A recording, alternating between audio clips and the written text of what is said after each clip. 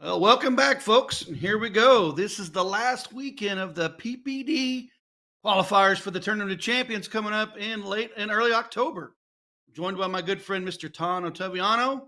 Tom's joining us from Connecticut. My name is Ryan Minningham. I'm sitting here in Springfield, Missouri. And here we are going to give you some live matches for these qualifiers. Tom, how is it going? Ryan, it's going great. Thank you for having me. Partners Promoting Darts and USA Darts, thank you for having me. Really thrilled to be covering this event all day long.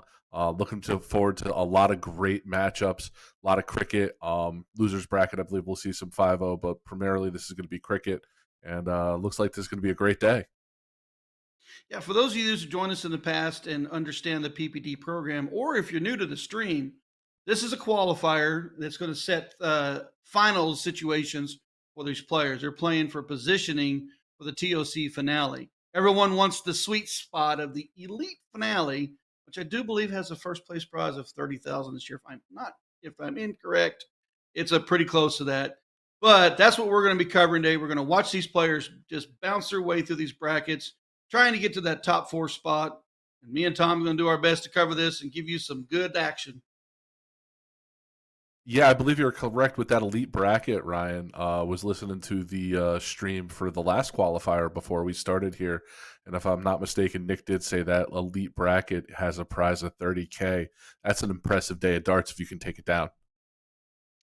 You know, I was sitting there just chatting in the background before we started the stream. And how would you like to spend the weekend and walk away with $15,000 in your pocket for a weekend of darts? That'd be the most money I think I've ever won doing anything. So I'd be real happy with that. Well, we got coverage right here of Joseph Blankharts and Mr. David Reese. I believe David Reese is playing out of bull shooters. And I know that we're sitting on game 2. The loser goes first after the cork, and their cork, if you guys are joining us, is where they do a count up of 501. Best 3 darts takes the opening spot, and then it's loser starts, and then they will cork for if there's possibly need of a third leg. So here we go in leg number 2. We are playing cricket, so let's sit back and enjoy. Tom, tell me about your cricket past. Cricket. So as we're talking about, I play a lot of steel tip. So I'm very familiar with the steel tip game. I'm just getting into soft tip. So my soft tip numbers really aren't there. But cricket, as a good friend of mine once said, when you're playing steel tip, it's about what you hit, and soft tip, it's about when you miss. So you're going to look at these guys. A lot of the good players are going to be looking to hit that triple early and often, and if you don't, you're going to see your opponent take a lot of advantage of missed darts. Yeah, so we get into this when you play the soft tip cricket, as Thomas mentioned, it's about what you miss. It's not uncommon for 9 marks to battle 9 marks to battle 9 marks, and then you see that 7, and that what's got you beat, and you shot amazing. That's the intensity that this can bring. Yeah, that's just anytime you're talking about you have to be 7 plus in a round to be competitive, I think is absolutely insane in any form of darts, whether it's soft tip or steel tip. To be at an elite level and say, yeah, my cricket game, I need to throw a 7 to be competitive. That's mind boggling to me. Mind-boggling. Reese opens up a little bit light. His opponent is coming hard. There is, speaking of another 6 mark. So, like right now, Davis opportunities have to happen on this 18. You can get behind really, really quick, and you can't get yourself out of it. We have seen those players turn the lower numbers and get back into their match. We'll see what David does here. Yeah, he's sitting at one of these moments where 6 marks aren't going to do it for him. He's got to start that 7 plus area to catch back up, because right now he could be in a world of hurt if a triple's found on this turn on either an 18 or a 17. Yeah, we talk about the point strategies. Right now, we talk about you need to have at least 9 darts ahead, and that is a 9 mark. So 120 points, 157 points in that realm because your opponent can come back. As we see David there, trip to 17, get rid of the 19. Kind of close that gap pretty quickly in one turn. That's why you got to think real hard about how deep you're going to go on points and when to close. Yeah, I wouldn't be surprised here to see one dart at the 17, see if he can get it closed, and then back up to the 20s to get some points.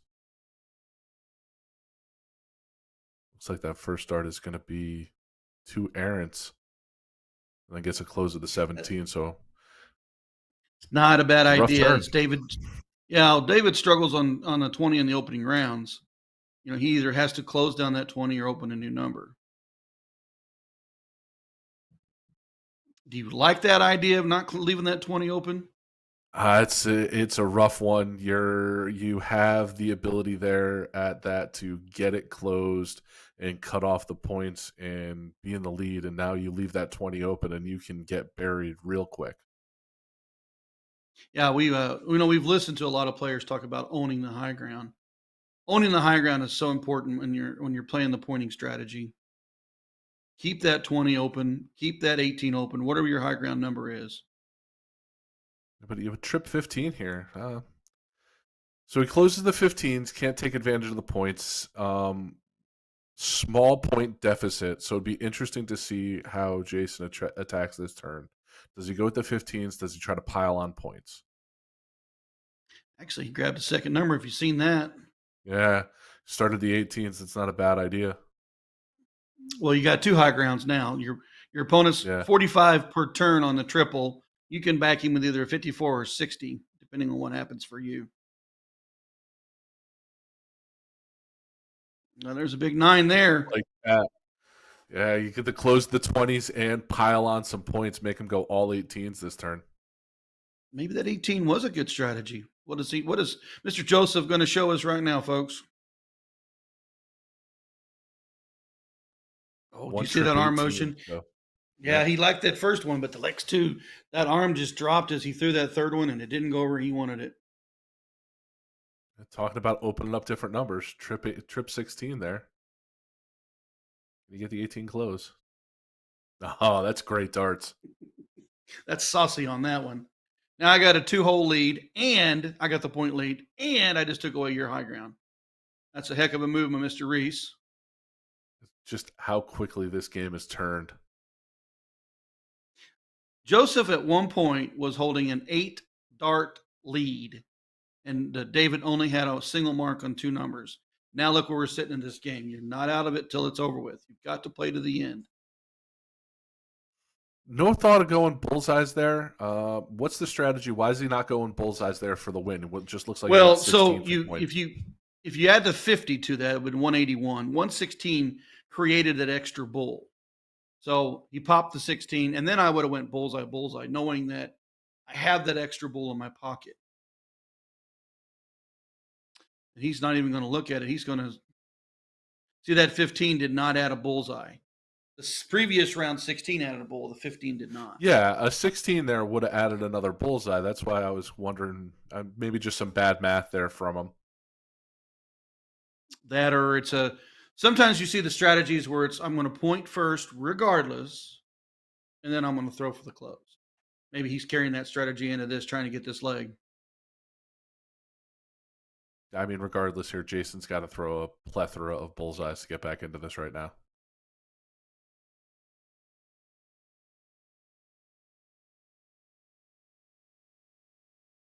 Now we talk about the mental side of this game. This game, mentally, you can get yourself razzled quickly because your opponent can pile on a lot of scores. Or in David's situation, I've got to keep my opponent frazzled by adding points, and that's what he does. He takes the bull for the win. Yeah, and ended up with a 3.09 there. That's not a shabby leg of darts right there. Saved it from what it looked like it was going to be catastrophe there to start off, and then snatched the victory midway through. Like you were saying, he was about 8 darts back, and then all of a sudden, there it is. He's a winner.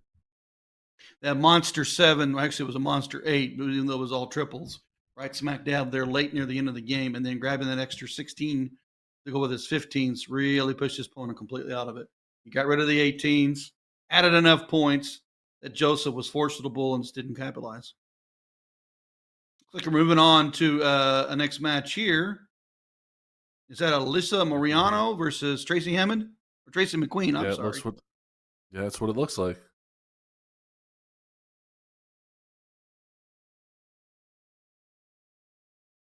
Trying to see where these two girls are from.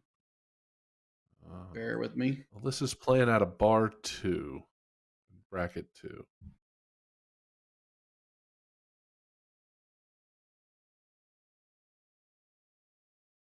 Playing out of Night Owls is that correct? That's Awesome.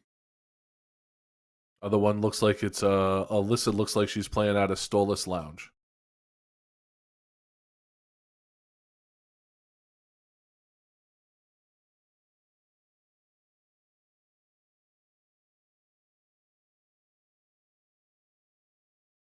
This is It a looks like this is losers going to be a bracket loser. first round match.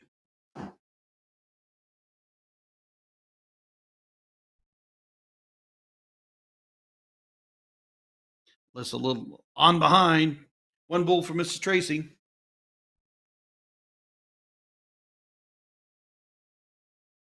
Alyssa's got winning darts in her hand right now.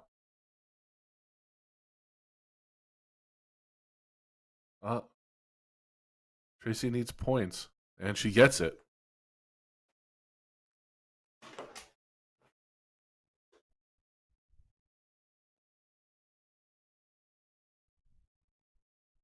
I think they're tied 1 win apiece there. Yeah, so actually that would be the middle game is the 501, I believe, or is this the third game 501? I think I believe this this is third game 501. Yeah. Yeah, that's the tiebreaker. You're correct. It's a very challenging tiebreaker because if you go first, it means a lot.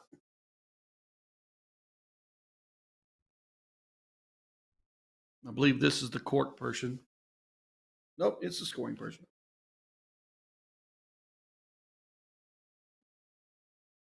We've watched a lot of these All Stars and we've watched a lot of the PPD Nationals. The formats are just slightly different here in the qualifier section versus what we normally see. It's more challenging in a lot of ways because that tiebreaker being 0-1, if you go first, can be at a huge advantage.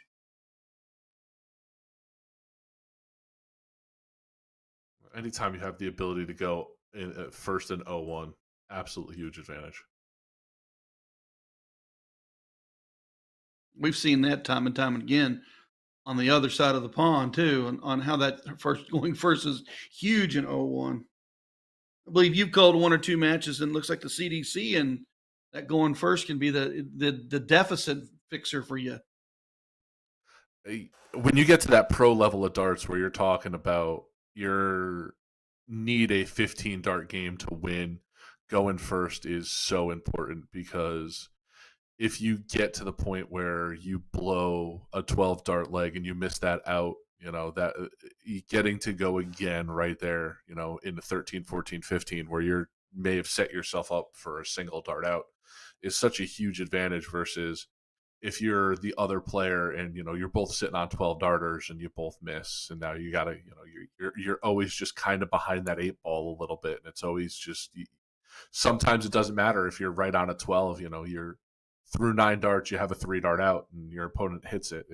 It's frustrating to say the least, but at that level it's such an amazing thing to watch.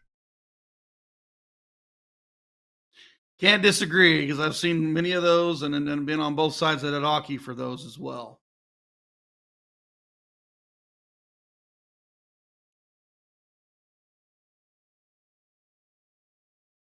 Yeah, it's impressive when you watch a shooter that's throwing 100 dart or 100 dart average in a dart game, and it's something to watch it online, but to have it happen to you in person is something different. Where you're just watching the person next to you just bury triples every turn. It's really impressive in person. Yes. Speaking of impressive, Alyssa Lowton takes commanding lead 193 to 242. Miss Tracy's got to deliver here if she wants to be in the opposite opportunity for that out. Yeah, So we were she talking didn't hit about it, though. It looks like she was all around it. we were talking about the steel tip version and the soft tip with that full bull single out. Sometimes you have to incorporate those triples as player two. We have seen a lot of our higher end players not even look at the hat trick. They have to go 1080, 1077 to use that advantage of a break versus opening rounds of 150, 150, 150. You may never get there to even look. You got to get yourself there. So we do see that on this side of it from time to time, but we don't do as a lot of 0-1 open in, open out, full bowl like they do here. But you see both players around here struggling, kind of in the mid part of this, getting towards and out. Both struggling a little bit, and then Alyssa steps up and nails the bowl. So she'll be staring down a 119 left. Tracy 194. Gonna have to deliver something right here. Low tone or better.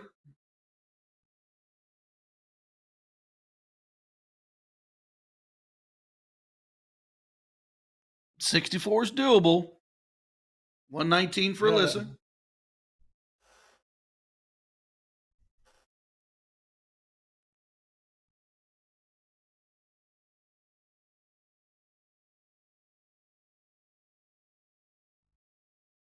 54. 54 with In this, this. can they triple out? They can hit anything they want. I was getting ready to say Alyssa leads is Yeah. at 54, which is a one dart shot.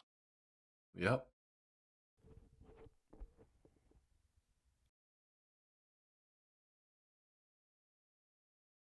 I mean, that 100 left is dangerous. That's just two fat bulls. Yeah. I mean, trip 18 right here.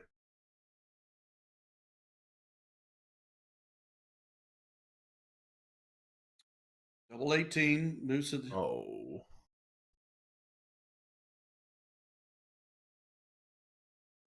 Got to go right at that double 16. Oh, she hammers Oh, it. oh, fantastic finish. Hammers it. 18-4, folks. 32 for the finish. And that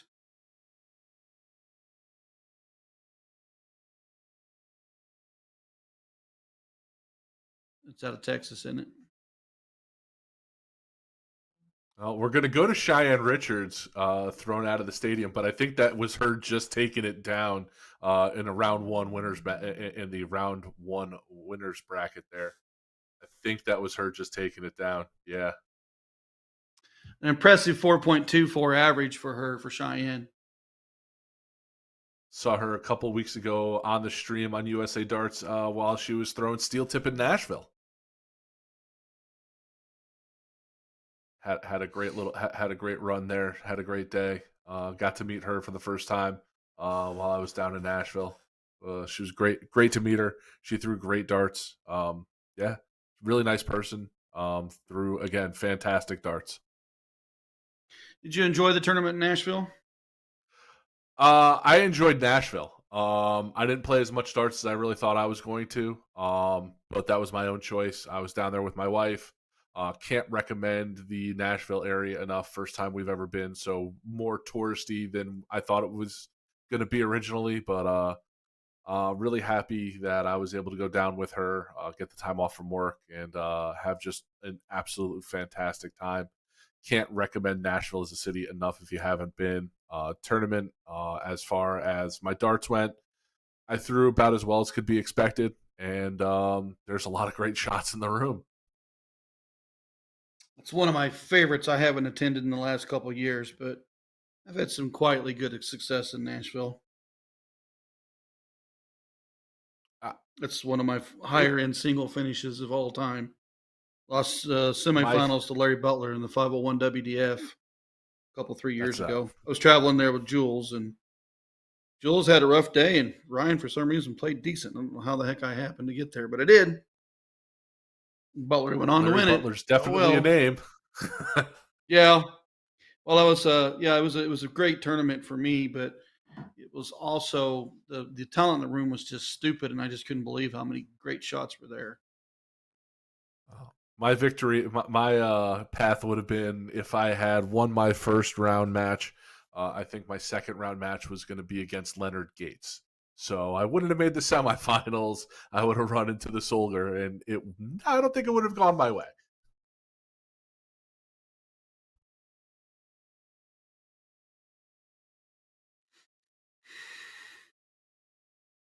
Here we go. And we're moving on here. More qualifier action for you. Looks like Tyler Christian versus Mike Brewer. Looks like they're corking for the final leg.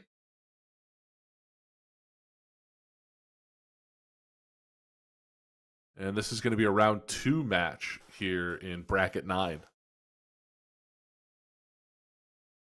I know Mike Brewer is probably playing out of Sharks in Kansas City, but I don't know where Tyler Christian is from. Tyler is playing out of Nickel Spot.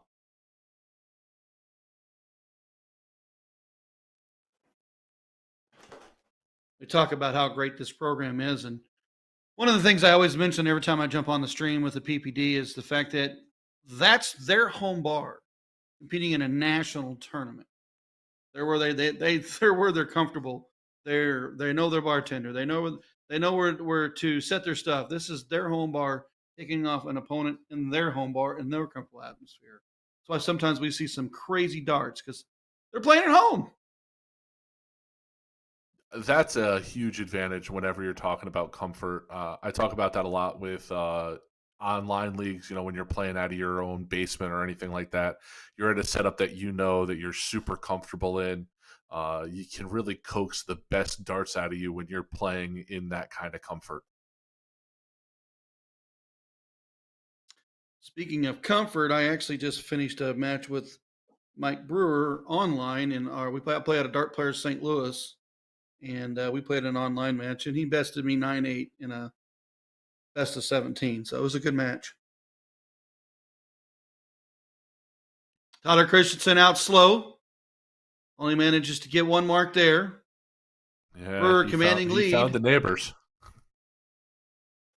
Who's hit the neighbors besides me? Does anybody ever hit the neighbors? Because I know I do. All the time. I'm a big neighbors guy.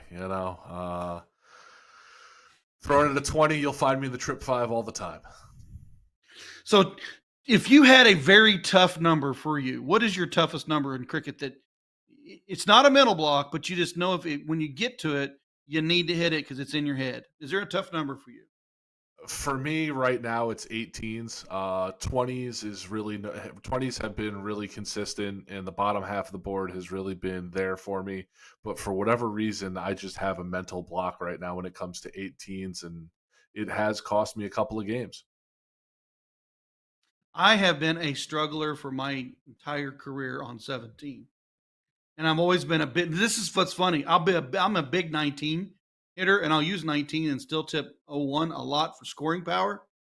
But if you ask me to hit a 17, I don't care what you name the board, you name the position. I could walk up and still miss it. Yeah, I'll be throwing at the 18s, and you'll find me into the trip 4 and trip 1 all the time. There's just without a fail. If I need an 18, you'll find me in either side of the wire, but anywhere but where it needs to be. It's always a little bit frustrating, but that's darts. We're not definitely not a professional level, and just trying to work through it. Well, working through it, Mr. Brewer, 15 with the bullseye. Christensen well back in this leg. He's going to have to pile in a bunch of bulls to feel like he's competitive. He's going to run the rounds, try to get some things closed out. I will tell you the most frustrating thing about the 17s for me is the fact that when I hit it, I'm surprised. Yeah, I think he was just using that turn to try to gain some form to get ready for the next leg. You'll see some players do that. I was playing actually Jawa in a tournament here up in Connecticut, and he was having some troubles first leg, and he decided that he was just going to throw bulls, try to recenter himself to get ready for the next one because he knew he had another one coming up. And it looks like that might have been what Tyler was trying to do there. I stretch out, throw your arm a little bit. You can get your mind set on the wrong numbers. Like we were talking about, a number that has trouble for us, or banging the neighbors. We hear that all the time. Like you said, playing Jay Wow. I mean, he's a top level player, having a struggle out of the gate, uses that round to build the next rounds. I mean, that's being experienced. Yeah, it looked like that actually might have been the last leg, so I don't know if he was what he was doing there. It does look like that might have been the last leg that he was throwing there. That might have been a frustration, folks.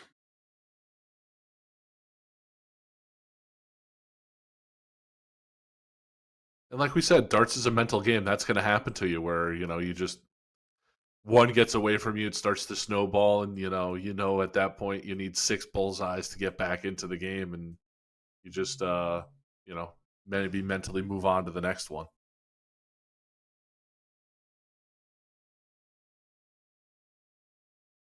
Moving to our next one. Is that an ice board? Have you seen those ice boards lately? I haven't seen a lot of those before. I saw one at the Waterbury Open, I think, and they only had one. And I am not a huge fan of the ice boards. So when we first had the fireboards come out, I had a little trouble with trying to grasp the red all the way around it because if you play a lot of steel tip like I do, Yep. I throw into solid coloring. Now you got this vibrant red. I don't know what it's going to be like to throw in the blue. I mean, it changes the color spectrum in your mindset if you ain't careful. Have that happen a lot with when you do something like a flip side or an upside down version, or like a twisted madness like DPFL does, where you move the whole board. I've had people that were just move the outside ring. So like if you flip the 20 to where like the one is, so that it's in the right segment, but the coloring's wrong. I had to move the whole board with it because it wasn't working for me with the 20 being the wrong color. Yeah, it's the muscle memory that you build in your practice in your league sessions. Um, the current match that we got here is that back to David Reese. Are we moving back there? Yeah, it looks like we're going back to David Reese. It looks like here. Nope, looks like we're going to stick with Mark McFadden and Jamie Arkrand. Yeah, just to kind of let everybody know what we have here is we've got all these bars with different camera packages, and the PPD has been building this over the last several years to quantify more of the qualifier action for you to see, help us show more different bars, help with the growth of the sport on where you can play. At the same time, as make it a little bit challenging for us to try to keep the matches coming your way with spectacular games of darts. So this is going to be a losers round 2 match. It looks like for bracket 4 qualifier.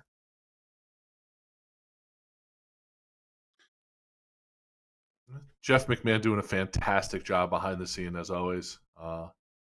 Can't sing the praises of Jeff enough. Always one of my favorite technical directors and directors to work with. And does he play darts? Yeah, actually, he does play darts. I know his Stanford team won their division. So his team won the A division in Stanford, and we did catch him on a luck of the draw on stream a couple of weeks ago. So that was a lot of fun to cover that and call that. We stayed a little bit later on his one of his channels and streamed a dart match or two after the events at the Northeast United States Dart Extravaganza. Well, good. That is good to hear because when we're behind the scenes and we're running our mouths trying to give you guys action, we do get to get in front of the board ourselves. Maybe I not always Will or try to Sean stay. as much. I try to avoid being on stream as much as possible because I don't want to embarrass myself. I want people to understand that I know how to talk about darts, but throw them, it just may not be there every now and again. Oh, funny little story. Will Stewart put me on against Chris Slim in a singles match on Shark Tank, and I was going to commentate. But I wanted to play singles, and he put me against Chris Lim, and then I literally just got smashed, and I sat down. And I said, "Well, back to the headset." Yeah. I think that was my exact take after a doubles match where I got paired up, where I got matched up against CDC Pro Justin Landcraft. I was like, well, that went about as expected, and I'm back here to do commentary.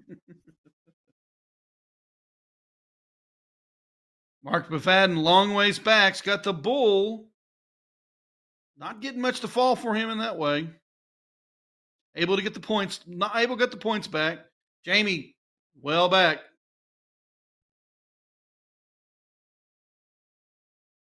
Sometimes I was wanting to wonder if we should close the bull there and then worry about the points and leave your opponent on that 9 mark finish. I've done it. I've been burnt both ways. It's it's such a tough call because the second you do it one way, they close it out, and then you do it the other way, and they close it out again, and you want to learn from your mistakes, but all of a sudden there's no learning because you've done it both ways and you've lost both ways.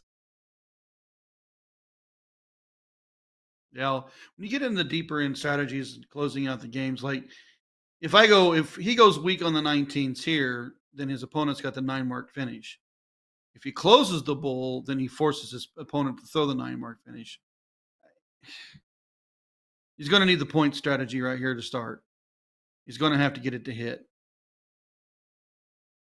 I mean, in theory, you're a 3 dart finish. You had darts in hand to win it there. You could have gone triple 19, single bull, double bull. You know, it would have been a spectacular finish, but you had darts in hand to do it. Jamie manages 75 on the bull. There's 2 times that I've thought about Jamie may have tried to slip in the 19 to force his opponent in the 16s or 15s and set himself up for a single bull shot to go for the close. However, pressure's on. Trip 19, single bull, single bull.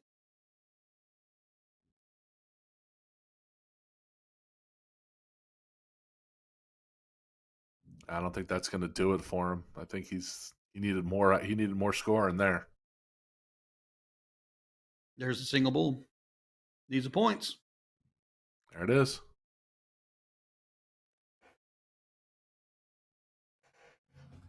Mark McFadden finishes him with a 3.43 average to 2.56.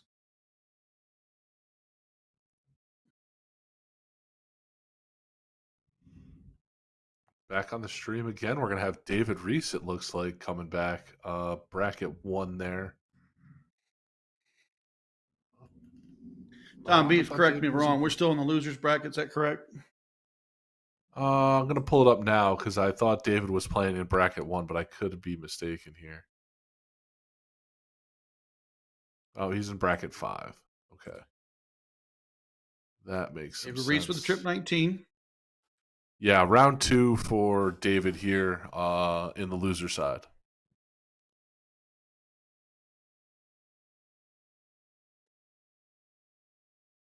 Oh, you got a classic 2019 battle going on here. First time I ever went to Las Vegas to play in any kind of darts. I'd seen 2 players, one on the 20s and one on the 19s, and neither one of them would move. And it was a 2,000 point battle before anybody made a chance. And this was a soft tip game, don't get mind you. But it was just so the intensity was if I make a mistake, it's going to be taken away from me, and neither one of them would move. I don't know if you ever remember the old group called Medalist. Have you ever heard of Medalist way back when? You see Paul Lim and those guys just battle each other's out in Vegas. Best in-person match that I saw outside of doing the CDC was, I think it was Syracuse a couple of years ago with Alex Spellman versus Matt Arpin playing an 0-1 game or playing a cricket game. And it was, they both were just absolutely throwing absolutely fire darts, you know, between 7 and 9 hits. And it was just unreal to see what those guys could do. Both accomplished players. I think I know one of them is in Florida. Is the other one? I know Alex is down in Florida. I saw a picture. Matt really hasn't been traveling due to injury in the shoulder. So as soon as he gets that taken care of, I did speak with him. As soon as he gets that taken care of, he's looking forward to being out and a little more competitive because right now it's a little difficult with the shoulder injury to have the darts go where he wants them to. Speaking where darts are going where he wants to, David Reese commanding control. Got the 19s. Puts 2 on the 17s. John Perret, you're going to have to open up that 17s with at least a 6 mark to get right back in this. Well, you spoke it into existence right there. I guess mark. I did. It's usually commentator curse.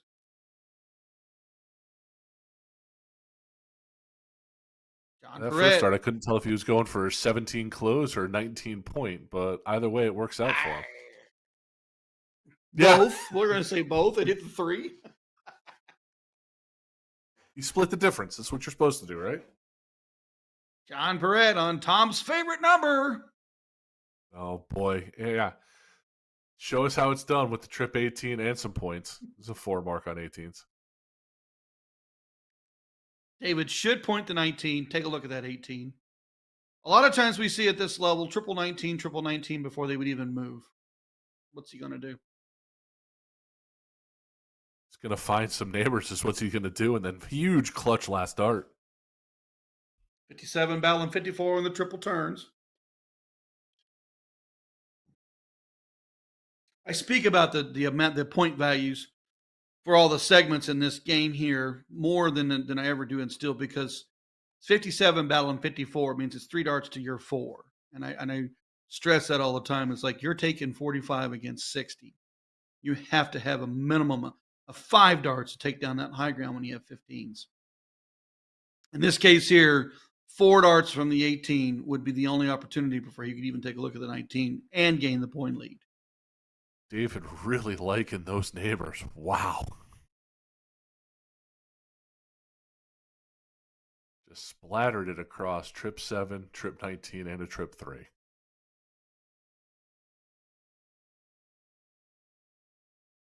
John Perret on the slow turn. Opportunity right here.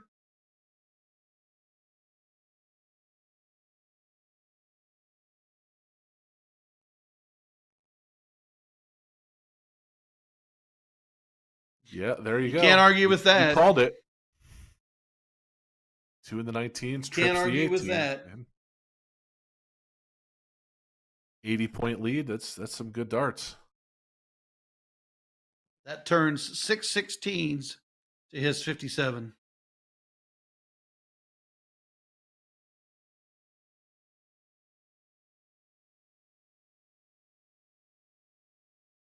Is he going to run the 15? Oh. Looks like he broke a tip. Yep. Looks like it's still sticking in the board. Yeah, and he pulled it out. Yep. So what's your take on Mrs. Counting and soft tip? Listen, I've seen some where the flight lands first and not the point, and it counts. But other than that, I think that if the points going in the board and then it bounces out in soft tip, it should count. Clearly the board is there and it can tell you what it hit. Sometimes when the dart lands a little funky and it doesn't give you credit for where it struck, but for the most part, these guys are real accomplished, and the dart's gonna, if it's bouncing out, it hit where it should have hit, and I don't have a huge problem with bounce outs counting. How about yourself? I've never had a problem with it. The one I've always told players is they're obtaining a lot of bounce outs. They're getting tired to pick up their darts on the floor. Either their flight patterns are incorrect, they're not coming to the board straight, or a lot of times they don't realize that they have their throwing with a weaker tip, and the tip is like a springboard. It's going in, but then it's throwing the dart right back out. I do change a lot of more tips than probably the average player because I want a solid dart to set. Plus, I'm over the age of 50, and picking up darts off the floor sucks. One of my friends actually went out and got one of those claw grabber things for his darts on the floor. We have a few guys that carry the magnets. They're stretch it out. It's the magnet. Speaking of magnetized, David Reese, bullseye, winner. Saw him before shooting a 309, shooting a 334 there. It's just consistently solid darts. Those numbers will get you far. David Reese moving on. Where do we head to next?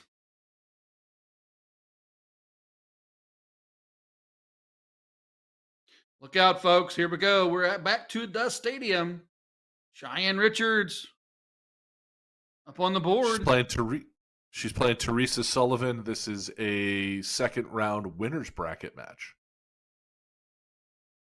All cricket. Winner will go. Trying to get to that elusive face Chrissy Grimmel. The winner faces Chrissy Grimmel. All right. Yes.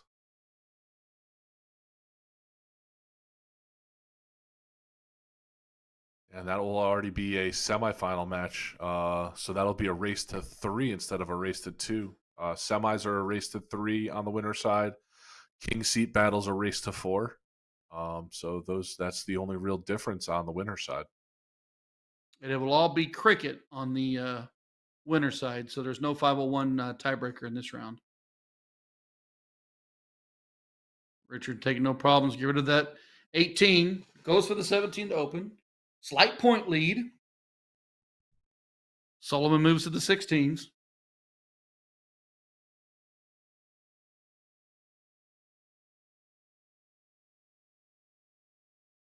If you're Cheyenne, do you take a look at that 16 right now? So normally steel tip, you take 1 and then go back to points. She's going all close. It's a bold strategy.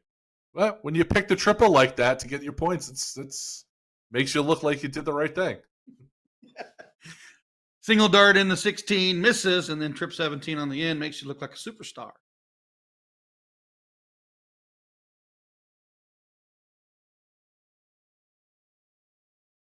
I think with a 38-point lead, only 2 to close, she's going to stay there for at least the close. Throws the hero dart first dart, gets it closed, and then the 15 close. That's some Would have good liked to see her go cross-court back to action points there. Would have liked to see that last dart at points, though. 38-point lead, hits the 17. She grabs another bull. She could have put that in her pocket and had 3 clear shots at the bullseye without any worries. Still likely going to be her game, but we'll see.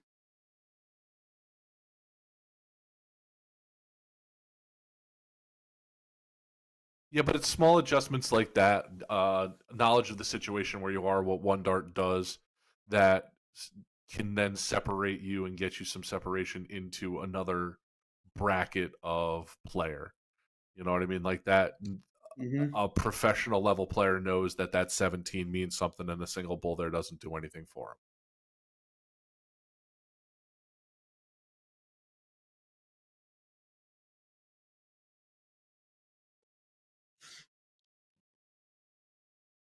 Tracer grabs a bull, gets it closed. 89-point Right here, lead sitting for on- Cheyenne Richards. Yeah, 89. So a fallout into either a 17 or a 15 if she doesn't get one here.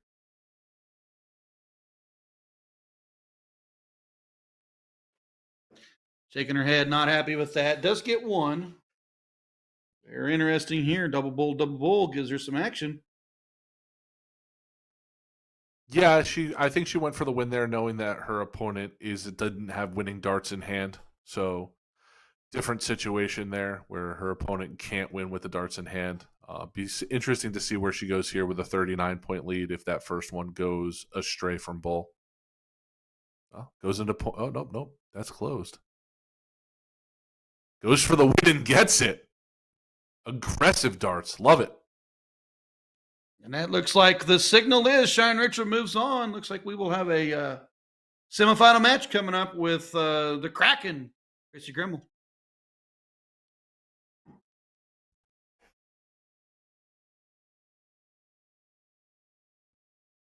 And you said right. we're going to move on to it, Mr. Break now? All righty. Well, folks, we'll be right back. It's Ryan Minningham with Tom Ottaviano, live with the PPD Action Qualifier Weekend, number 4. Winners are going to the TOC. Stay tuned. We'll be right back. Let me tell you about A to Z Darts. We're a specialty dart store with over 10,000 different products. We create in-depth videos and blogs to help improve your game and showcase our products. We give helpful advice on how to practice darts, the fundamentals of form and mechanics, and how to make better decisions when purchasing your darting equipment. Whether you're brand new or a seasoned player, we try to provide fun and informative content. I'm Jen, the creative director for A to Z Darts. I've been playing for over 10 years, and I've traveled the world competing in and promoting the sport. This is Will. He runs our live streaming company, USA Darts, and travels the globe as well to broadcast major darting events and interview PDC players alike. You'll find over 2,000 different sets of darts on our website. Guessing right now you're pretty interested in our resources? Learn about form, throwing mechanics, practice routines, scoring and grouping, checkout methods, cricket strategy, and much more. Visit a-zdarts.com to take advantage of our blog or follow us on social media at azdarts today.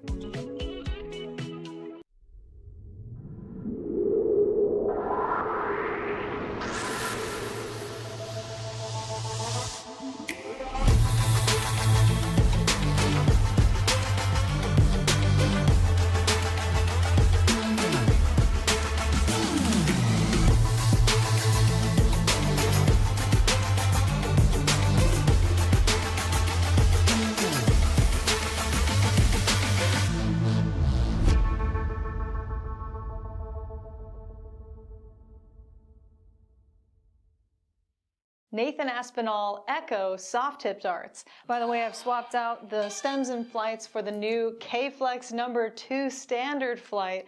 Originally only number 6 was available. Now we have number 2 in all colors and lengths.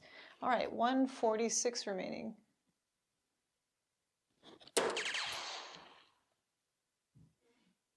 Ho ho ho. Damn, that felt good. Echo has really expanded since it first came out as an exclusively soft tip range. Now we have a player edition that has remnants of Nathan's prior signature darts, notably the overall shape of the barrel and the milling, with the CNC milling in the front, nano grooves in the middle, finishing off with radial grooves in the rear, which to me feel the most aggressive. So if you have a widespread grip or a 5-finger hold like Nathan himself, I would recommend taking a look at this barrel. It's certainly a more affordable option than your typical PDC Superstar signature dart. Take a look.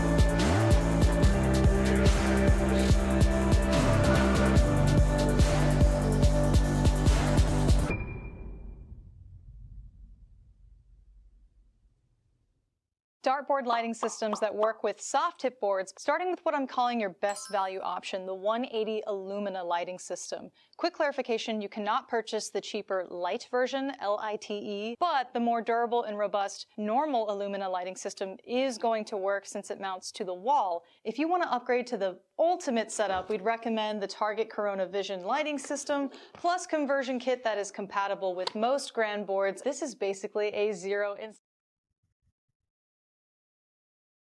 Okay, guys, here we go.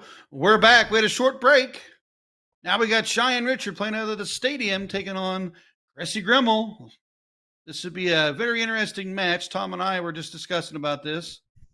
Two darting heavy hitters on our lemon side. Race to 3. Tom, who do you predict?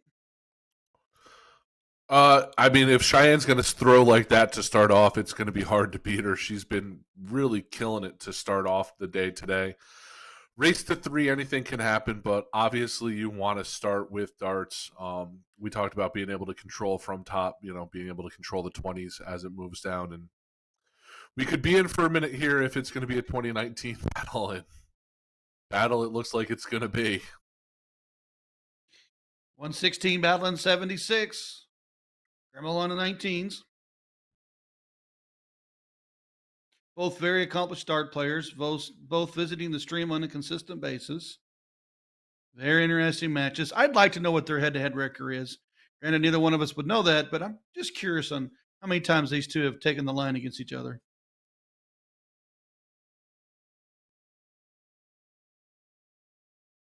Wow, I was wondering if that 20 was blocked. That's why she moved to 19, but able to sneak that last dart into a triple and still maintain point lead. A little bit of an aggressive early move. If it fails, maybe she could think she's got 18 or 17 to get her back out of it because she knows Grimmel's going to hammer that 19 if she left it open. We talked about this earlier, where you need a 5 mark just to stay in the game. That is such consistently good darts. And you see Cheyenne upset about 3 there, a wire away from being 9. Gremmel on the 19s. Stays there. 6 Smart of move. them. Oh. That's the Force pressure Cheyenne to on throw all Cheyenne 20s. here. Yeah. She goes triple. She might take a move, but I don't think she will. Stay right there. That, folks, is 9 of them. Just said the turn before, excellent change. Like just a little bit. The turn before, she was a little low, had the 3 singles. That time, moved it up into the fat part of the trip 20. Like all 3 darts laid perfectly in the trip. Fantastic darts. Going after 19s now. Flighted out with the second one. Triple close. That was a monster round by Cheyenne. Slow turn by Gremmel. Richards gets rid of the 19, forces Gremmel into a new segment. And we see she got 4 on the 17s, and she wanted that trip 18 to give her a 2-segment advantage. But the high ground still owned by Richards.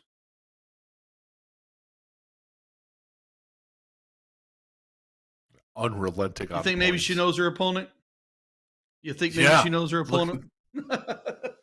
Just absolutely unrelenting. She throwing that 1 and then 2 to the points is how you always talk about drawing it up, and but Gremmel giving no ground.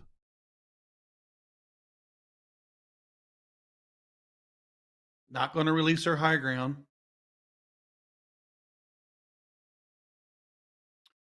Ooh, interesting move here. If you're Grimmel's shoes here and you trip 18 twice, do you get rid of that 20? She goes at 17s instead, maybe better on the bottom of the board. Closes 20s with the last dart. Wow. Yep. 24-point lead is what she's down, but she has 2 segments. She's forced Richardson into the 16s, a lower scoring segment. Wow. Will that be the turn of this leg, folks? Back to back, just rough turns on wires there. Gremmel grabs the lead and just strangleholds the league with 2 trip 17s.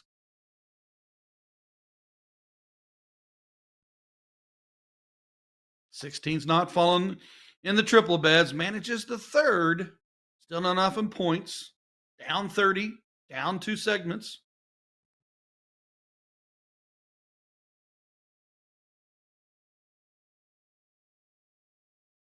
Oh my goodness.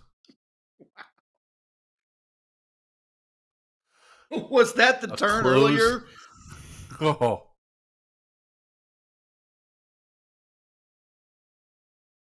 That, my friends, is experience. Wow. She took away that high ground, even being down 24 points. She's got 3 segments and 3 bulls to work with.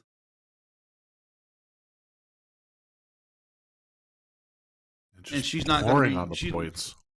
Yeah, she's just not going to let her have it.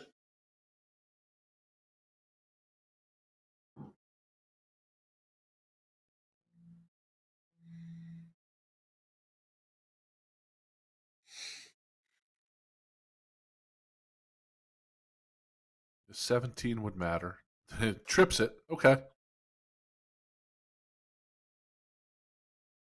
Well, the follow-up with 2 solid bullseyes isn't too shabby either. Back on her heels. Put Cheyenne in a position there where she needed 5 bullseyes to just take a small point lead. But this one, I think you're moving on to game 2. Be shocked if Chrissy didn't hit a bull here, single bull. First start, there it is. So that move to not have the point lead, but get rid of the 20s, changed the whole dynamic of this. Cheyenne struggled on the 16s, and Gremmel lit that 17 up. Game 2, loser does go first. Cheyenne Richard to the Aki.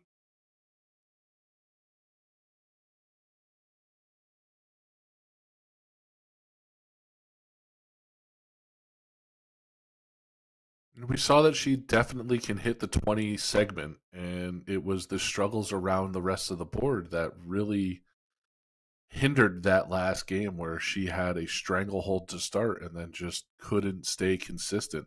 See if she can clean that up in this leg. Moving early on the 19s. That She's could going to hurt. regret that. That could hurt.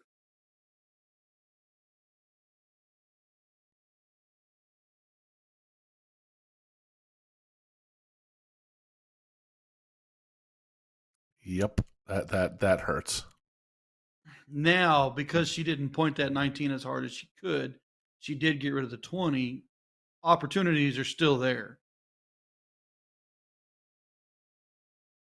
But you got to make But it like happen. we saw last leg, Cheyenne was able to bury the 20s, but a little bit off on the other numbers. So Chrissy, right now, I think in the driver's seat. Chrissy looked to go to the 17s. Looks like her wheelhouse on the bottom of the board. Didn't grab it. Marked the 18s. Back to Cheyenne.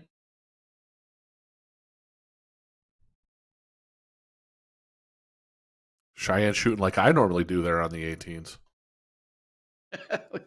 Yeah, that's all right. Grimmel misses 17s for me. She's like, I'm going to miss these for Ryan. I doubt it. Then the first one buries the triple. Finds 4 of them.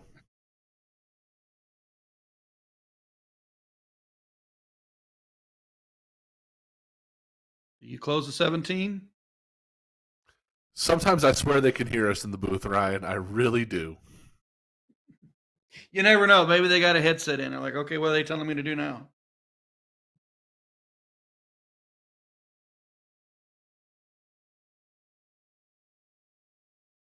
Eighteenth battling 17s.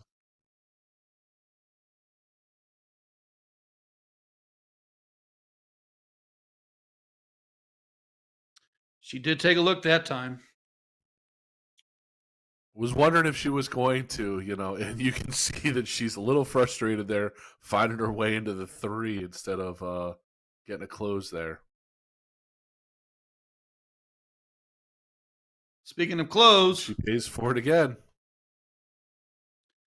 2 big misses out of Richards. Grimmel attacks and closes.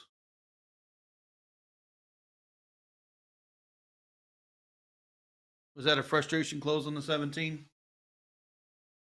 I can't tell if it was a frustration close or just at that point she's scored so much on the 17s that you need to get it cut off. Cheyenne Richard to the 15s, down 51 points. I'm sorry, down 61 points.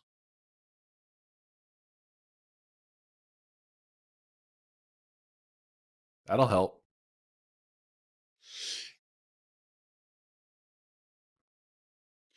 Watching Grimmel play this match, she'll probably look to point first.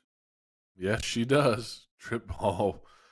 Not just point, devastatingly point. 2 trip 16s. Monster 7. Grimmel's known for not letting her opponent breathe. Cheyenne is not backing down. And there goes another 9. How about that 9 mark? Big one. Big one. To the 16s.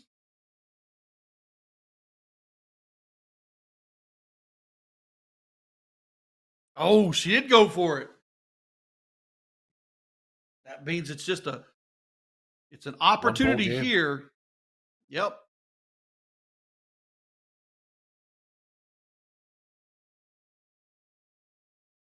Oh, she needed it to fall. When you make those aggressive shots, you have to hit them. It would have been a great aggressive shot had Grimmel goes weak on the Bulls. Yeah, it wasn't going to matter. Grimmel closes out the Bulls the first 2 darts. Yeah. Strategy moves there for Richards. Down 2-0. Both ladies shooting around the 4 mark. Grimmel's just a little bit ahead. Richards starts again. Loser starts here. Cheyenne needs to put together a couple games to turn this into a decider. It's going to be difficult. We've seen her kind of dominate the 20s earlier, and Chrissy, really light up the 19s and 17s. Let's see if Cheyenne picks this game, what Chrissy can do to start. Closes 20s with a trip 4 mark on 20s.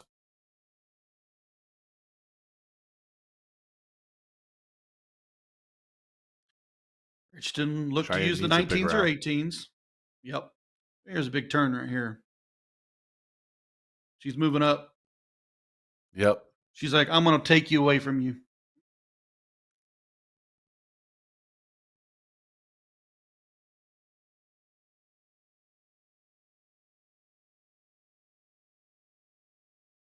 That might be the first slack turn we've seen from Chrissy so far.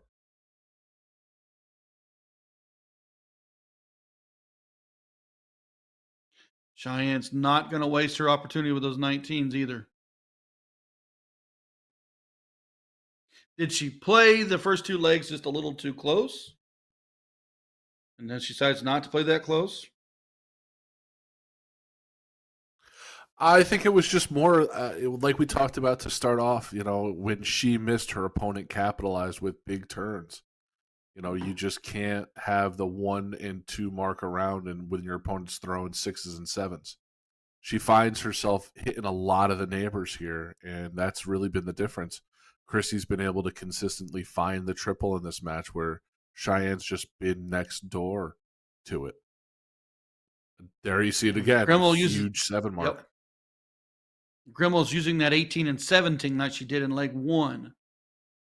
This almost mimics leg 1's scoring apparatuses. Grimmel pushes the 17s and 18s, but Cheyenne Richard won't lay off that 19 yet. Gonna make Grimmel think.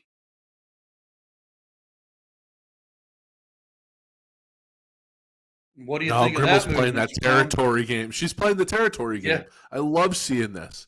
It's such a different game. It forces your opponent to think about what they're doing and how far they are ahead. Are they far enough ahead on points?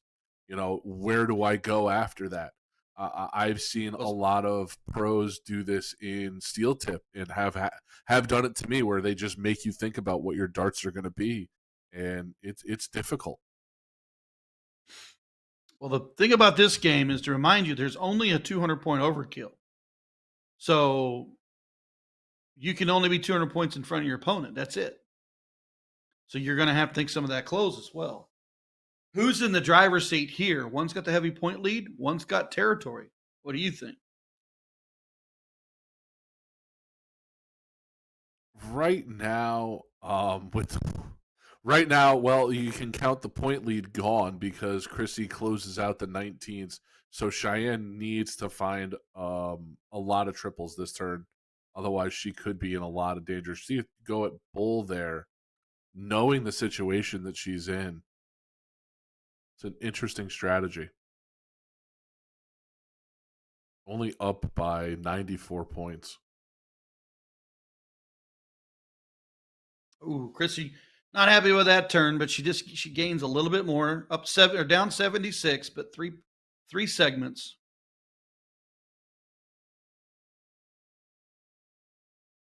Now do you go bull? Level 16 goes bull. Smart darts. A little precarious now, Chrissy Grimmel.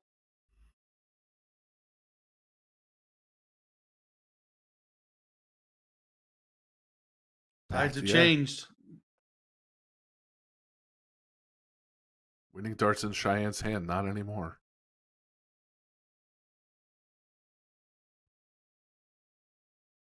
She just forced Chrissy to go all points here. Yep.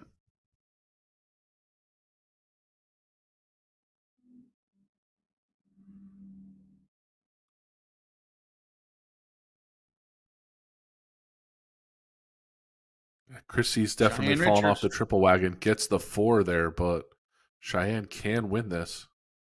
Not anymore.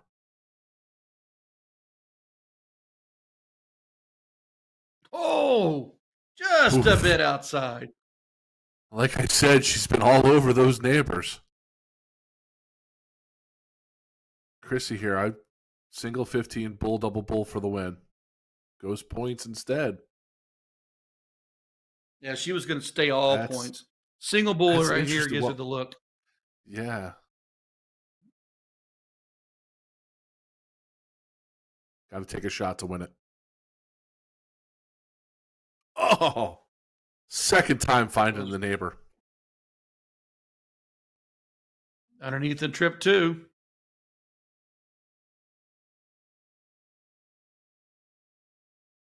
She was staying all points. Yeah, 57 definitely staying all points. points.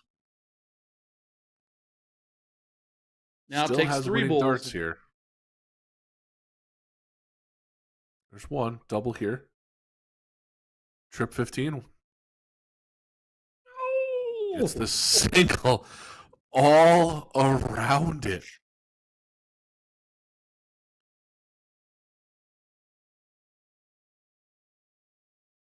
Oh, that's a big monster second dart. Boom. A 9 Gotta on say 15s. Wow. Wow. Yeah, I think that one. Rimmel, I think three that to the 9 win. mark on. I think that 9 mark may have taken the sail out of Cheyenne's, the wind out of Cheyenne's sails there, and she does it all 3. And bows to her. Yeah. Great match, ladies. Grimmel. 3-0, Christy Grimmel. Battle's on. Yeah. Cheyenne Richard will move to the losers bracket. Looking to play She'll for an have a little bit- opportunity to get in the top 4. She'll have a little bit of a wait there. Looks like the second semifinal match in that bracket. I don't think we have either one of them playing or coverage of either one of them, either one of the bars there.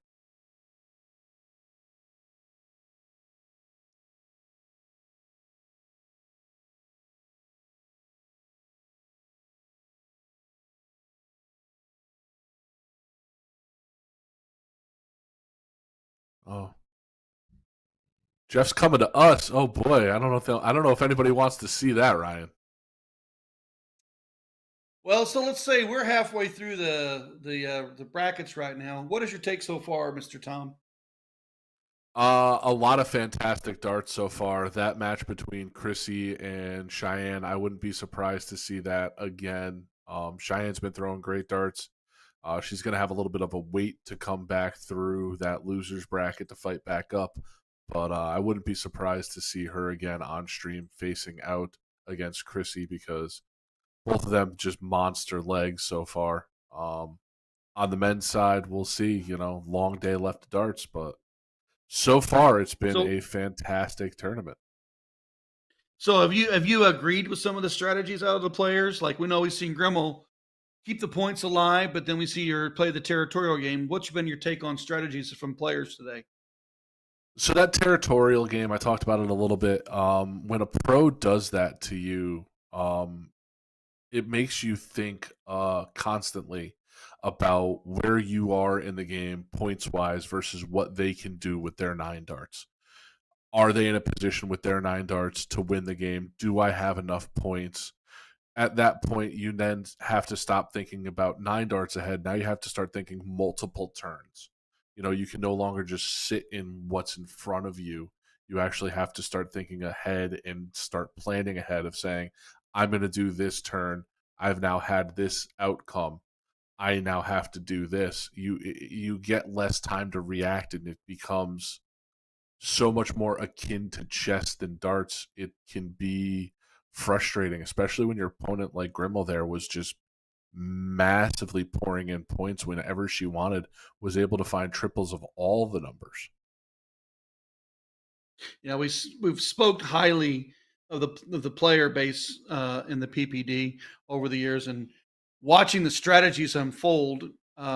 You can be outshot average wise, but you can beat your opponent in strategy. And then when we see our opponents and players come from overseas and play a little bit of cricket, the first thing they say is, I just got to learn the strategy. So interesting darts out of both ladies, both ways played, power points, territorial matches.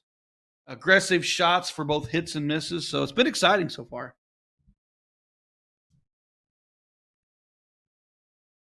Well, it looks like we have Alyssa back on the stream here. See where she is playing right now. Alyssa Morano taking on Cassandra. Is that Baguette? Barnett? No. Trying to find Alyssa. Alyssa.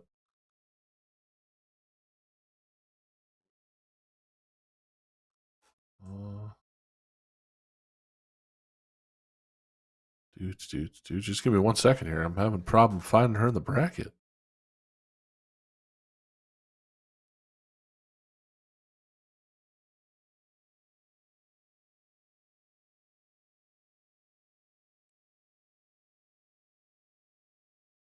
Chandra closes the 20. She has the marks on the 18s. She does trips, takes the lead. Alyssa Morano, slow start. Looks to want to go the 19s here. Looks like this is a race to 1. Alyssa versus Chandra in the round 9. On the bottom part of the bracket there, it looks like. Yeah, so those like who maybe they're all join in us that or don't last understand chat. the strategy, this is a triple elimination. It's a winner's bracket format. There's a different loser's bracket, and if you make it to what we call last chance, it's 1-game shootouts.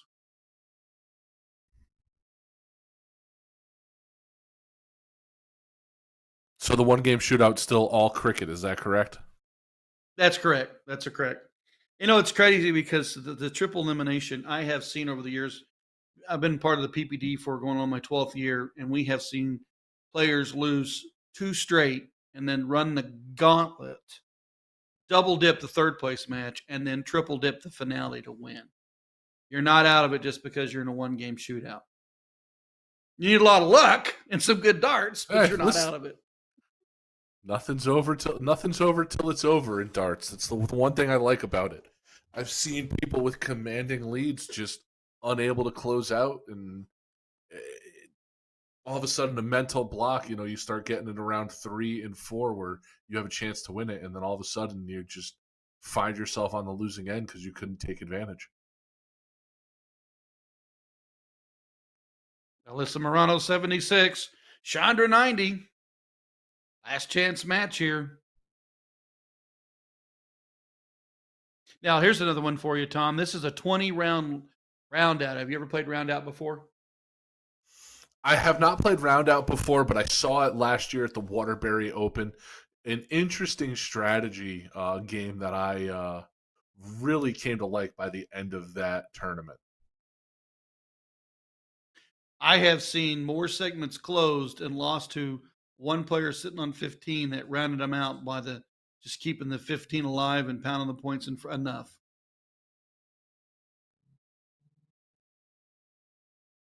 The round out is an interesting strategy. You got to know where you're at, and you got to know when you need to play for it.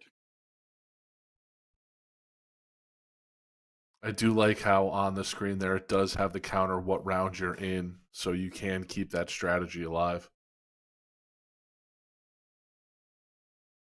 I start looking at it around 15, 16. Then I start really thinking about it on 17 and 18. Especially if you're in a big point battle back and forth, and you're not wanting to release your number, and they're not releasing theirs, and neither one of you are taking shots to close, because if you do, they're going to take you away. So it's a very interesting strategy to play for.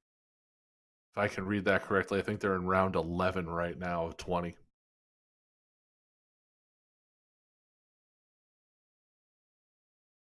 .180 plays 152. 19's taking on the 18s.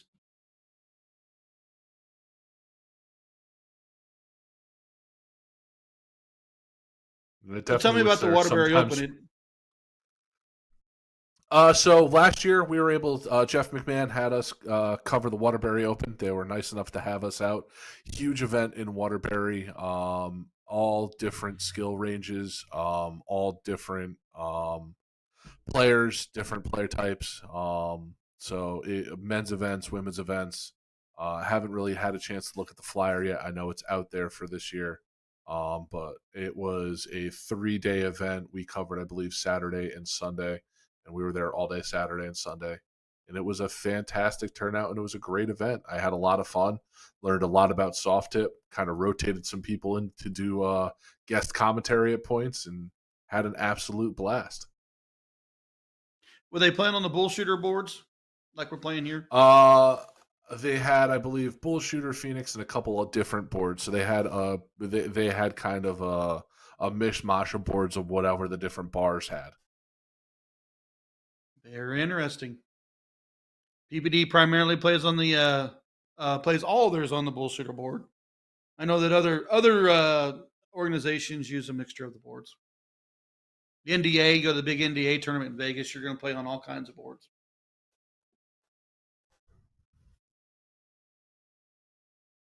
Yeah, I think it was one of the guys from Connecticut, Paul Allen, was out at one of the Bullshooter events in Chicago, showed us a picture of the room with all of the soft tip boards, and my jaw hit the floor. Yeah, it's if you want to see a lot of boards, go look at the WEMO in Wisconsin. There's over 300 soft tip boards spread out all over that place. It's the largest tournament I've ever physically walked through.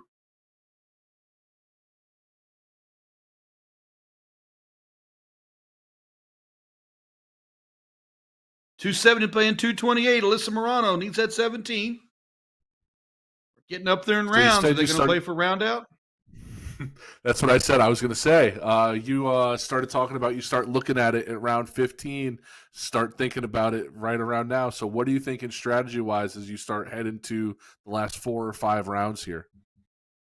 I do not release my number.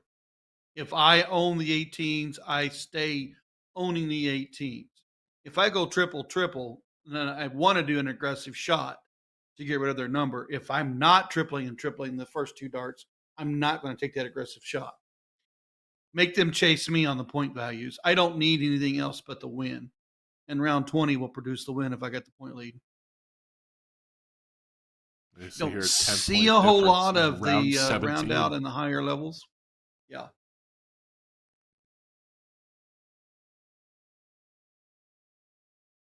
There's that aggressive shot.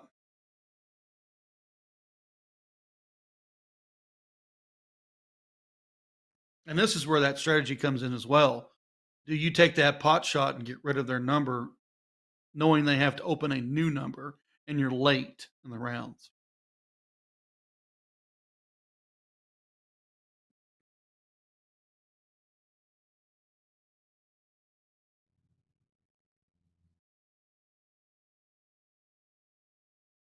Ooh. Huge last darts. That's a huge round right there, just like you said.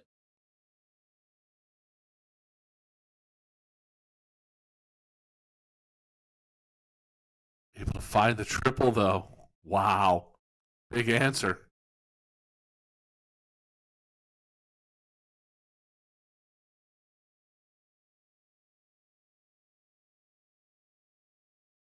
Oh, she took it away again. That was another aggressive move. Got to have the 15s. This is it.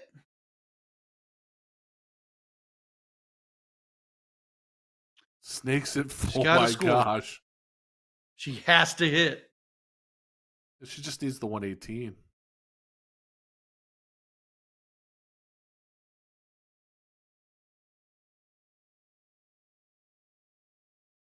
She went for the close. Maybe she doesn't realize she's on round out.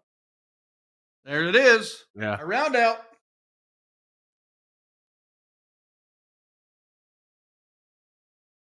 Chandra Daggett moves on. So we did see Chandra play more aggressive, and she kept pushing her opponent to lower numbers. If you have that round out opportunity and you make that aggressive shot, you have to hit.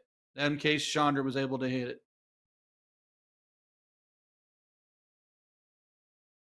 Hey, listen, that's not a bad day of darts out for Alyssa. I think right there, finishing the top 25 to 28. I think there on the bracket says she's going to win $25. Not a bad day. No, a little bit of money back. All depends on how you finish and how you qualify for the finales. And who do we have here?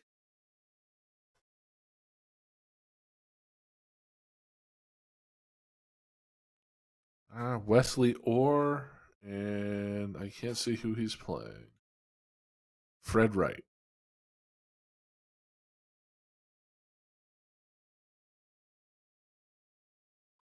And this is going to be the fourth round of the losers bracket for the men's in bracket 2. Winner of this is going to play Dennis Dukerme.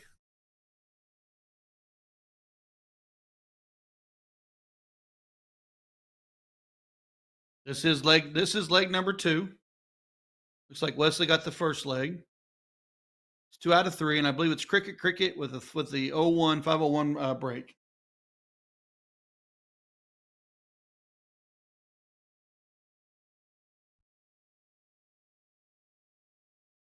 Yeah, I believe the women is the opposite. I believe it's for the women. I believe it's cricket 0101, but I could be mistaken.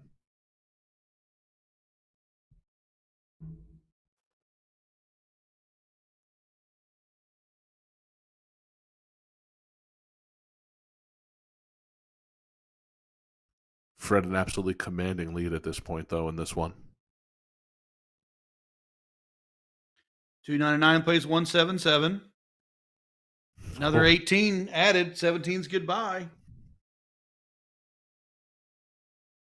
Had a commanding lead and then pours in a 7 hit to just absolutely take a throttle chokehold on this one.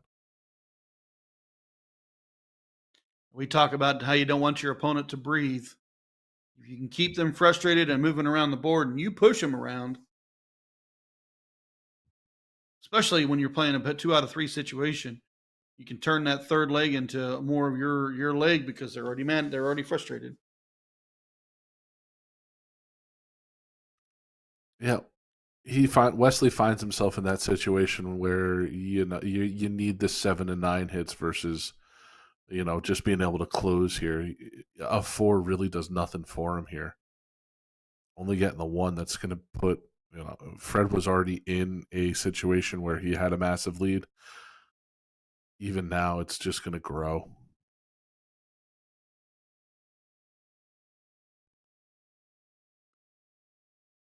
Red White taking care of the 15s. To the bull.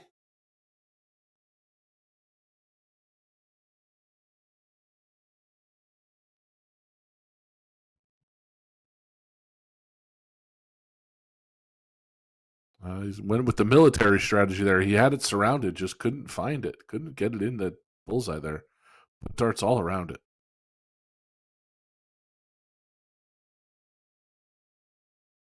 Right, looking to the bull.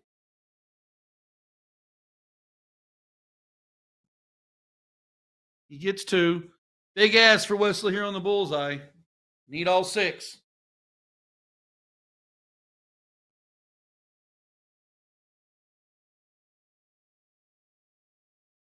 It's always a terrible feeling when you're staring at a board and even 6 bullseyes doesn't catch you back up. That one just hurts you.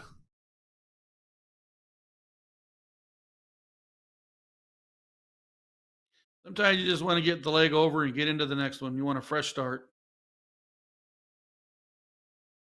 Fred doesn't give it to him, though.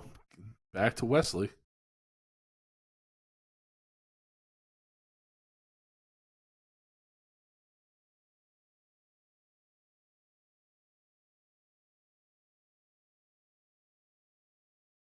There's a 5 mark on bulls. Oh, that last one wasn't in there.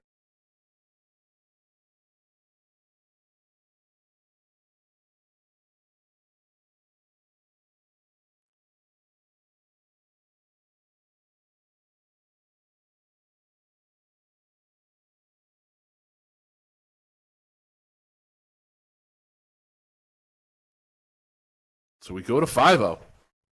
So this is the last leg. This is the count up version. So they're going to cork here, best 3 darts to see who goes first.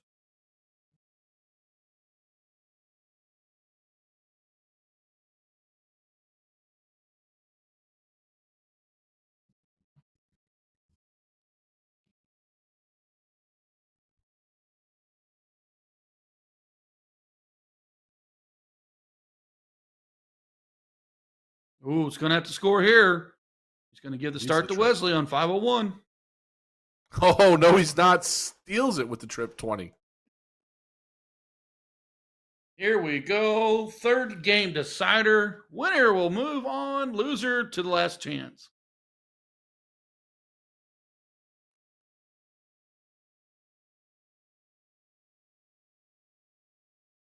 And need 3 credits.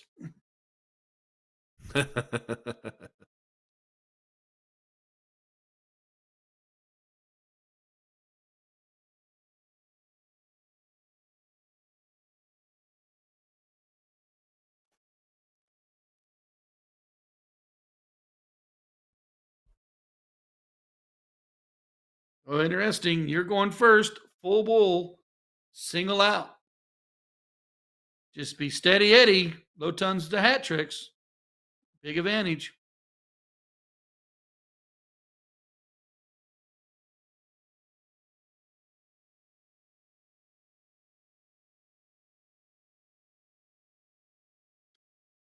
Wesley Orr needs a 150. Take a lead. Switch the darts to his throw.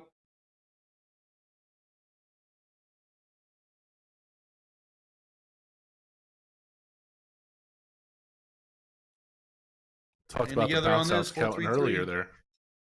Mm-hmm.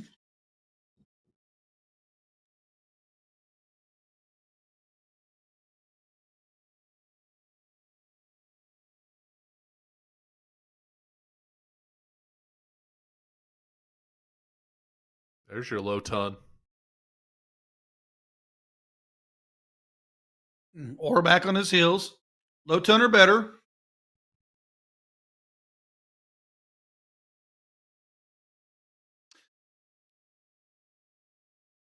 This is where the 0-1 can get frustrating. There You're ever a right there. situation where you consider moving away from the bull and trying to go to trip 20? Like when Wesley in there needed a low ton? A lot of player strategy will go bullseye, bullseye, trip 20 for the high ton, or bullseye, bullseye, trip 19. Some will open bull, trip 20, trip 20. You're trying to utilize the extra 7 to 20 points per round to change because they're in player two's position. Player one, a lot of times will try to go hat, and then high ton to set up an easy out for the finish. There you said, nice low ton, get him back in the game here. But barring anything catastrophic, Fred will have the first look at it out. See, if I was in Fred spots here, I'm thinking only hat trick. I want a comfortable out. One more bull leaves me 96. I can work with that.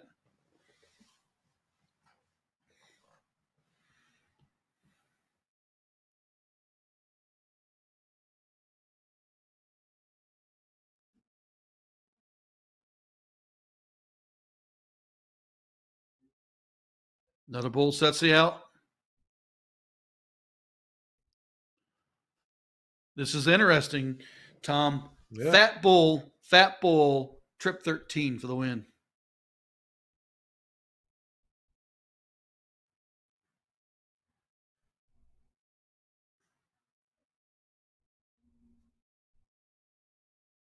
Bullseye lead 54.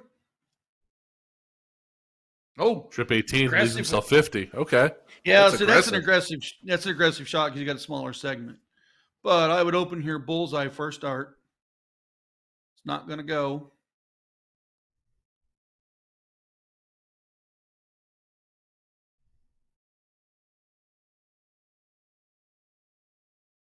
Not the turn Wesley Orr wanted.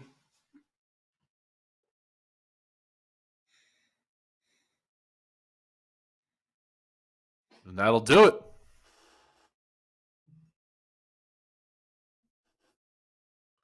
Fred's able to pull out and move on.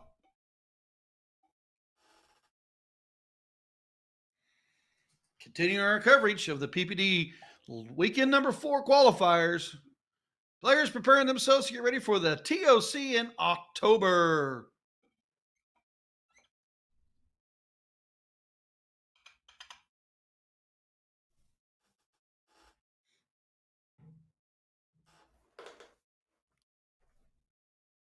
Tom, when's your So next talking personal about event?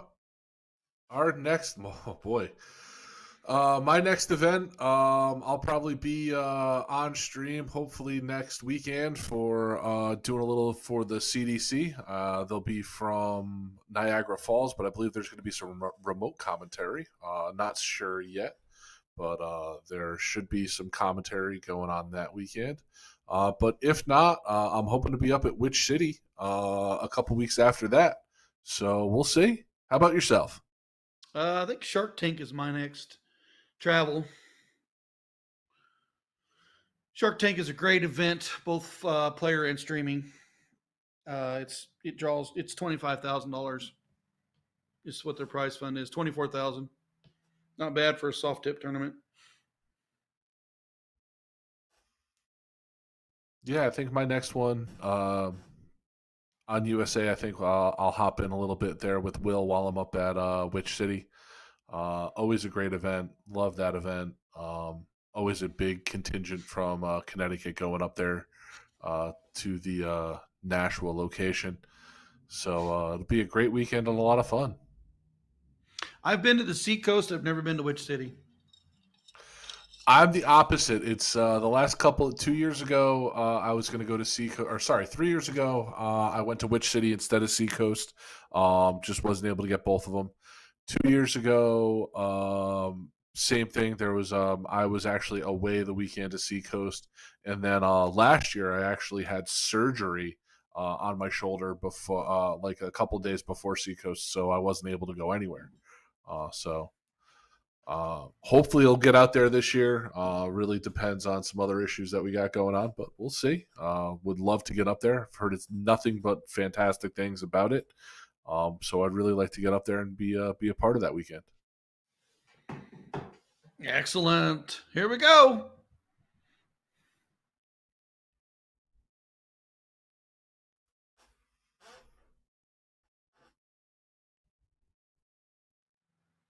So it's Elisa Alyssa Evans Nicole. versus Nicole Torres. Is that correct? That's what it looks like.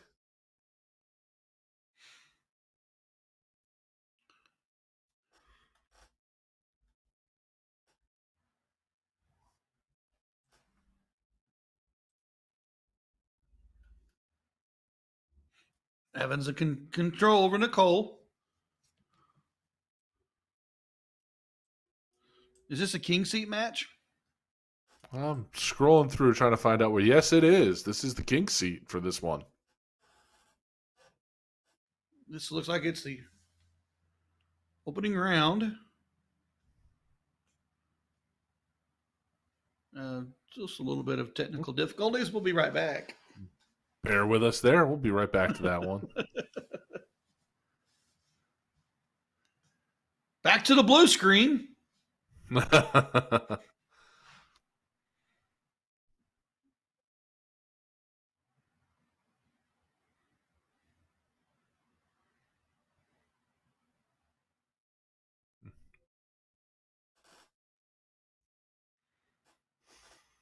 There we are. So just to remind everybody, the queen seat match is the first one to win 4 legs of cricket. It's alternating, or it's loser starts.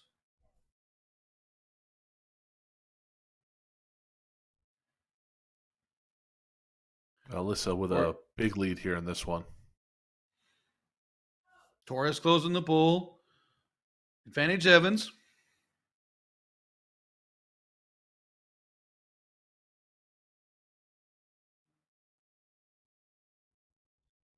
Oh, just missed the double bowl there.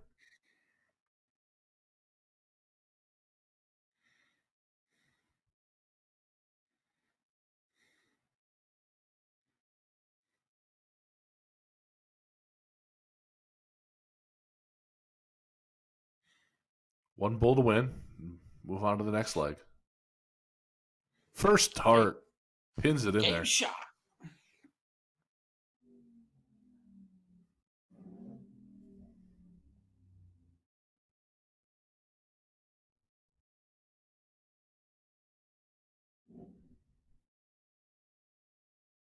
Looks like Nicole is up 2-0 in this one.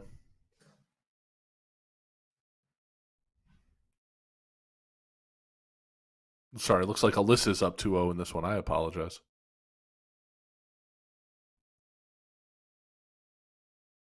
Nicole opening on the 20s, gets it closed. Alyssa aggressively gets rid of the 20 early. How do you feel about that strategy? Opponent didn't score on 20s, you go after it first start, try to trip it and close it. So the only person that ever said to me that would use that strategy early, Darren Young back in the day, he said everyone can throw 20s, and he only ever said it on 20s. Everyone can throw 20s. If you have an opportunity to close it in the first round and your opponent has it, get rid of it. Battle the rest of the board. However, how many times that I've done that, I went up and thrown 2 marks, and my opponent comes up and just smashes it. So, the smarter darts would be to trip the 19, maybe fat the 19, and then take a shot at it. Who knows? But he always said if you take them off the power number of 20, you can change the dynamic of the game quickly. Because everyone throws 20, right? Yeah, everyone does, especially in 501. You wouldn't be able to be in the spot that you're in if you weren't able to hit 20s consistently. Problem is, you throw, like you said, you get 2 of those 20s and all of a sudden now you miss or one goes astray and you've let your opponent then take what could be a devastating lead.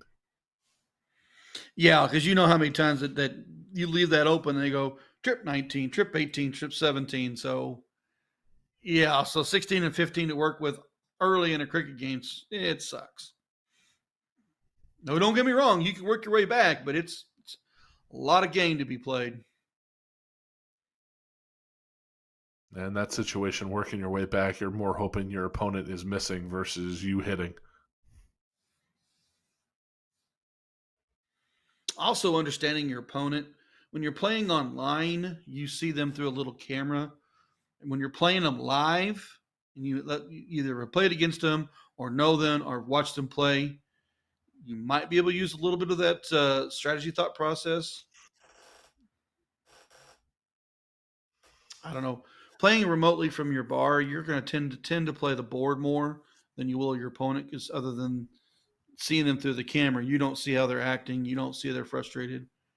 You might see how they throw their arms up, but for the most part, it's you and the board.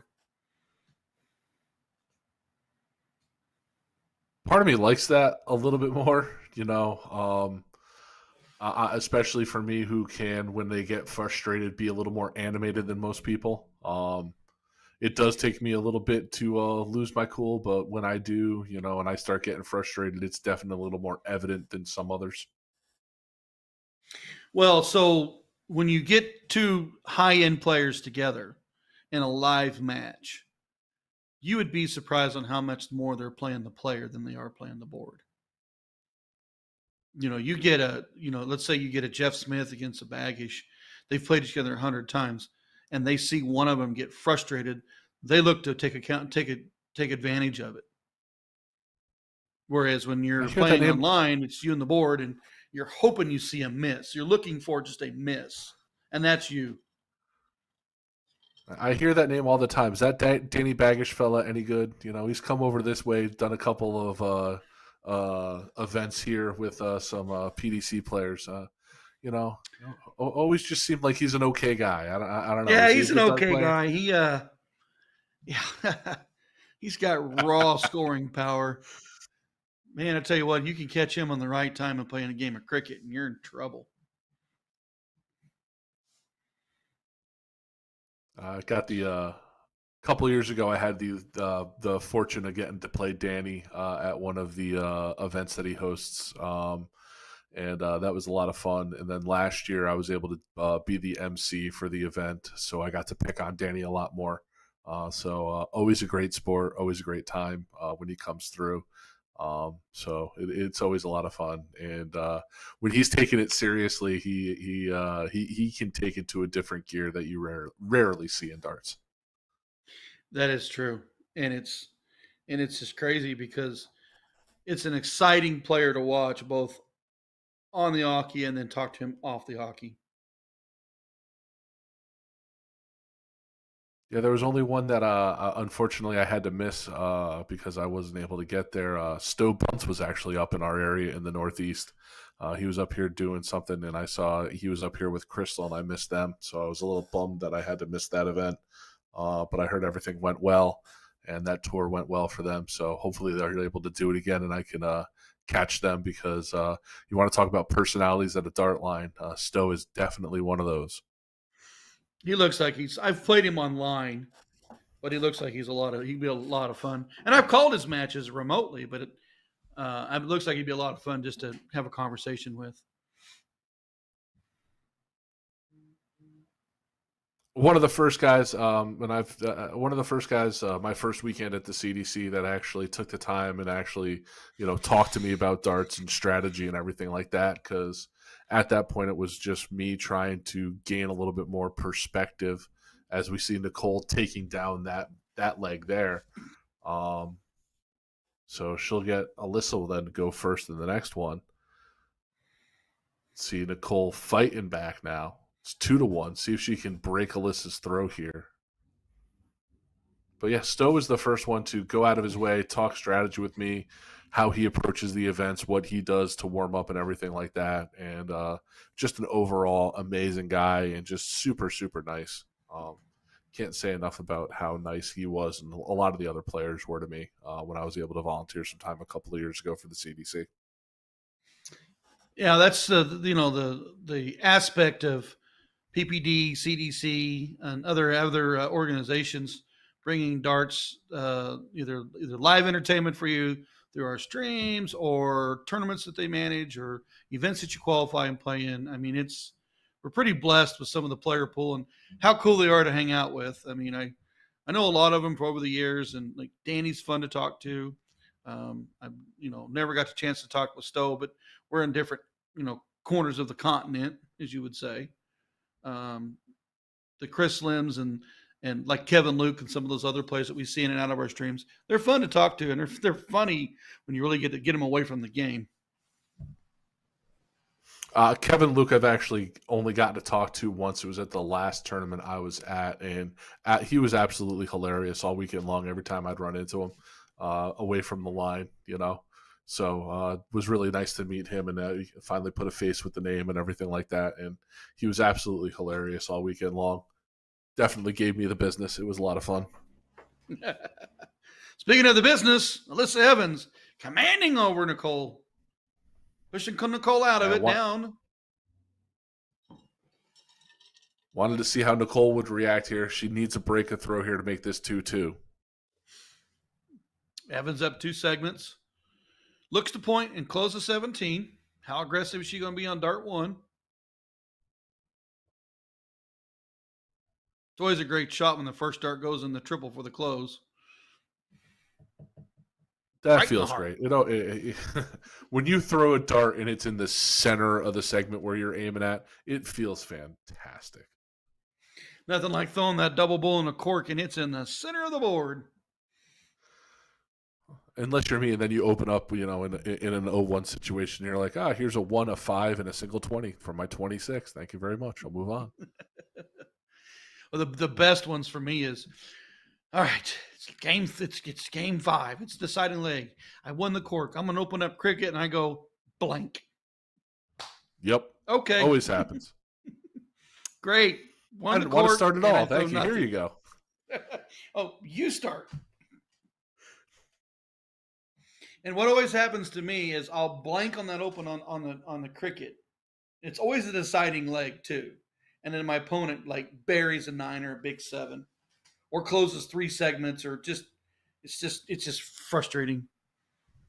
Speaking of frustrating, Alyssa right there, only 1 mark on that turn in a dangerous situation where Nicole could take the lead and does there with a 7 mark. That's a big strategy move right here. Alyssa needs to get out of that 18. She needs a segment too.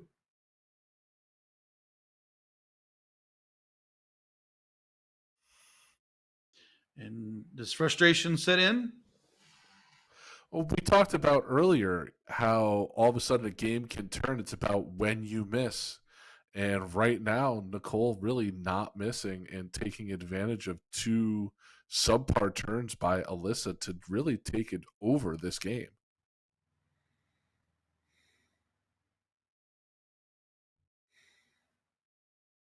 We talk about how If I'm mental this Alyssa, game is.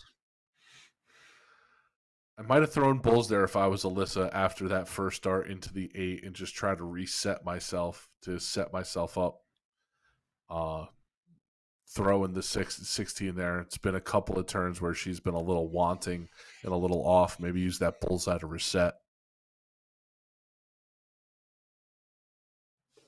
Into the 16. Needs a triple.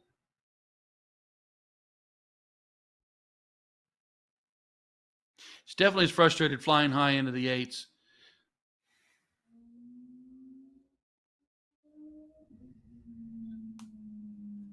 Cole gets rid of the 16. Goes for the bull. Doesn't grab any. It's got a 3-dart lead or 3-segment lead.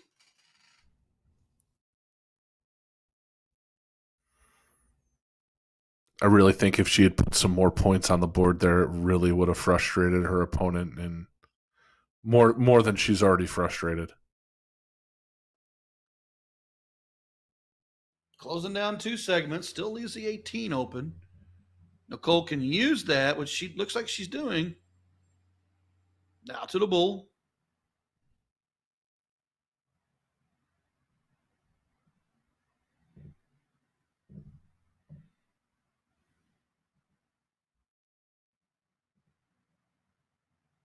Can she hit a double bull? Oh, just a little outside.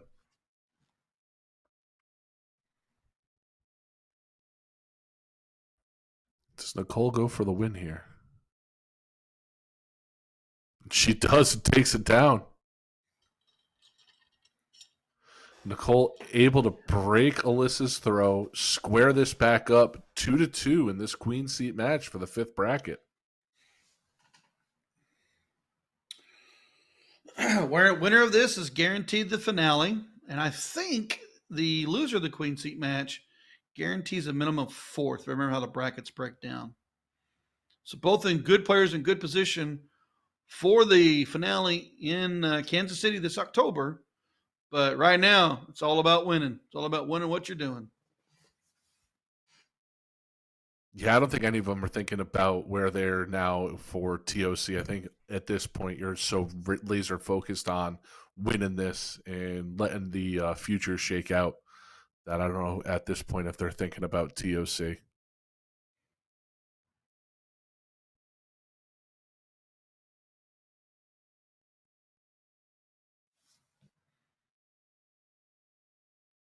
Back to being aggressive, Alyssa is.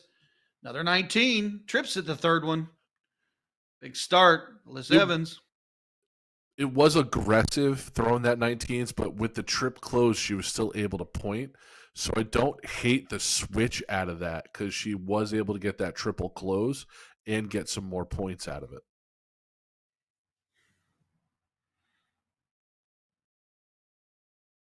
Speaking of points. Yeah. She's like, I'm going to put this one out of perspective from that last leg I had. It can be a little frustrating, but if you're on the Aki and you just lost the last leg and you were struggling in the lower segments of the board, use that higher segments to build that game up for you. That way, if you do struggle, you can manage through it. And you see there with Alyssa with a 6 hit on this. So she's not going anywhere. Points here with this start. Yeah, going right at the 20s. Yep. Smart move on that. Got the 18 closed. Look at the 17, but back to points, making it harder for her opponent to score back. Well, earlier you saw her stay on those 19s where she could get the triple close and get some points.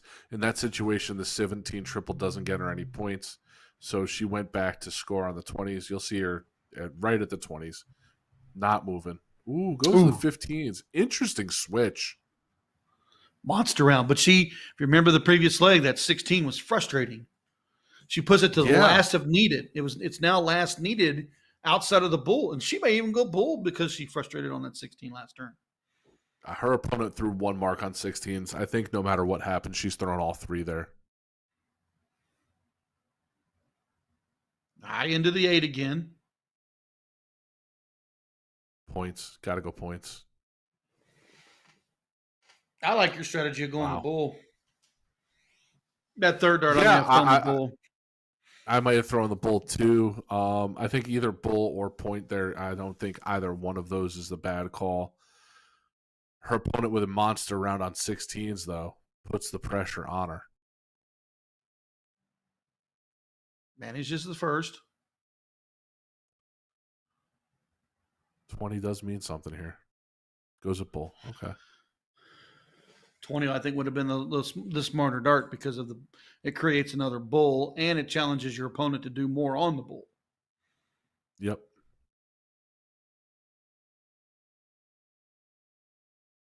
Well, the 7s. Commanding lead, 3 bulls to win. It's into the 5. Got to go to point here.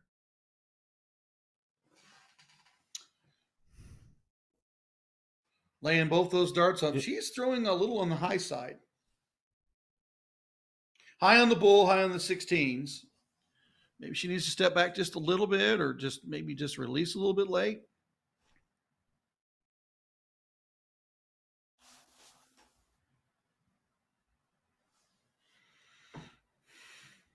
Got some comments coming through on Facebook.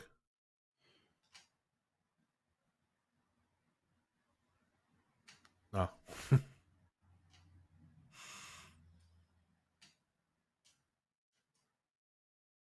to everyone else. We love you. All right. Alyssa here, still sitting on bulls. One more to take a 3-2 lead. There it is. That's a 3-2 lead. Bam, bam. Thank you, Sam.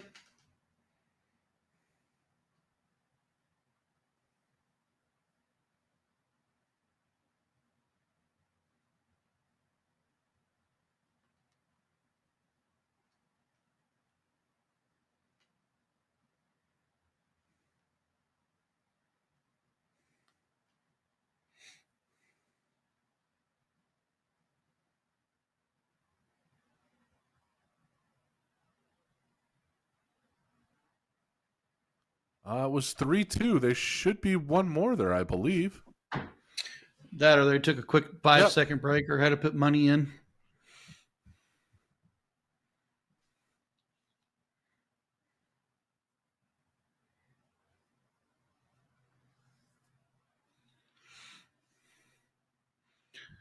Nicole manages 2. Alyssa won the last leg, gets to the line. She jumped up there when she seen on that 2 mark. Mm-hmm.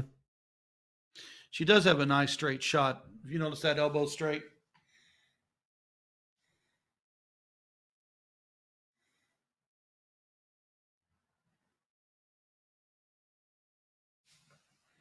Torres struggling. Nothing on the first 2. She's going to have this third one hit. I like that a strategy from her too, being able to take a step back, took a breath, able to see it in her player camera there. Through the first 2, didn't get what she needed, took a step back, able to close out the 20s. But Alyssa continuing, that last dart, okay, found the 19.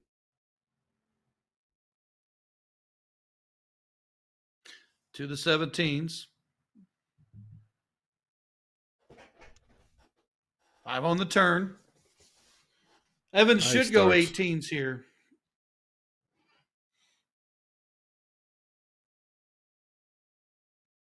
So we're talking about Cheyenne earlier, playing in her match. She's actually watching the stream, watching Alyssa play. So great to see her in the stream and playing darts today. That's awesome. Speaking of awesome, speaking of Monster 7 mark at Evans, Torres still back on her heels. Pushed back on the 17s. You feel some aggression coming out of Evans now after that debauchable leg that she had in the beginning? Yeah, with that fourth leg where she ended up just kind of a little high and a little off and a little frustrated. Looks like she's been able to channel that the last leg, and then to start this leg into finding the darts and where they need to go. But Nicole not backing down there with a 5 mark, still putting pressure on. Looks to close the 17. It does it there.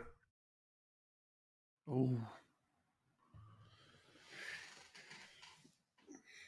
Good move to close, but she needed to back it up with some points. Torres can make the aggressive shot here. She's not going to. She wants her own segment. If I'm Evans, I'm burying points right now. I want to make that 16 hard on her. She struggled on that 16 so much, she may just try to get it closed and out of the way here. She does. Only that 3-point lead, though. So it's an interesting situation she finds herself in. And a 7 mark on 15s from Nicole, not going away.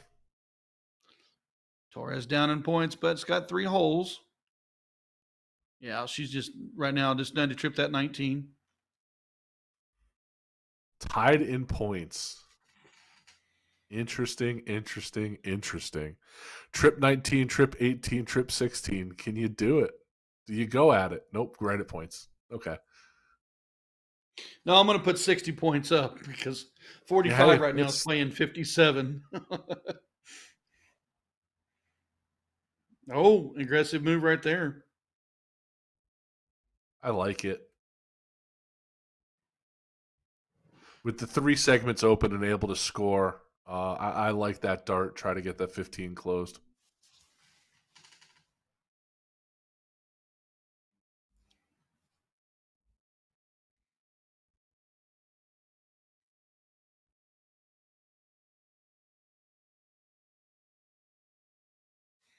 Torres up 101, but down 3 holes.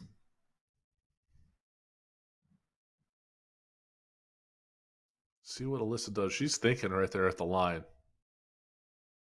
Going at points. Trips the 19 with that second one. Trips the 19 with that third one. 7 mark, giving her a huge point lead. 32 points. Forces Torres into the trip 15. Big monster round on Evans.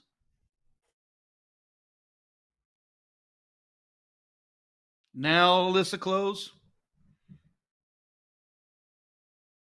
Yeah, 2-point lead. I think she goes right at it. Here you throw it a bowl. 1-point segment doesn't matter. Smart darts. Absolutely Big smart darts. Correct darts.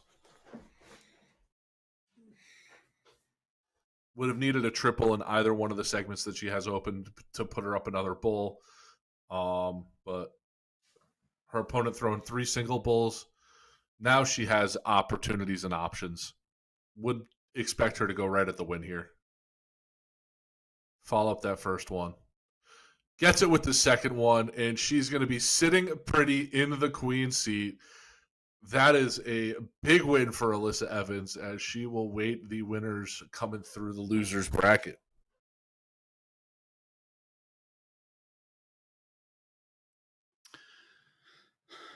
Very good. Moving on. Who do we got next, folks? Jordan Clayton out of Joplin, Missouri. I know that name. Not very far from the house. And then he's taking on Tyler Christensen. Tyler Christensen playing out of the nickel spot. Now they're going to be in bracket 9 for the men. Try to find out where they are there for you. This is going to be a race to 1 in the last chance bracket. So that's where they're at right now. Round 15 in that last chance bracket. So 11th and 12th place. We're getting down in the days, folks. 9 brackets of men, 32 per bracket. Tells you how many people are playing today. full up bracket. That's 9 brackets, all at 32. 288 players toeing the Aki today, trying to play for 32 spots.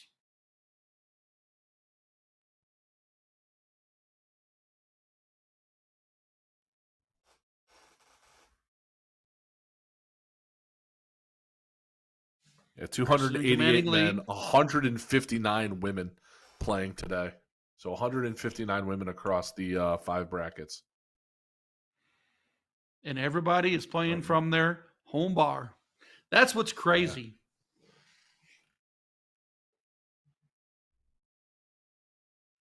What's even crazier is I'm sitting in Springfield, Missouri, and you're sitting in Connecticut. And here we are talking darts. The advances in dart technology and what we've been able to do, PPD and other online dart venues have been able to do as far as broadcasting has gone, and being able to cover and show more darts has been able to get more people, more exposure, more leagues, more exposure, and I think get the player and the quality of play up as far as North American darts go. It has definitely been the one way to shrink the country. Back in the day, you wouldn't see these players unless you went to travel to a bull shooter, an NDA, the old medalist, an ADA, steel tip action, and through the ADO, the CDC. I mean, you'd had to travel to play it. So it's really cool to see these players come together on a single platform.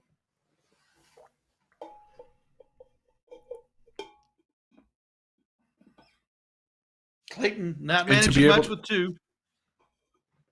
And it's being able to showcase players of all different skill levels, I think, is what's amazing. You know, we've seen some players, you know, today that are thrown over a 4. We're seeing some players hover just around a 2, but they're all participating and they're all playing in different brackets and all with a shot to go to TOC.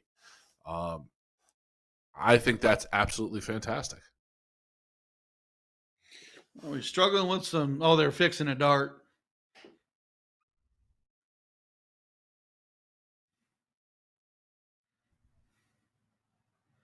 Yeah, because the dynamics of the TOCs it changes it even better. So the one thing that was really crazy is we used to do the qualifiers on site at the TOC. Man, you had to move around the room quickly to get to the finals. Looks like we really had a round of mess ups. Now they're fixing it now. There we go.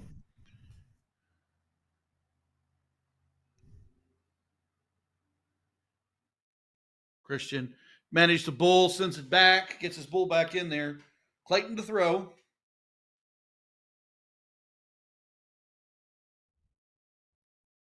Every once in a while, the machines do make the little mistakes on the matrix.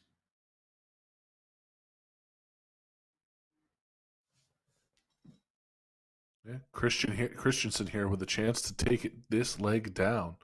Just needs the 2 bulls.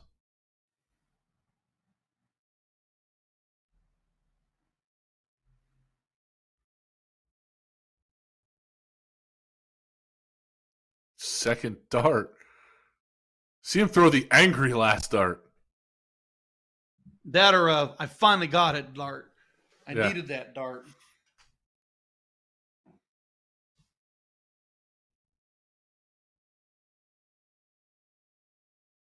But that'll move him on. He'll end up going into 10th place. Jordan will finish in the 11th, 12th bracket again, walking away with $25 and another wonderful day of darts. So Tyler moving on through in that bracket. Next up, we got Scott Dunaway.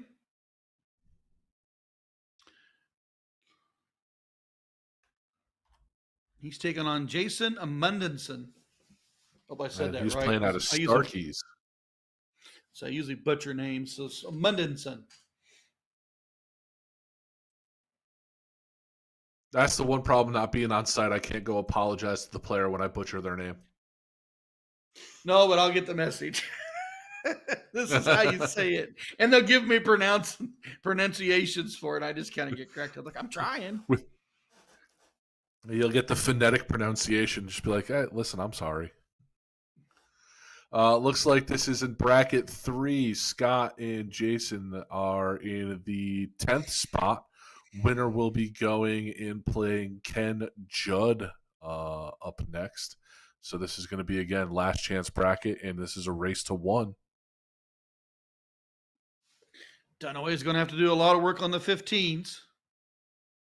Down in points, down a segment. Unfortunately, that's not what he was wanting to throw. He got the next door neighbor there, like not even the neighbor. Last dart frustration getting him trying to close that 18, but that's a rough turn. 15's goodbye. 18's for points. 2 of them. A trip and a single.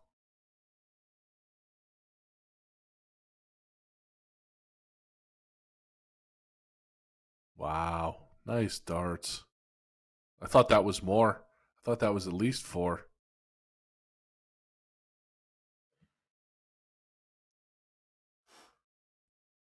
Two bulls. Just needs one.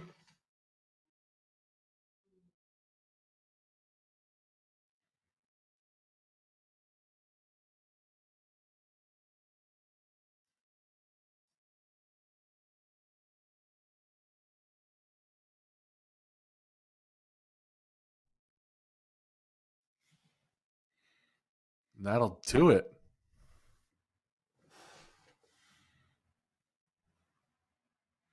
Jason Munson moves on. Shoots 4.03 in the last late decider.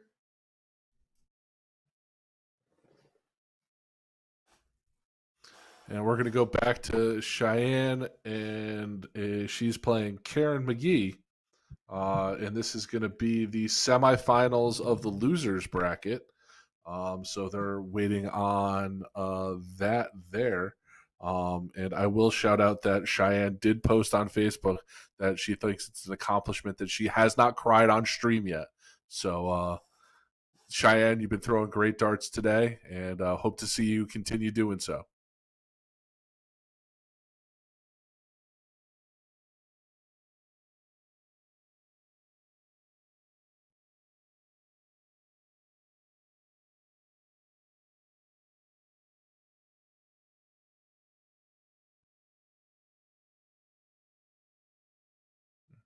On cue with a 5 mark.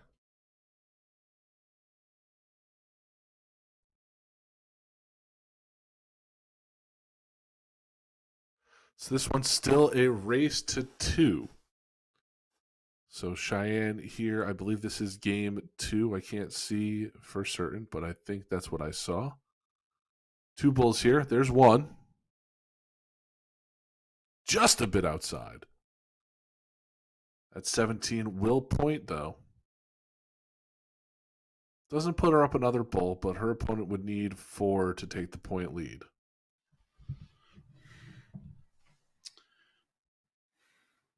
Cheyenne 1 bull away here. Pins it with the first one. Cheyenne throwing a 4.11. Fantastic darts still from Cheyenne.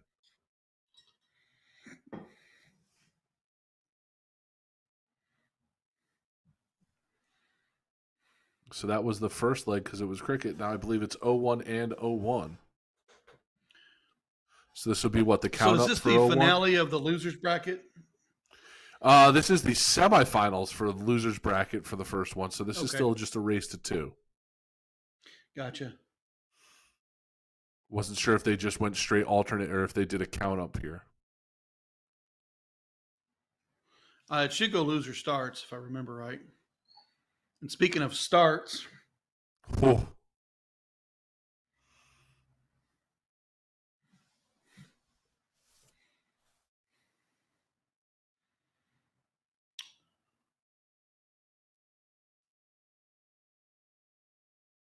Richardson opens with a hat trick. Yeah, I said she's been throwing great darts all day long, and she's continuing here. There's another one. Back to And back. that, folks, That's Bunny. That's the bunny.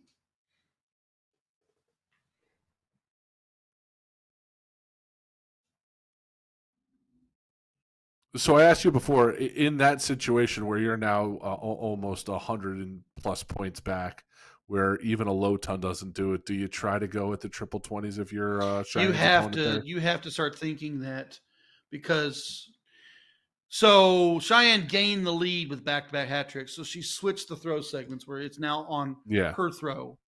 And the only way when you're throwing full bowl, in my opinion, is you have to use the triple segments. You have to use the 10 points higher from the trip 20, 7 points higher from the trip 19, multiples together to get yourself back in it. Cheyenne can comfortably stay on the bowl.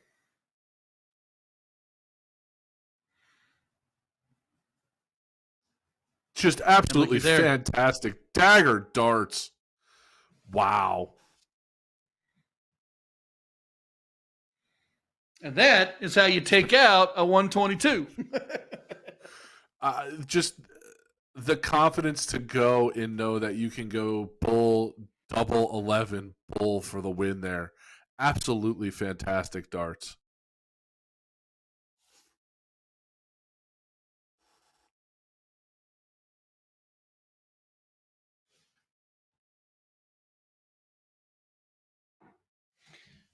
David Reese, back up. Here we go. Single bull.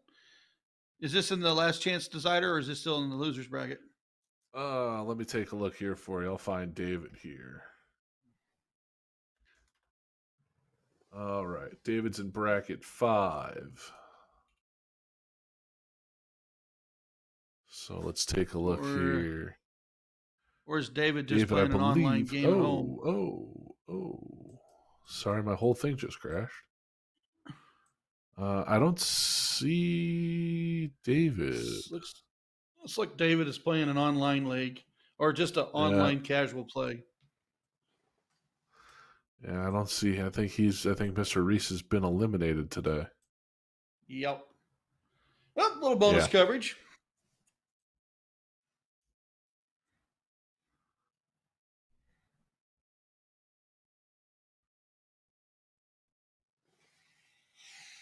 It looks like Mr. Reese. It looks like David went out in the round 13 in that last chance bracket.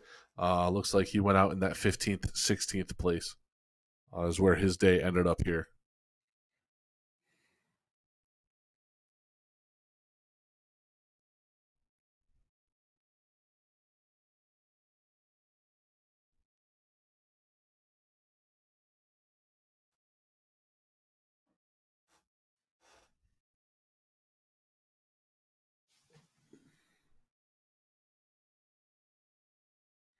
As we're waiting for opponents.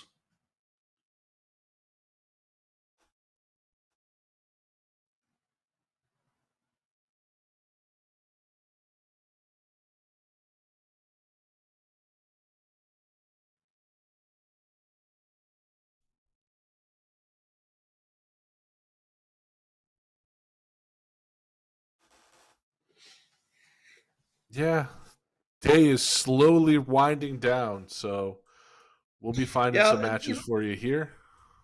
That's the little challenging side that we open up with 288 men, 159 women with multiple bars, but we get the lower sides of it. Our streaming locations either get eliminated or become limited. So hey, real quick, I know you got the CDC coming up next weekend for Niagara Falls. It is next weekend, correct? That is next weekend, yes, sir. Oh, and so with that, the point races are starting to wind down for the chance to go overseas. You got any predictions on that? You say it's winding down, but it's always so close to that breakdown. Last year I think it came down to the last 2 events. So I think it came down to the last event on Saturday, and then Sunday it still wasn't officially locked up. At this point, I really do think it could be anyone's race in that top 5. it's all about if anybody gets hot. You saw how quickly it can turn in an event like last year where Stowe won all 3 events and, really built up that momentum last year. So if you see something like that, all of those players are so capable of dominating a weekend. It's hard to just pick one out of that top 5 that I think is going to end up going over there. With the level of play that we've seen in both the soft tip and steel tip today versus, say, 10 years ago, what do you feel our chances are going overseas? It's really about experience, I think, at this point, and the people that we've been sending over consistently. You're seeing more people go overseas and have success. You've seen Jules go overseas, you had success. You've seen Danny go overseas and have success. You've seen Matt Campbell go overseas and have success. I think it's just putting yourself in the situation to go overseas and play in those venues is going to give you the experience of being on that stage. And let's face it, even the guys who are going to Madison Square Garden, that event in that location in the crowd itself is still not what it's like to play in Ali Pali or anywhere like that. Those fans are just at a different level. And fans, we're back. We got another match here for you. Just a little CDC talk there, just live. Yeah. Right now, we're working with the PPDs, Players Promoting Darts. Qualifier weekend number 4. Players qualifying for their chance to make it in the elite finale, which pays $30,000 for the first place team. I mean, I know I don't play soft tip. Is there any way that we can do an unranked qualifier for some people? I'm just saying. Well, the thing about it is I have actually had that question. So the minimum you got to play for the PPD league, which is an online league from home or from your local bar, is 500 games for the year. So you got to put the time in to make the qualifications. So just to play in the opening of just the TOC, what we call ancillary events, you got to put in 350 games at home or at your local bar with the league, and they're a PPD approved vendor. So I mean, there's both sponsorship monies that come in and then league money that comes in plus what you win back. Then there's the other events like the PPD National and All Stars that give you ranking events that give you points into your opportunities for this.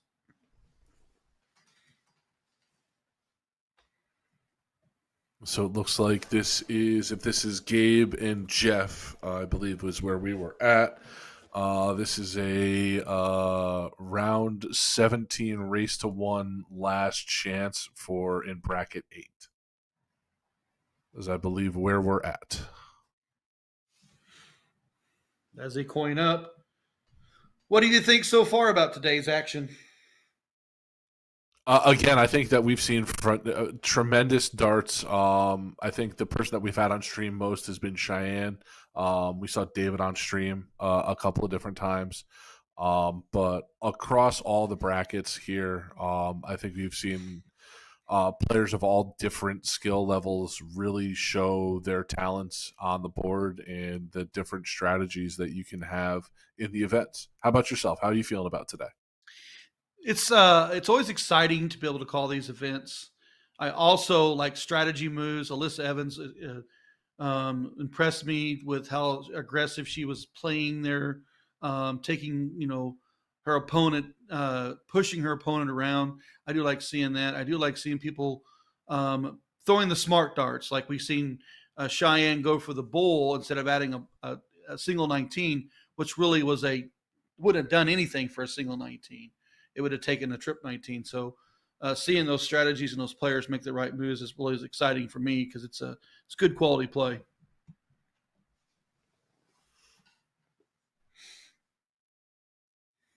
How does it make you feel when you're playing and you see somebody play or throw the wrong dart?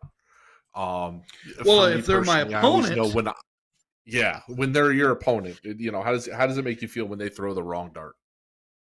Well, I actually, I just kind of shake my head like, well, okay, because I'm going to bury you here with this one.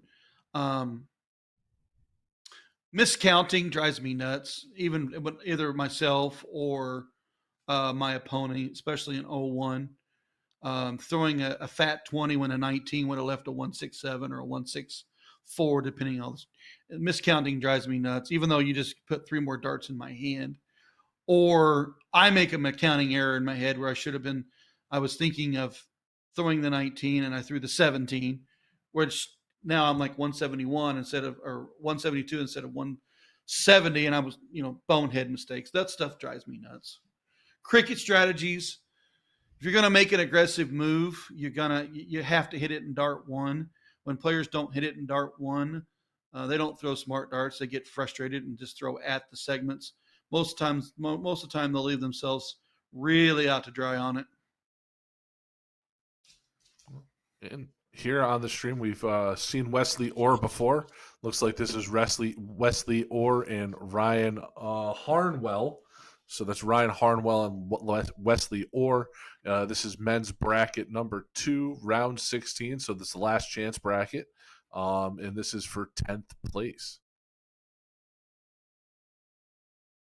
Harnwell closes 17, starts the 16s. He's got a 2-segment lead. Orr back on his feet. He's going to have to work the 16s or 15s or bull. Oh, he's going to make an aggressive move. Last chance decider. Ooh. See, now if I'm Harnwell, I'm going to go up there and bury a 180. Bury just him, to right? make you pay. Bury him in 20s. Yeah. Bury him in 20s. But Harnwell's going to stay on the 16s.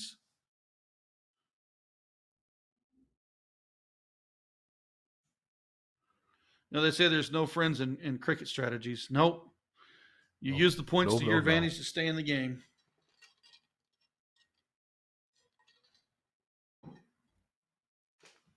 Yeah, our trip up to Syracuse a couple of years ago, I got to sit in the car with my good friend Steve Ma, who's a player in our area, and we just talked about cricket strategy. And Steve's one of those guys that he's read every book about darts there is, and the right thing and the wrong thing to do. And we talked about different scenarios and why we thought it might be a smart dart to do this or do that. And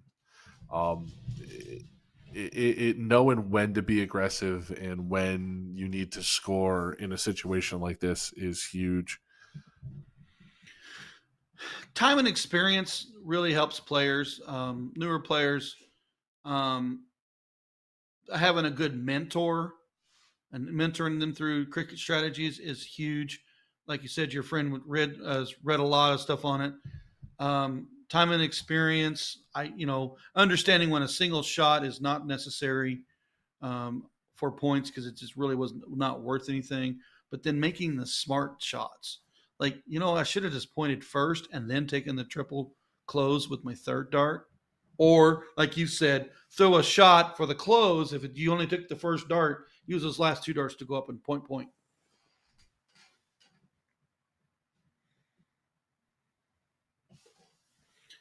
Wesley in a situation where he needs to find himself another triple after that dart. He does get 7. There you go. That's a nice 7 mark.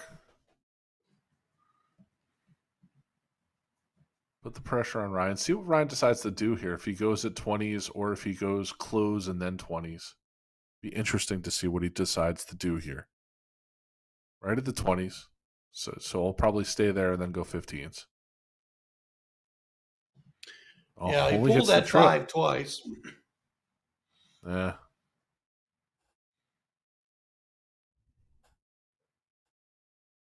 We've seen it earlier at Wesley. He's playing aggressive. Bullseye. Yeah, I mean, I understand trying to throw the triple to get yourself up another bull, but I don't know.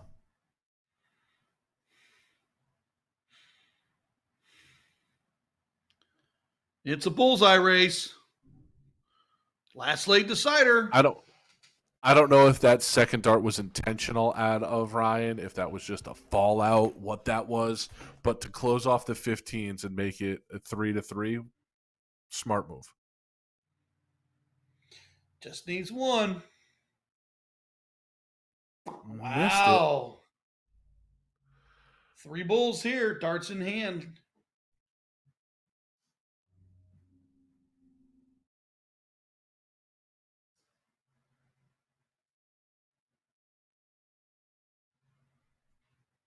And he'll take it down. Needs one more. Oh. And just missed. Wow. Heartbreaker win, heartbreaker loss.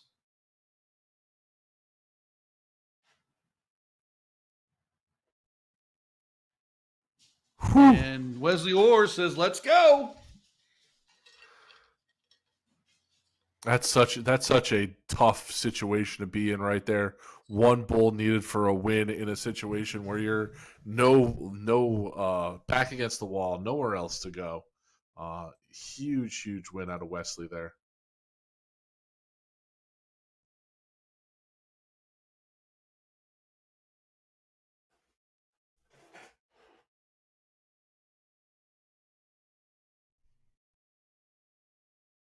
It looks like we're going to go back to Cheyenne Richards versus Janie Johnson Cullen here in the losers bracket of bracket 1. This is round 7, so this is still the losers bracket. Still all cricket.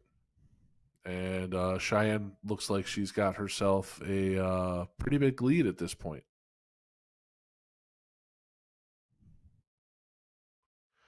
Just needs a couple of 15s here to close them out. There's one. The other one's a little low. Able to sneak it in there. So 15's closed out. Got herself a 7-point lead. Janie going to come up here. Four bulls needed to get herself a point lead and a little bit of breathing room here. Cheyenne just needs 2. Needs 3 bulls to close it out. It's a little high. It might be a blocker dart.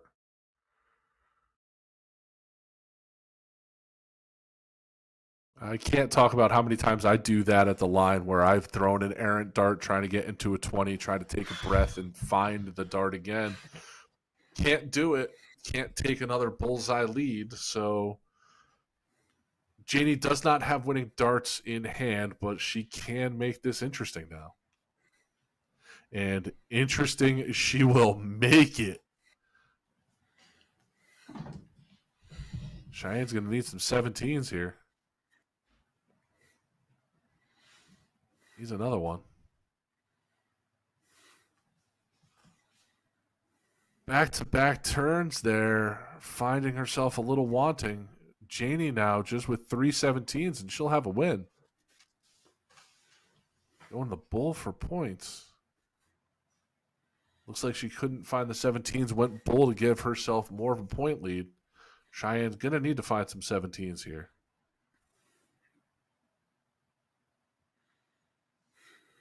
There he finds 5 of them. She found 5 right there.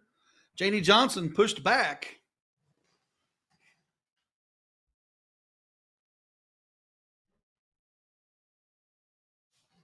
After dominating bullseye performance there, falling off a little bit on those last couple of rounds. See if Cheyenne can capitalize. Going all 17s there for the first one. I think that second one was a shot at the bull, and she got lucky and fell out into the 17 for some more points. She's closing it.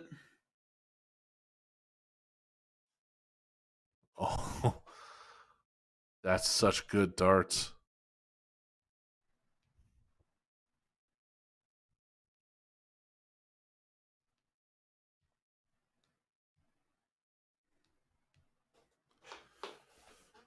Still needs 3 bulls and a 17 for a winner.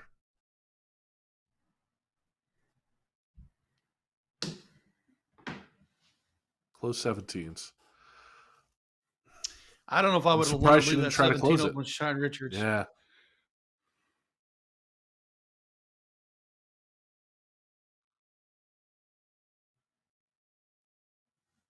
Talked about her being aggressive earlier. Wow. Yeah. If she would have closed it, that would have forced her all bull.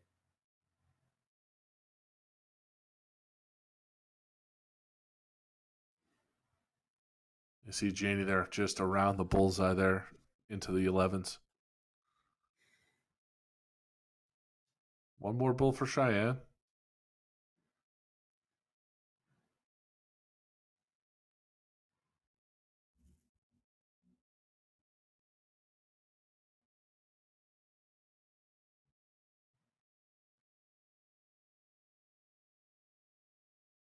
Needs a double bull to take the point lead. Cheyenne's still just one bull away from a victory on this leg. 117 doesn't do her any justice, but she didn't need No. it. There it is. Rather uncharacteristic leg for what we've seen from her before. 2-5-8 for her to win that one. Seen her more up in the 4s there.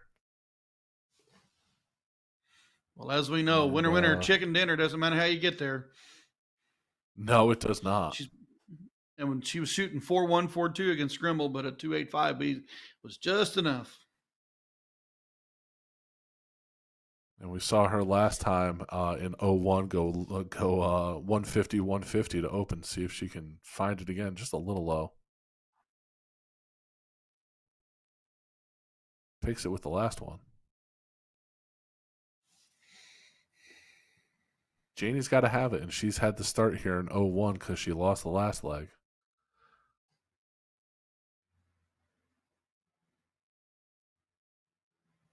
Ryan, do you subscribe to pressure darts? Putting more pressure on somebody when you're coming out, and trying to put pressure on them here in game 2, make them force and struggle at it or press a little bit. So one of the things that if I have won game 1, I want to try to what they call suffocate them, make it where they want to give up. If I've lost game 1, I want to try to put as much pressure I can where they have to think about trying to beat me a second leg. When you're playing long format, sometimes it takes 2 or 3 legs for you to settle in. And these shorter formats, you've got to think pressure early, and you got to think, what am I going to do to make my opponent think about me? 01 using triples. Cheyenne putting just a 150 and then following it up with another good turn. Janie's going to need to do a lot of work from here on out. Yeah, well, 01 you use triples, and in cricket you use the points, things like that. Just really kind of this is a mental game. Darts is more middle than folks realize, especially unless you get into the higher elements of it. You got to have the mental strength. And even the higher end players with the mental strength, they tend to struggle at times too. I don't think she was looking for the triple 20 there on that dart, but sets herself up, has a double 15. See what she can do here. Does have 6 clear at it, so she'll get these 3 and at least 3 more. Her opponent's in on 174. Goes for the trip 10. There you go. Single 10, single 20. That's it. Richard moves on. 35.79. Yeah. Not too shabby for an 01 leg. That'll move her on to the finals of the losers bracket. She'll be placing Jamie Nowak there into that round 8 losers bracket.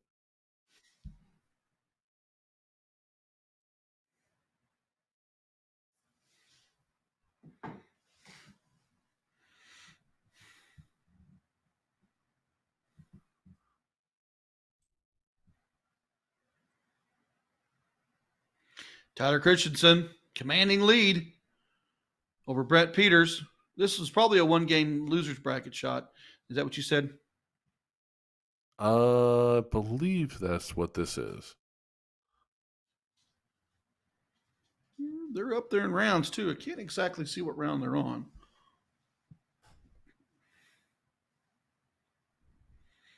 Christensen looking to close the 16s.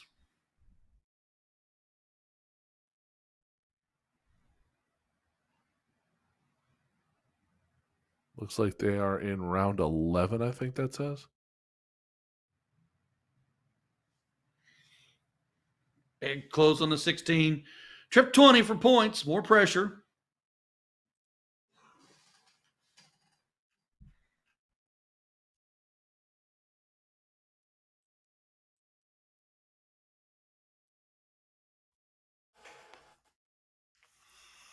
Yeah, so this is a round 16, 10th place match between Peters and Christensen.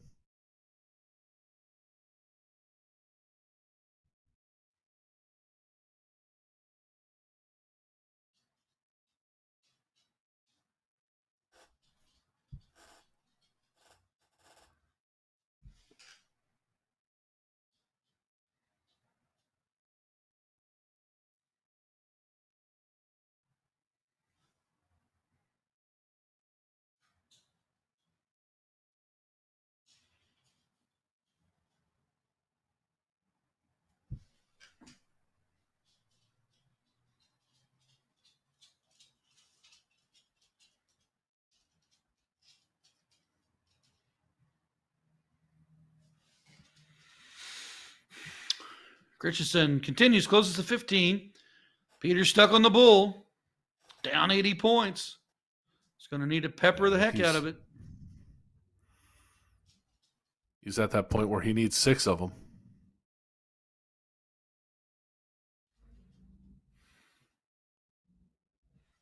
I think that was a frustration close on that 20. Tyler Christensen, 3 bowls to win.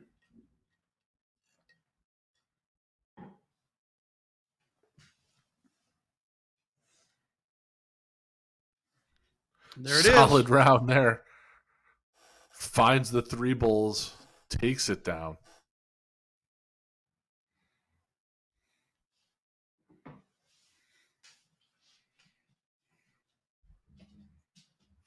And you'll see we're going back to Cheyenne and Jamie here. Jeff McMahon behind the scenes letting us know that we're starting to round out. It's going to be slim pickings from here on out. So this is the loser side queen seat match. So this is the losers bracket. This is still a race to 2. Jamie won the count up, so Jamie went first in cricket. Started out there with a 6 hit, it looks like. And Cheyenne so with 5. The winner of this will be the 3rd place match. Would have to be double dipped to go to the finals to get past them, or they would just need to win 2 out of 3 to move to the finals. The loser of this will have 2 losses. Will be in the 4th place match spot. They'll have to play out one last chance to try to get back to the 3rd place player. So this right here is very interesting on setting yourself up in the 3rd or 4th spot on what legs and what format to play.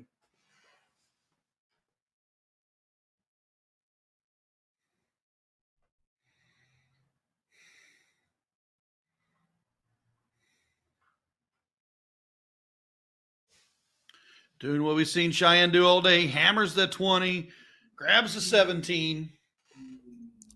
Super aggressive darts. Takes a lead of 77 points and a segment.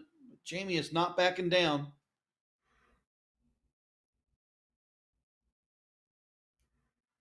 Does manage 4 in the 18s.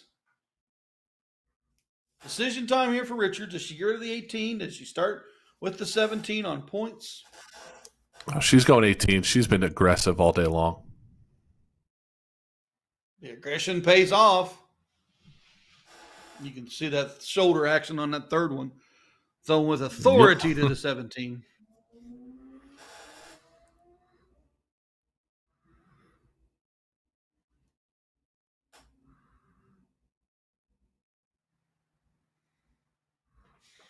Staying aggressive. Does she go to the 16s, guys? There she does.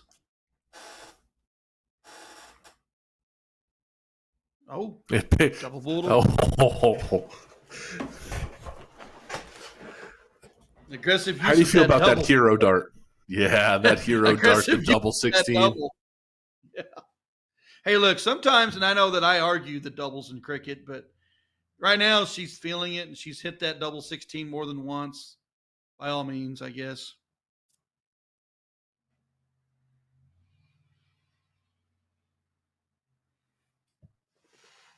Interesting choice to stay there and try to get that 15. She's super aggressive, and I don't want to say she's been adverse to pointing, but we've seen a couple of her matches where she just hasn't pointed. And if Novak would have went to that 17 and tripped it, really could have changed a little bit of the dynamics here. Now, Cheyenne will have to open that 17 up here. How many does she put in the 17? We'll see. I mean, she's got to put all of them here.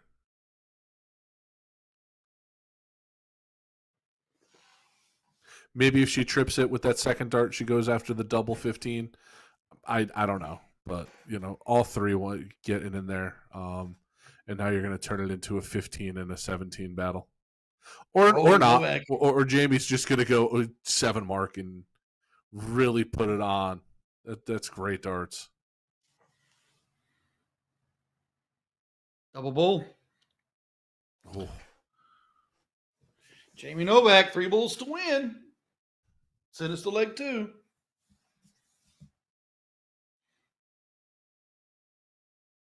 It's the second one, it looks like. Oh, interesting stuff right here. Cheyenne winning darts in hand, double bull, and then 2 15s.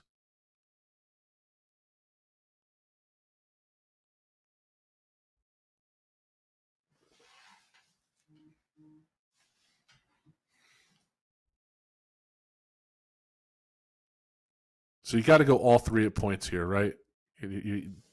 Does she take a shot at a double bull here? First start, if the first start trips a 15, I'm going for the win. Single 15, I'm going to stay there for another trip 15.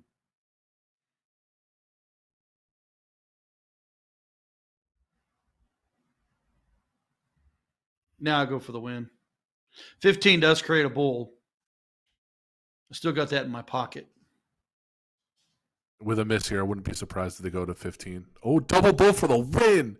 Wow. Stays aggressive and takes down game 1.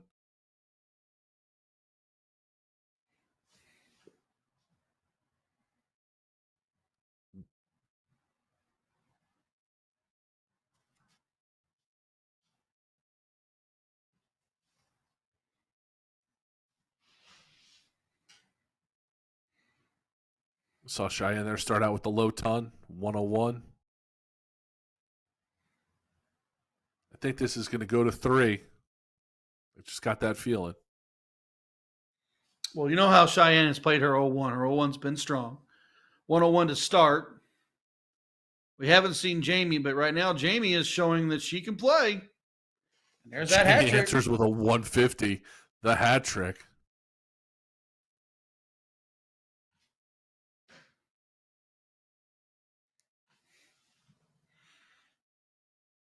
Here, Richards. Another low ton to back it. Novak's been perfect.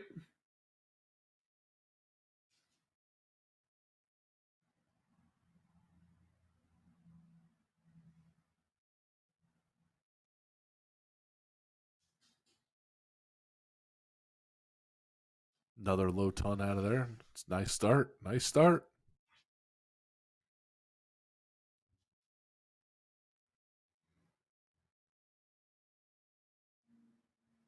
Oh, Richardson. Open with a bull. Didn't back it. Vantage can switch to Novak right here with a big turn. Low ton or better. Yep. Sets that out.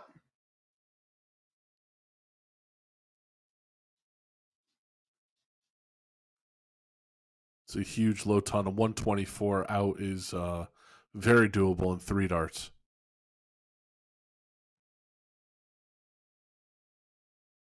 Needs that bull to apply the pressure. I think she's going to need the 124 there. Wow. Great darts.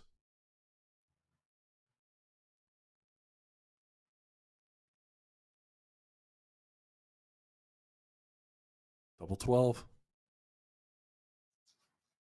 Just a bit outside, I'm guessing.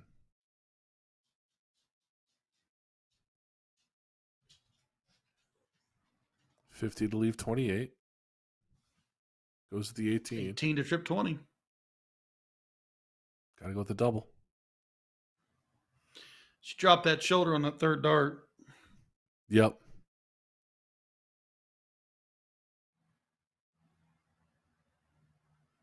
Single 12.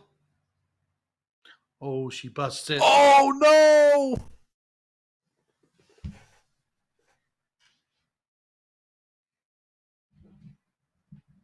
Talk about the That goes to dynamics of 3. leg 2. Talk about the dynamics of leg 3.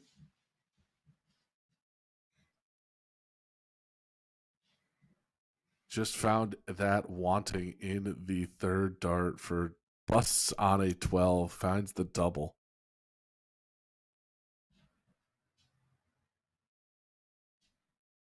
And So there's I'm a big guessing this is a 140 on count the up. cork. Yeah, there's the Yep. 140 for the cork. It's a big start.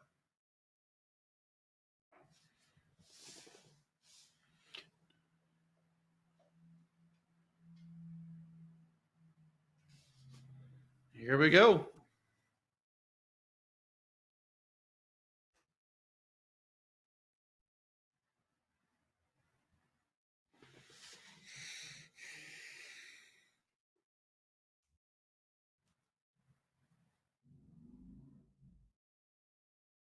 This one's all going to be about the start here. Saw both of them just pouring in bullseyes. Oh, gotta have the credits. I was going to say, don't forget your dollar bill. Yeah, so we know what Cheyenne's done, and we've seen what Jamie's done. 4 rounds, folks. This is over with in 4 rounds. Who's going to do it?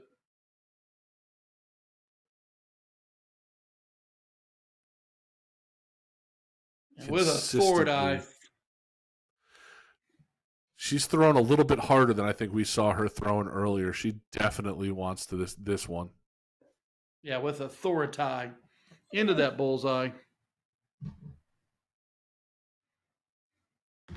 No Low back ton there with answer, the though. low ton.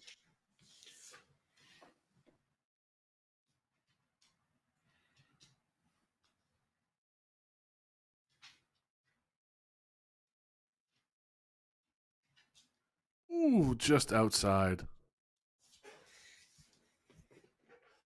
Everyone hates that term, 1 hole out. Yep. Novak can't afford not to hit. Unable to grab a bull in this round.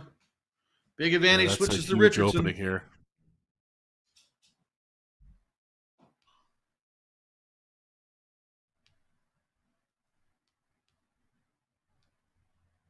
Yeah, 118 left. That's definitely in her wheelhouse. 180 here is not even, it would be the only thing that would get her close. Even with the hat trick's not going to get her close. Minimum 6 starts for the 118 for Cheyenne Richards.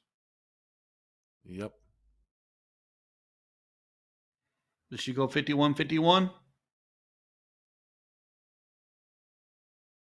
It's a smart dart. That's a smart dart selection there from her. 45 left She to knows tops, she's gonna- 15 left 70. So, yeah, good shots. I mean, she's going to have at least 6 at this.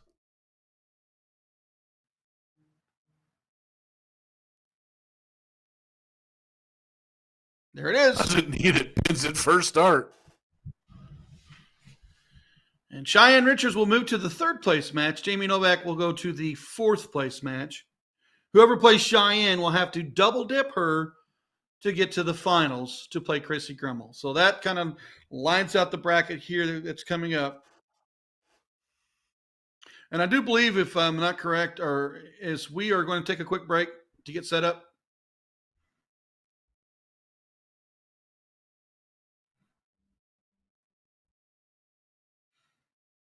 Okay, Yeah, so I we'll take a believe we're quick going to break take here. a quick break. Yep. We'll take a quick break here and we'll be right back, folks.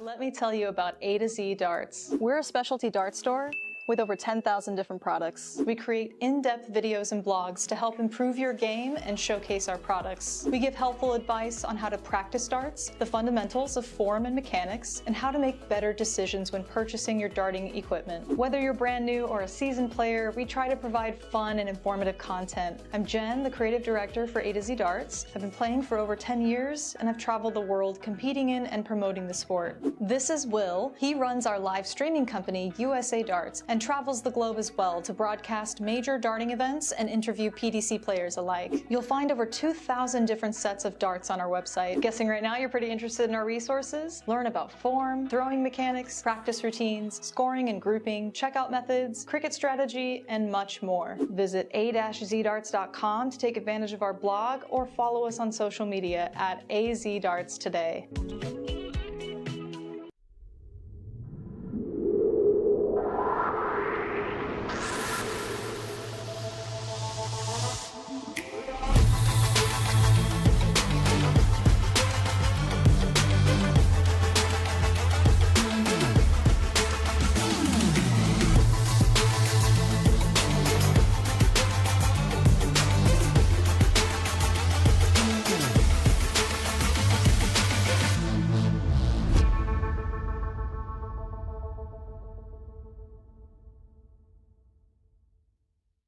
Nathan Aspinall Echo soft tip darts. By the way, I've swapped out the stems and flights for the new K-Flex number 2 standard flight.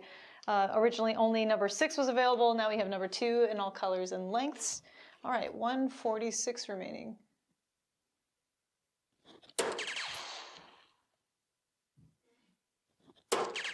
Ho ho ho! Damn, that felt good! Echo has really expanded since it first came out as an exclusively soft tip range. Now we have a player edition that has remnants of Nathan's prior signature darts, notably the overall shape of the barrel and the milling, with the CNC milling in the front, nano grooves in the middle, finishing off with radial grooves in the rear, which to me feel the most aggressive. So if you have a widespread grip or a 5-finger hold like Nathan himself, I would recommend taking a look at this barrel. It's certainly a more affordable option than your typical PDC Superstar signature dart. Take a look.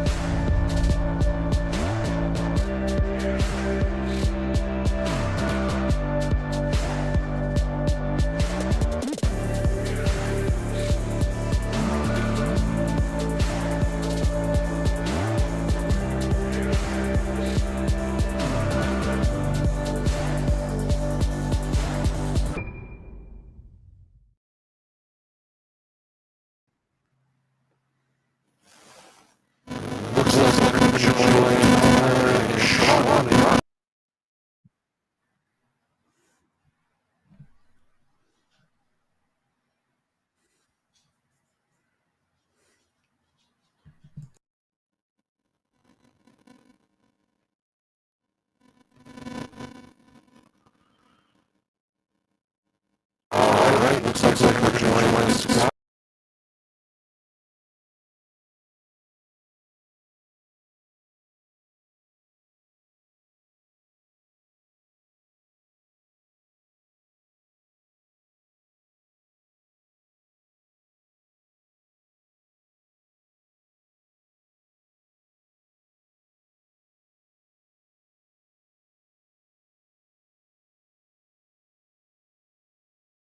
Let me tell you about A to Z Darts. We're a specialty dart store with over 10,000 different products. We create in-depth videos and blogs to help improve your game and showcase our products. We give helpful advice on how to practice darts, the fundamentals of form and mechanics, and how to make better decisions when purchasing your darting equipment. Whether you're brand new or a seasoned player, we try to provide fun and informative content. I'm Jen, the creative director for A to Z Darts. I've been playing for over 10 years, and I've traveled the world competing in and promoting the sport. This is Will. He runs our live streaming company, USA Darts, and travels the globe as well to broadcast major darting events and interview PDC players alike. You'll find over 2,000 different sets of darts on our website. Guessing right now you're pretty interested in our resources? Learn about form, throwing mechanics, practice routines, scoring and grouping, checkout methods, cricket strategy, and much more. Visit a-zdarts.com to take advantage of our blog or follow us on social media at azdarts today.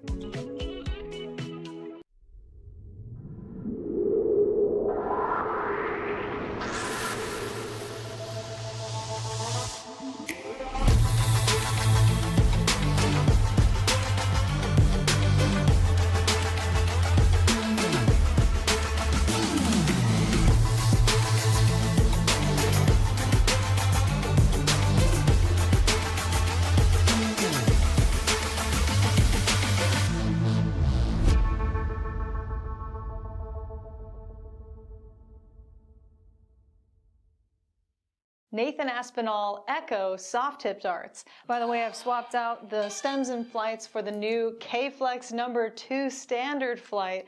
Originally only number 6 was available. Now we have number 2 in all colors and lengths. All right, 146 remaining.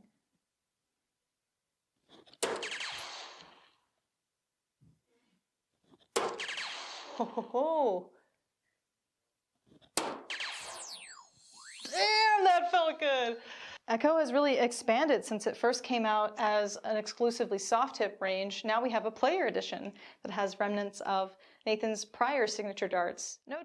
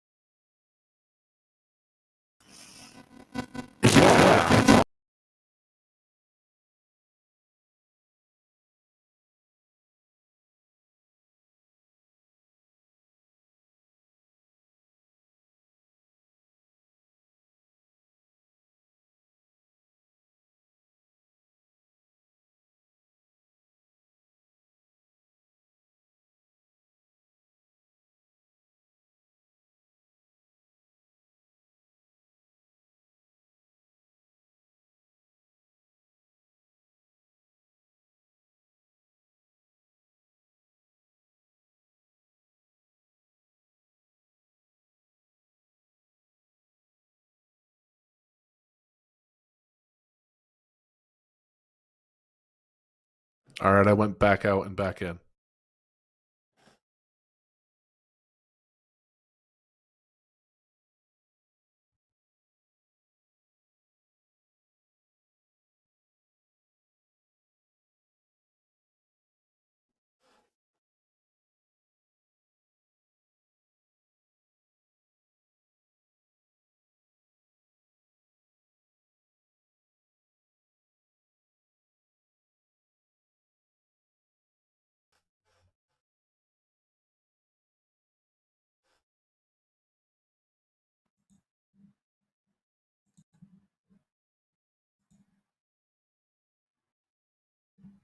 Can you guys hear me at all?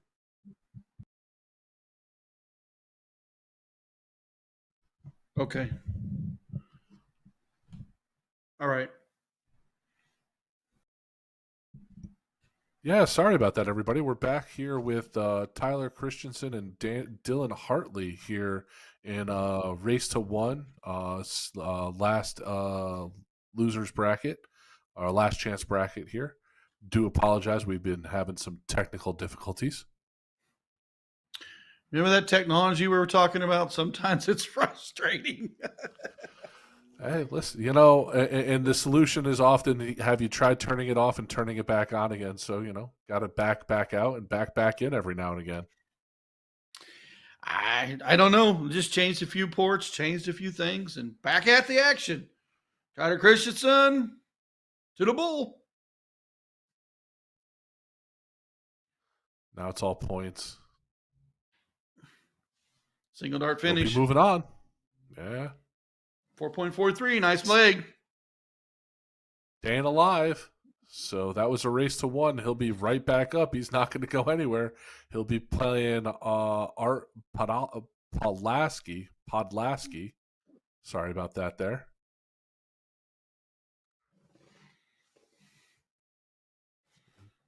Tyler making his way through that last chance bracket there. He's going to be finding himself now in 5th place. That was the 6th place matchup. So now it's 5th place.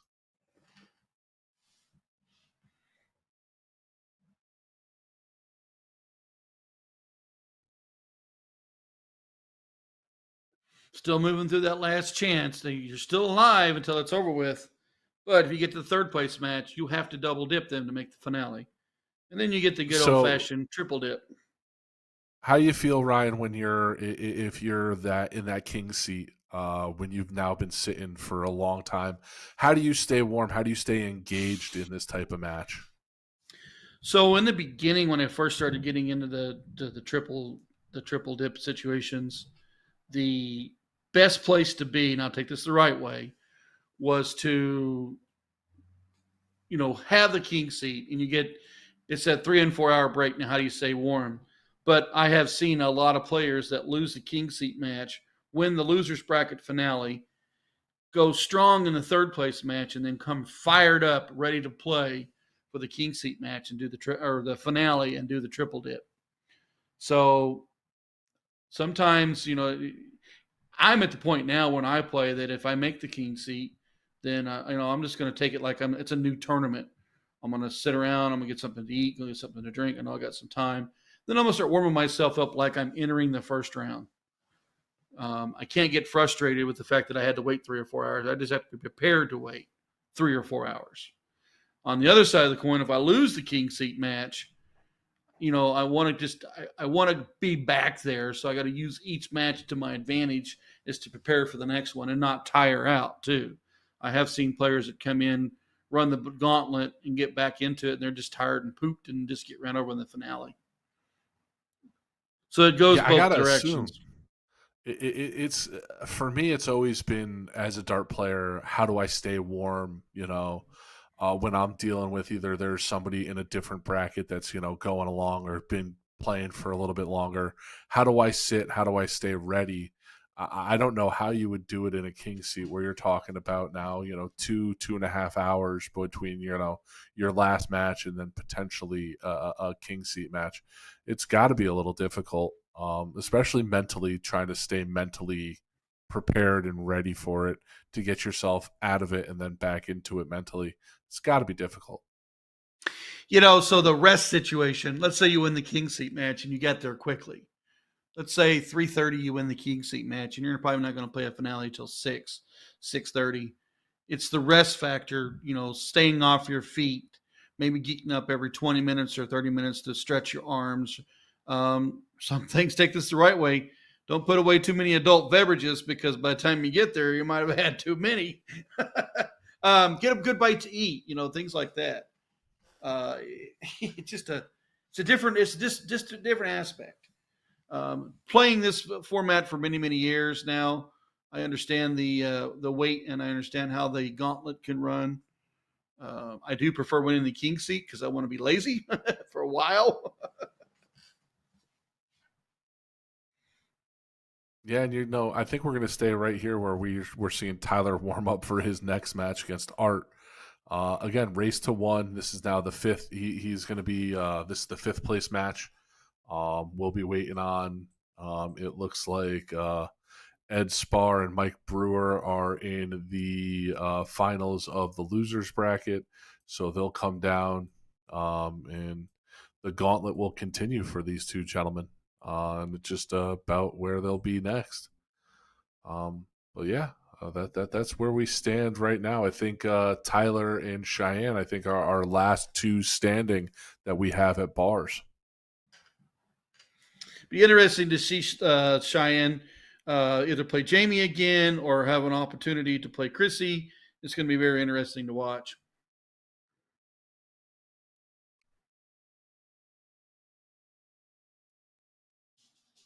Of course, if our two players get eliminated, letting me know I'm correct. Yeah. Yeah, I mean, over in Cheyenne's bracket, you're talking about, she just beat Jamie Novak, so she's waiting. Cheyenne's waiting. They're in the 5th place match with Karen McGee and Janie Johnson. Winner of that match will get Jamie, and then Jamie will play Cheyenne, or the winner of the Jamie versus that previous winner's match will play Cheyenne. Just like I said, still a lot of darts left to be played, hopefully. Some of these lulls that we faced today, we faced longer lulls last year in streaming the year before. I do know that the PPD is extending out more and more camera packages to get more streams. I know that we have a camera package now in Springfield. Of course, we didn't have any players playing today, but we do have a camera package now at one of our locations. So it's the opportunity to showcase is the whole idea, and that's what we want to do. And when showcasing people you haven't seen a whole lot of. or some of your favorites. Depends on how the brackets fall. I think what the PPD has done just this far to get this many cameras and this many bars to show this much darts and how much darts they cover is absolutely fantastic. Like I said before, the more you see people, the more people are going to want to come. They're going to want to participate. The more you have an opportunity to show yourself on stream. And it's, as somebody who does the streaming for the Northeast area, having the ability to have people on stream or stream people so their parents who may not live in the area or their kids, they can look back and like their kids can see them play, or their parents who aren't here can see them play. Just that ability and that being able to do that always makes my day. Yeah, think about it. When I first started playing darts in the 98, 99, golly, I'm aging myself quickly. We didn't have where we're at today with no online, and we would have played the leagues here, and then we would travel to a regional, and then how you did in your regionals, how you got to go to nationals. So, and that was both soft tip and steel tip. Nowadays, those opportunities to get to nationals are easier. So we're seeing a lot more players that 25 years ago didn't have that opportunity to make it to a nationals or play at a national level. They're playing the national level nowadays, and a lot of times they're playing from their house or their home bar. And it gives the above average dart player access where it was harder beforehand to play more competitive darts. Like if you're an above average dart player for your area, you can play in a multitude of online leagues that will match you with players that are your level so you can get better. And I think that's something that has propelled people to play more darts and to play even better. So I really do think that the online format has just helped people play better darts. Here at my league play 25 years ago was all local. My leagues the last couple years, I play no cap for the PPD. I play with Gates, JC Martinez. I played with Jeremiah Millar. I played with Kevin Luke, Baggish, Jules. Those are my league players that I would say, oh, we got Baggish tonight, or oh, we got Jules' team tonight, or hey, we got Gates next week. That's my league tonight. Yeah. I always joke because I'm in the Northeast area. I'm on the other end. You know, I'll show up to a league night and I got to play a team that's got Bill Anderson Jr. and Paul Fourhour, who are CDC Tour card holders. You know, I go to a local tournament here in Connecticut. There's 4 or 5 guys that got tour cards that if I want to make a run, I got to go through them. So it's just insane that who you can play both locally and online now, who you can be matched up with and who you might be able to see. Yeah, one of the craziest things that I ever did was I was playing one of the DPFL's player championships semifinals. I played Stowe, and it was 1-6, and I was up on him 4-1, and then of course he come back and beat me 6-4. But I kept thinking to myself, is this really who I'm playing? Yeah, but I felt like I played great, and Stowe beat me 6-4 and went on to win the event. But it was just weird because I'm standing in my living room. Speaking of standing tall right now, Tyler has been like a rolling stone down a hill in this last chance bracket. A big lead here right now with the 20s closed, the 19s closed, and the scoring segment open for the 20s.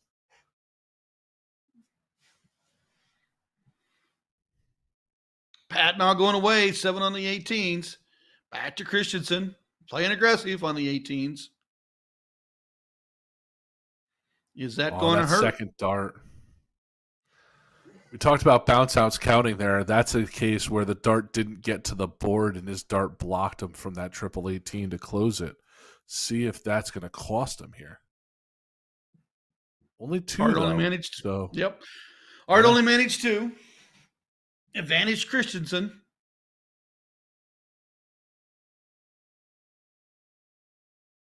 Oh, he wanted to close it. Still wanted to close it. He still went at it. Super aggressive darts. 3 fat darts takes the lead. It's not going to get it Only done. meant one. 18s and then 2 20s. Oh, no, 20s first. Okay. Oh, Again, not only that.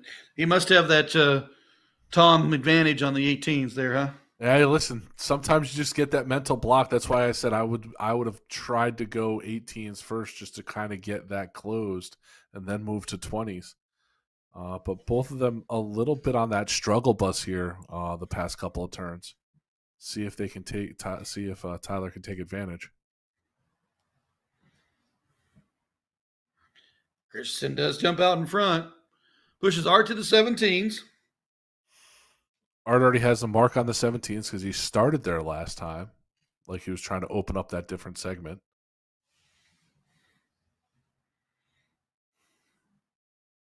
Nice 5 mark there. Take the point lead and close to get that segment open for scoring.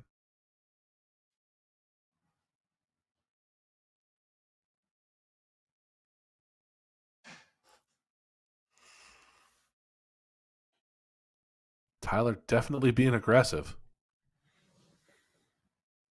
He wants to put this thing away. Of course, he's been running down the board. We have noticed. Art takes away the high ground. Christensen's got Back-to-back to work 5 that marks. 16. Yep, got to work that 16.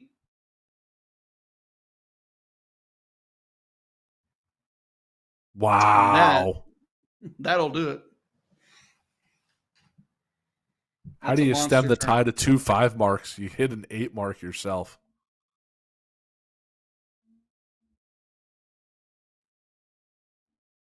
You play hard to the end.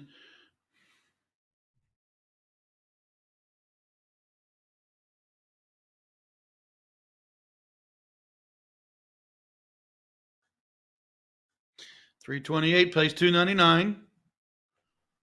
16s battling 15s. We know Christensen has been aggressive. Just the 3 fat parts going right at the fat part. Didn't even look like he was trying to go triple there. All 3 of them looked like they bounced out of the same spot of the board.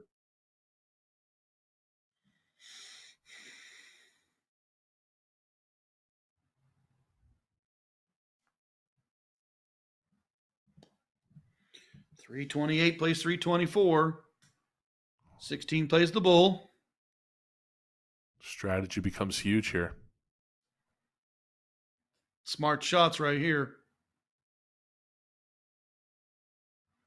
Stay to the bull. Yeah, I got to go for the win there. Single 16 would have helped, would not have helped. Nope. Single bull, trip 16 for the win.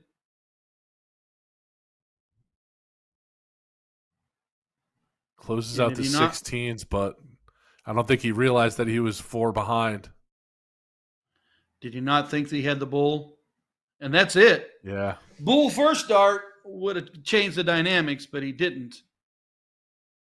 And that puts him into the 4th place match. And I believe Mr. Christensen has qualified for the elite finale, if I am correct.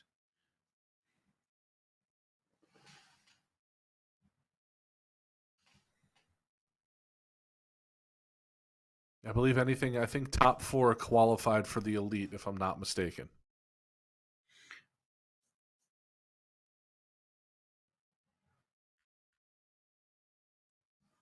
Monster turn of events. We've seen Christensen continue to play the gauntlet, moving through the last chance, got himself in elite finals. Now it's time to continue to win this thing.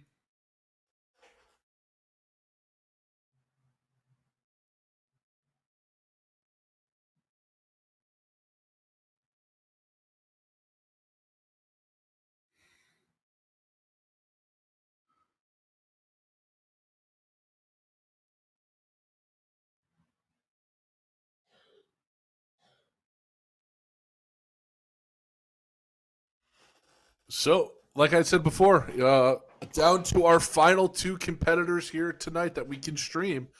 We got Tyler making his way through the last chance bracket, and we got Cheyenne waiting on the her opponent here. Everything else, all of our competitors have been knocked out that we can stream. So just waiting at this point.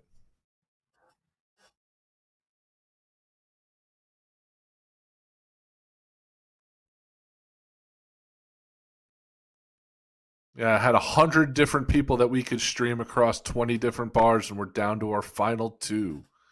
Waiting on, looks like Karen and Janie are still in their match, and it looks like Tyler is waiting on the Ed Spar and Mike Brewer match. So that's where we are right now. So Tyler, like I said, he's going to be waiting on probably get our next one, probably a little bit quicker than Cheyenne will, because the other two have been playing for a little bit. It's pretty crazy. We're down to the nitty gritty.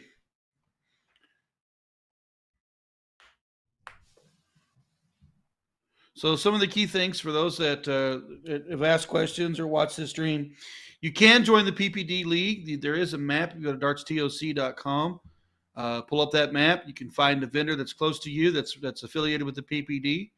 Send them a message and ask about joining leagues. A majority of our leagues are online, so just you and a partner is all needed to join a league.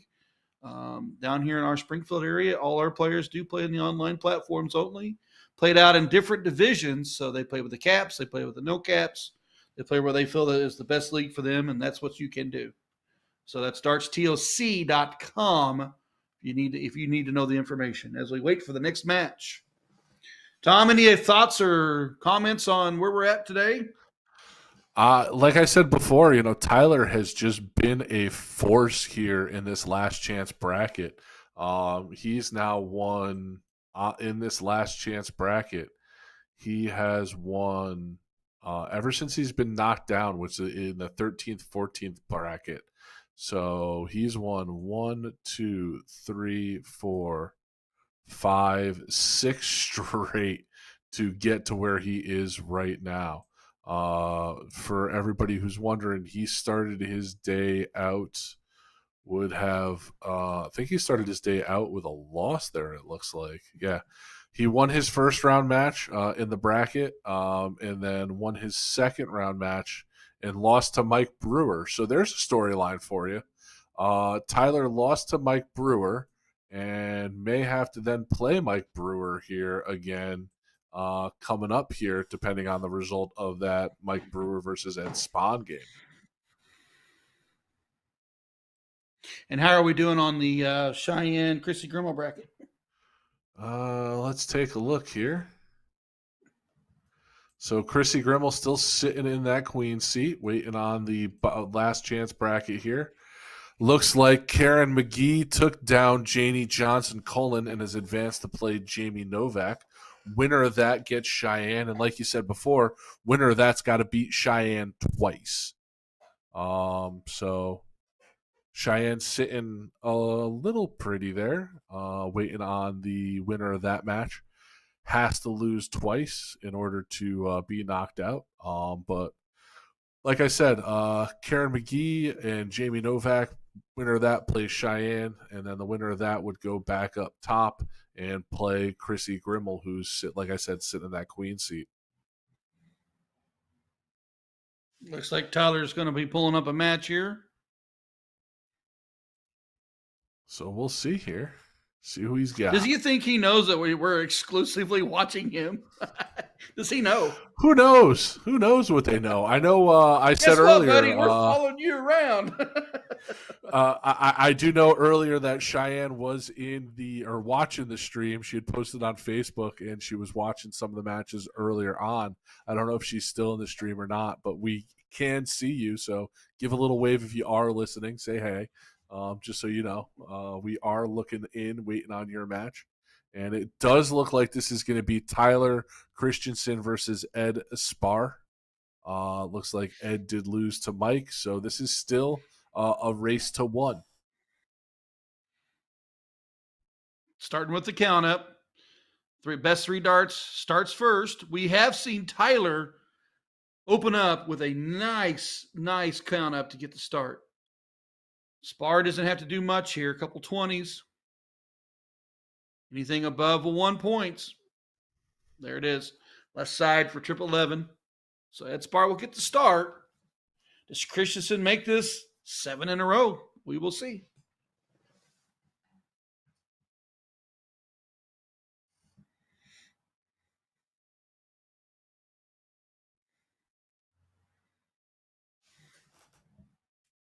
He's been rolling so far. See if he can keep it going. If he does, he'll be facing Mike Brewer, who he lost to earlier today.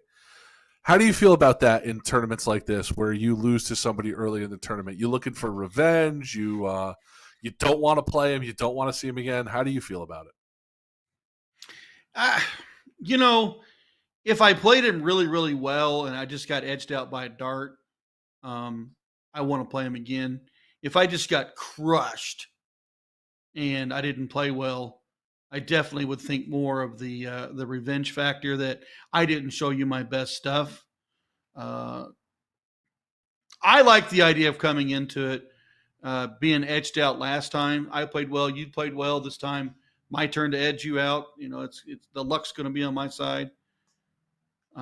So sometimes I've come into that where I've gotten just crushed. And I come back again and I get crushed again. And I still didn't put together my best darts. I'm all about revenge. Bring it on. I want to play you. I'm going to beat you this time. Now, if you're talking crap the whole time, then I want to come back and smash you. A lot of times, if you play a lot of local events, the players, there's a little bit more smash talking going on.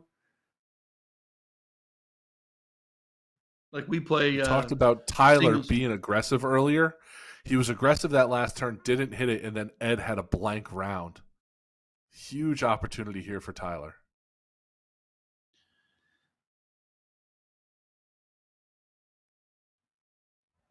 Still staying aggressive.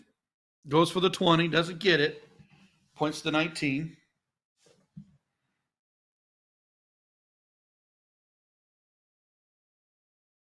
It looked like Spar was going to be one of that 18 to go with it. He wanted to get a 2-segment lead. Yeah. Second time he's gone at that 18. It's interesting strategy trying to get that top wedge taken care of.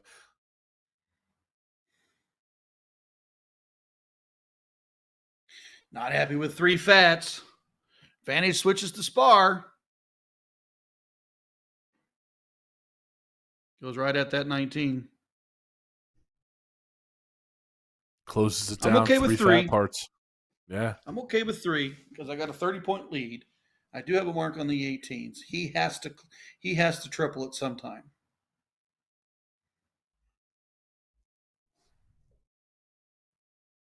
So you asked what my 18s look like, and that's exactly what they look like right there. One on the wrong side of the triple, one on the underneath side of the triple, and then one just into the segment where you're just like, I can't believe I just threw those 3 darts. Do you stay in the same spot that you throw the 20 as you throw the 18, or do you move? I try to stay in the same spot. I've tried the moving strategy, and it's made my darts even more errant when I'm going at it, so I now try to just stay where I'm at. Do you like to get rid of the 18 early because you have a struggle on it, or do you like to just maybe skirt around it to use the other segments that are stronger? I go right at it, especially if I'm, depending on the game situation, but I'm going to go right at it. You can't stay away from it. And Tyler right now, going right at it. 100, yeah, going right at it. 108 points down. Going to need a lot of 16s here. Spar not even slowing down. Trip 20, trip 17 Nope. last round. 92 points up. Looks to get rid of the 16.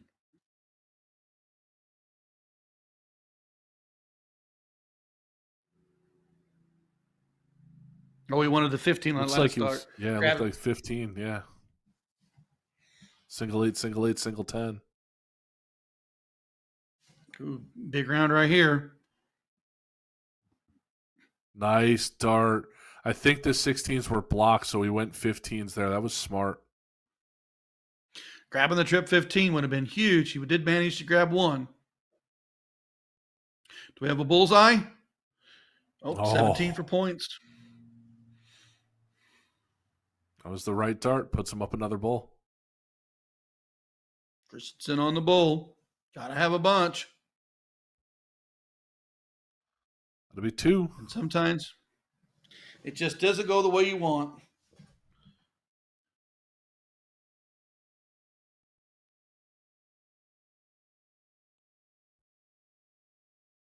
And that'll just do like it. that, Tyler Christensen, he's out.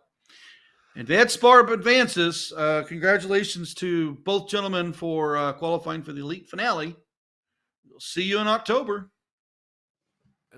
Talk about what a heck of a run there out of Tyler. Knocked down in the last chance bracket, ends up, running through 7 straight games, gets to the top 4, taking down $100 for his troubles today, and getting into the elite bracket for the TOC, the finals of the TOC bracket. That's a heck of a day. Yeah, so opened up with the bracket. We featured him a lot today. Opening round win, then a loss, and then some dancing through the losers bracket, but then that huge gauntlet run through the last chance bracket to solidify it. I mean, good job, gentlemen. And then there were 1, so we're down to our final person, our final look-in that we can have. Cheyenne Richards waiting on the winner of Karen McGee and Jamie Novak.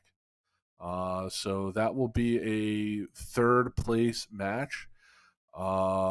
Cheyenne will have to lose twice. So I believe if I'm reading this correct here, first match equals the loser format. So it's a race to 2, cricket in 501, tie break 501. Second match, if needed, last chance format, 1 game of cricket. So I hope that made sense to all of you.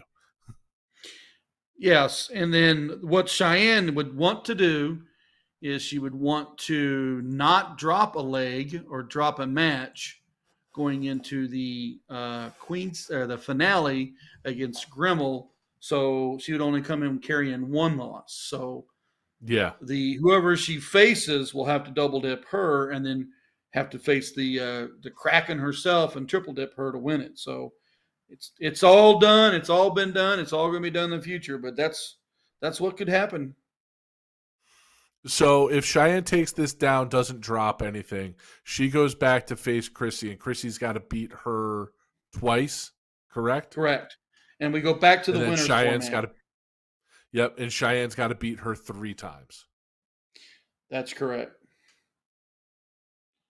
So and that's what's crazy. So whoever places Scrimmy will, Chrissy Grimmel will start on the winner's bracket, so it's all cricket. And if they would take the match off of Chrissy Grimmel, then it goes to the loser's bracket. Then it would stay in the loser's bracket format if Chrissy takes a loss until both players have 2 losses.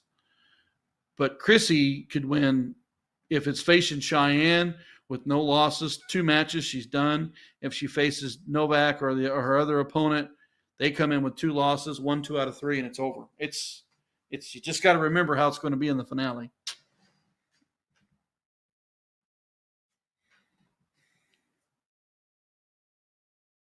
Triple elimination is a crazy format when you really look at it.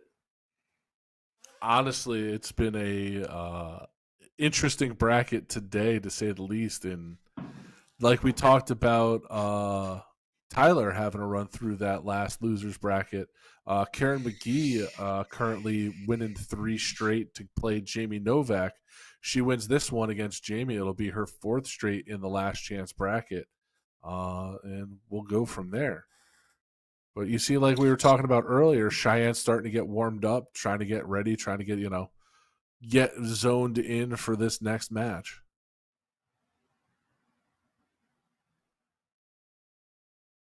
Yeah, so when we first started with the qualifiers, the last chance was 1 game of 701. So that bull was so important to get, or that count up cork was so important to get because you wanted that start on 701. Then they changed the format to cricket. So even with cricket, we've seen what Tyler did when he'd win the cork or the count up. He would drop a quick 7 mark or a big 8 mark. His opponent starting on 18s or 17s, depending on where all the darts fell. So it's very interesting on that last chance about how important that court count up is. And do we have a match? We sure do. I still haven't seen the winner. I'm going to reload the bracket, see if they gave me the winner of the last match yet. It was Karen McGee. Karen McGee took out Jamie Novak. So that was her 4th straight match. Saw what Tyler was able to do with some momentum. Has a tough one here against Cheyenne, but Karen now. Cheyenne's been sitting for a little while. Karen's won 4 straight. See if she can keep the momentum rolling.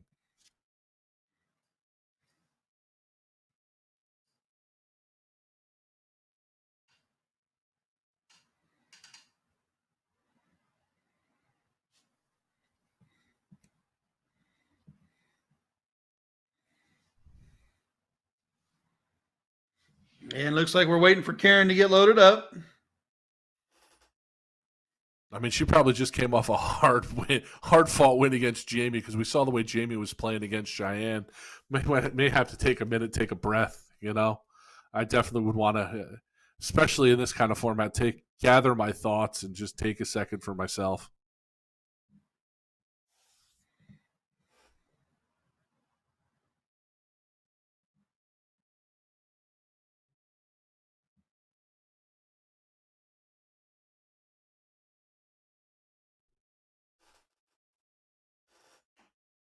So you said your next event's up at Shark Tank. What's the format like for that? What do they have going on all weekend long? Shark Tank is 2 divisions. It's done by the Bullshitter Pro List. It's about 45 boards plus the streaming boards, pros, non-pros. So they open up the first night. It's a single elimination, split bull, 501, double in, double out, single elimination, pro, and then it goes into a draw, and then you got the pro doubles, pro am doubles, then you've got mixed, then you've got trips mixed, and both cricket and 01, and then both pro and non-pro. It draws a lot of people. There's a lot of people in that bar. And that bar is probably Sharks. If you looked at a normal strip mall, about four of those stores spread all the way out across, and they put dartboards all over the place and move pool tables, and it's a cool event. I've done well at that event. I've also not played so well at that event. I've got to stream that event. So it's a really neat location. Terry Stevenson and her group runs that tournament every year out of Kansas City, and it's Labor Day weekend, and you play Friday night, Saturday, and Sunday, and then come home Sunday night or come home Monday. You still have Labor Day to relax before you have to go back to work on Tuesday. That sounds a lot of fun. I know one of the most looked at, or most the event that the people have the most fun at least in my experience at Witch City, is always the mixed triples events. How about in soft tip? That's still a big draw. I think the funnest event is the Pro-Am, if it's a true Pro-Am. Okay. And the reason why I say that is if it's a true Pro-Am, where almost like a capped event, it can be very interesting seeing a Chris Slim play with somebody locally from that area. I know Gates and Chris Slim come to it, and they always get an amateur partner from the area. So it helps them elevate and play with a higher end player. I do like the mixed trips dynamic on the cricket, because it's, that third player is usually your point whore. You know what I'm saying? Take that the right way. Oh yeah. So you got to break that. You got to look for the weak link in trips and try to put the pressure on them. So it's going to be very interesting. Singles is just a gauntlet. I don't care who you put in that mix.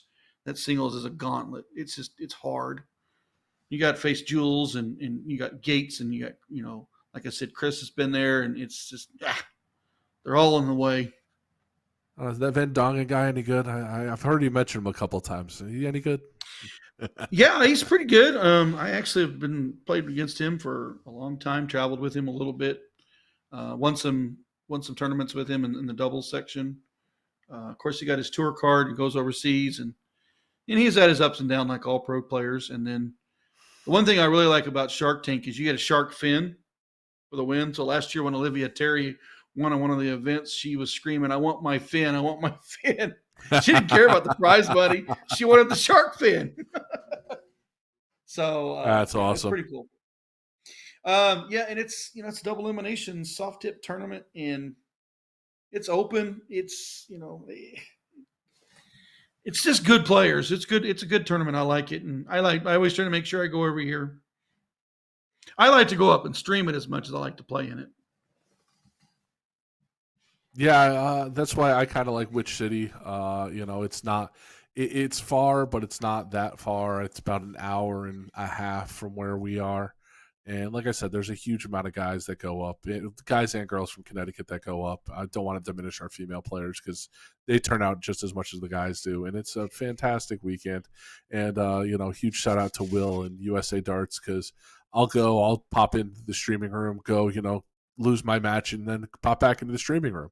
Yeah, so it's always a lot of fun to just jump in and say hey and, talk about how, you either had a bad matchup or, you didn't play that great. So, and I don't know, this year's Some going of to be a the lot of fun. Some of the funnest events that I've been to is Las Vegas Open for the steel tip. I did Seacoast with Will. We went down to Cherry Bomb. Yeah, and those are fun to stream. The Booyah Cup up in Wisconsin's a fun one to stream. We stream Whammo every year, which is the largest state championships in the nation. So then, like this dynamic here on a consistent basis, it's always interesting to see what we're streaming next. And the one great thing I like about it is we're featuring all different aspects all over the country. Yeah, I was able to watch you guys. I was able to tune in and watch you guys broadcast that from Las Vegas this year. It was a lot of fun to see you guys at the Las Vegas Open. It looks like you guys, it was you, Will, and Sean had a great time. Yeah, I got to feature Fallon, which was neat to meet her and call her matches. Of course, Cameron Menzie, ain't gonna lie to you, is a riot. Simon Whitlock, another great individual. Just chatting to him after, during the streams or after the streams. Of course, you got all our local talents and all the heavy hitters from Canada there. So, Campbell and Smith and Cameron, a lot of the players that we feature from the north of the border. So having all those players in one venue is pretty neat. Yeah, it looked like they had a large conference room, a large dart area there for Steel Tip. It was really a lot of fun to watch and see some photos from some friends that were out there and playing in the event, and you guys covering the event. So it looked like it was a lot of fun. Yeah, and the thing that's crazy is that's kind of where I got my start for streaming with Will 4 years ago. When he first got into it, he was out there by himself, and I just sat down with him, and next thing you know, I'm on a headset, and next thing you know, I'm calling matches, and here I am. My favorite one is last year, or I think it was 2 years ago at Witch City, may have been last year. My match was called, and I needed to run, and they were covering the women's event. And Robin Curry was back there just talking to Will off camera. So I put it down. She sat down and she put the headset right on and took right over. I didn't get it back. Yeah, the one great thing about the streaming aspect is not only opening the door for darts, but I do believe and I've said this, is I do believe people watching us now, whether it be soft tip, steel tip, whatever, are joining leagues. They're venturing to more tournaments.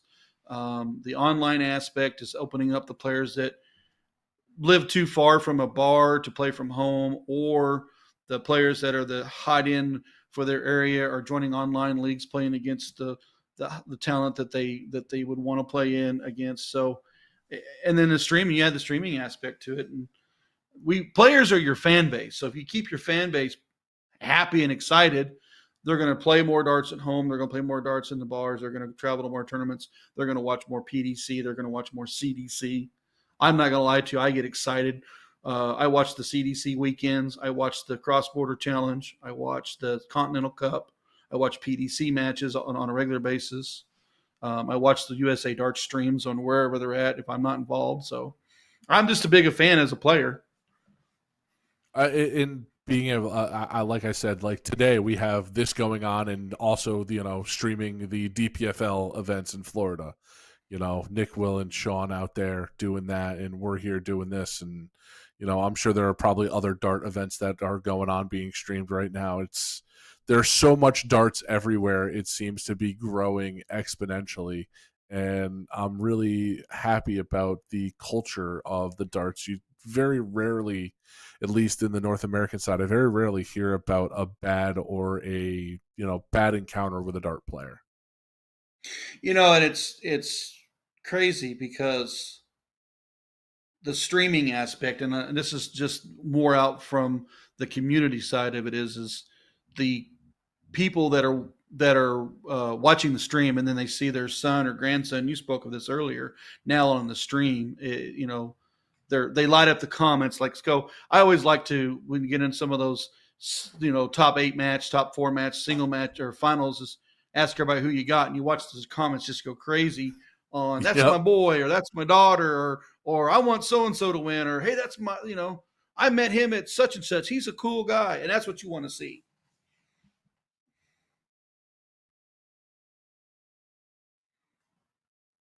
It looks like Looks like we're Karen still taking a waiting little for. bit longer of a break. Yeah. Come on, lady, get the bathroom and drink. Let's roll. USA Darts Productions, Eagle Eye, right here, right now. Let's go. PPD.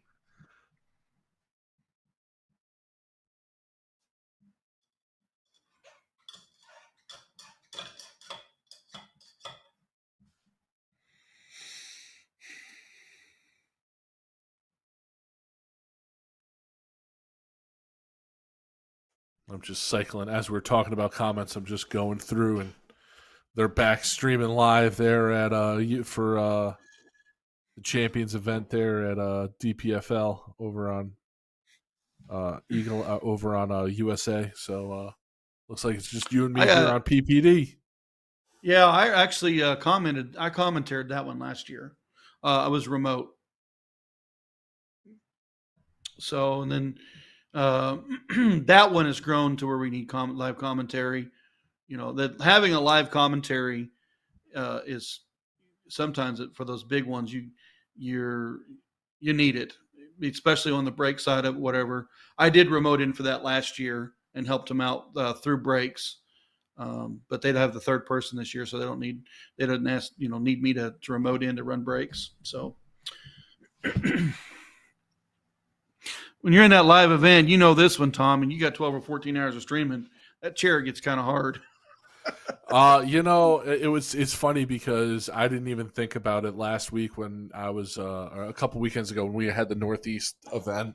In the chair, out of the chair, up and at them all day long, and I got home after that weekend and I was like, "Oh boy, this weekend really kicked my butt." I wasn't ready for that.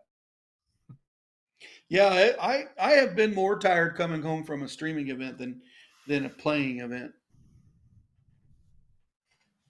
Oh, we got a setup. Garrow's joined. Uh-oh.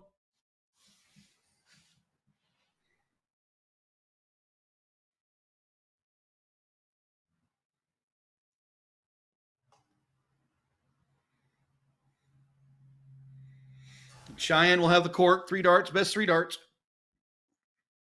I also love, we can see behind Cheyenne that she's at her home bar, but it looks like she's had a bunch of people all day long there supporting her and supporting this effort for her. So huge shout out to that. Always great to see that.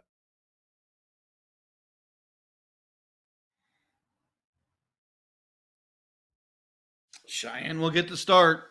First game's cricket, second game's 501. They go to the third game. A tiebreaker is 501. That 501 is a full bowl, 50 points, and open in, open out. Interesting dynamics.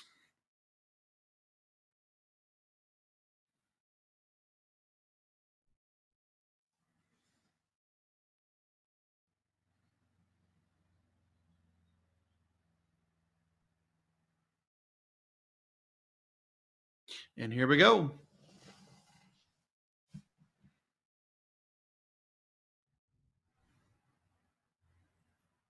We saw that before from Cheyenne, one of her matches where she was just a little bit low on that 20 segment and then filled it up the next one with a 9. So see if Karen can get it closed. I don't know if I'd want to give her another shot, another round at those 20s.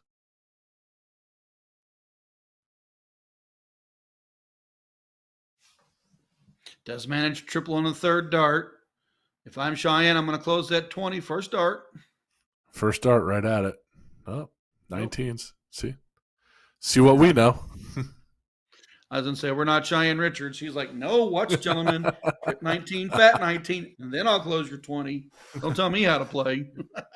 I'm going to close the 20 with a triple just to show I can hit the trip 20. Yeah. Karen McGee right to that 17. Skip the 18. Must be a wheelhouse for her.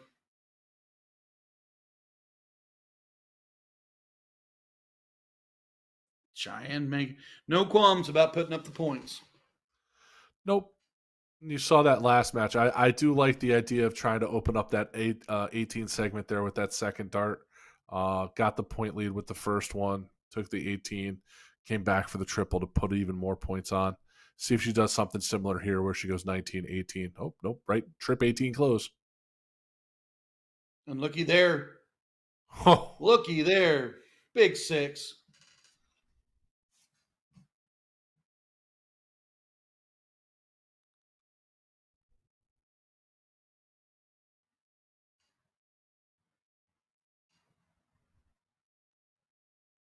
Yeah, I think she went the 18 there on that last turn because the trip 18 did get her points with the close. See her struggling around there a little bit. Open turn. This could be a huge swing here for Karen if she can find a couple triples.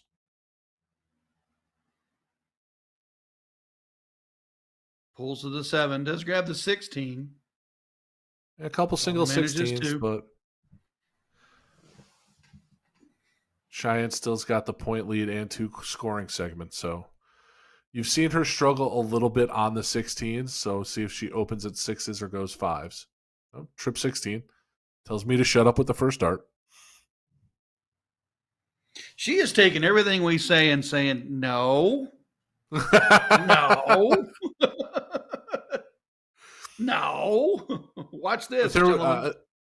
There was one event that I called and the exact opposite happened every time I opened my mouth, and I really thought they could hear me and were taking my comments personally.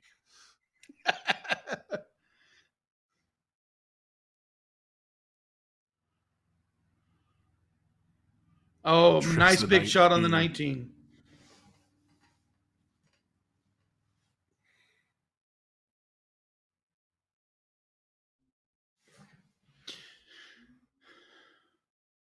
Karen manages 2.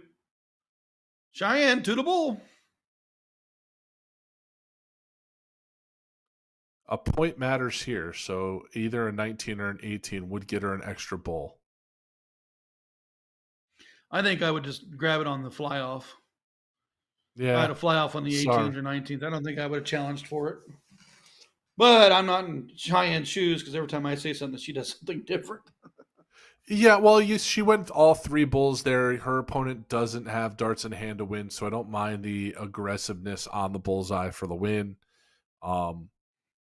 If it comes back to bite her in the end, she might look back on that turn. But she's got this well in hand at this point.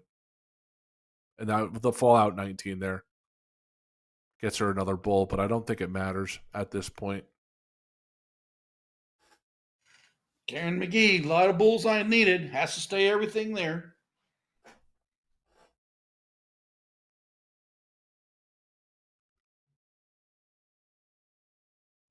I'd be shocked if we're not moving on after this if she goes empty here.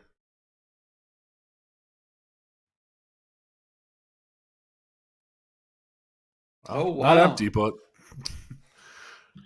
the more elusive points. Winning bull. Yeah.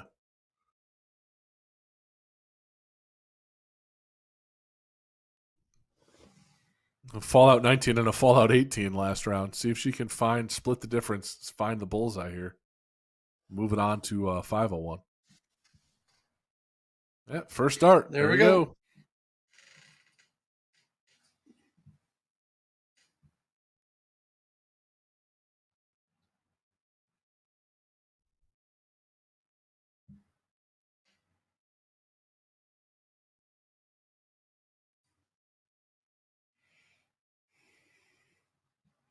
So this is leg number 2 in the losers format, which is where Cheyenne is at. The loser will start first. It's just 501. If Karen gets this, we would go to another cork and then the deciding leg of 501. McGee has had the start, just slow on the 26 to start. Both of them with the breakfast. They just sent each other a message. Let's start at 475. Okay, sounds good.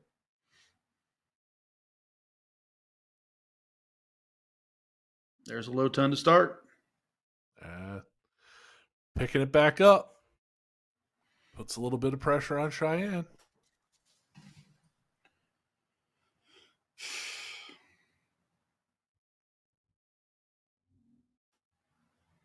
Cheyenne answers with a low ton.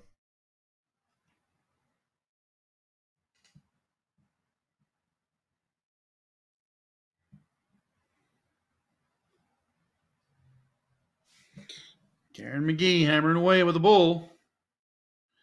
Doesn't manage to add more than one. Advantage will flip to Cheyenne here. Low ton or better. Puts it on her throw.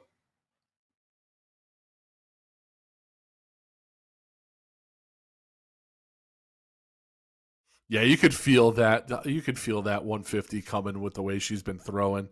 Get an opportunity to do something like that, and she takes an advantage. Makes Karen now have to throw another hat trick there to stay in this match. And speaking of what you just said, there's your hat trick.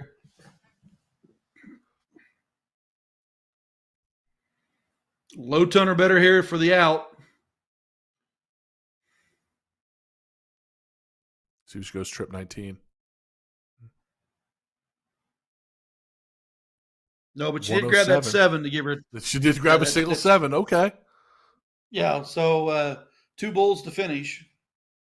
But darts in hand. Well, it won't go this time. But a 76 on the back end for Karen. Yeah, that's pressure here on Cheyenne now. Bull for 32.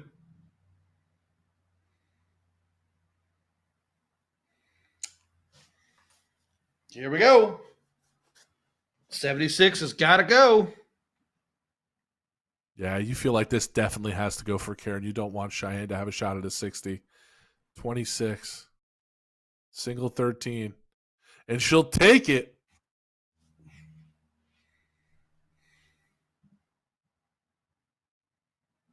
Third game of 501 we go to.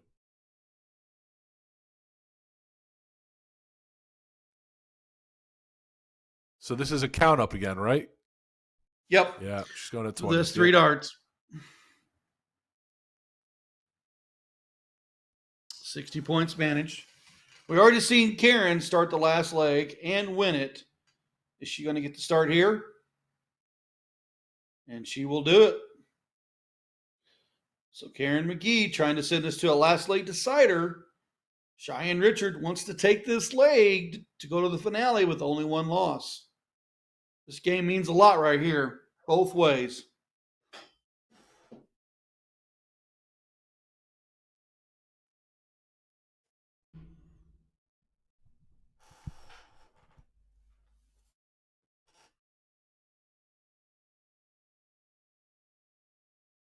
Karen can find a hat trick here and start with a 150 to put a huge amount of pressure on Cheyenne. That kind of I think would start to get the pressure on Cheyenne, with especially where she's been sitting.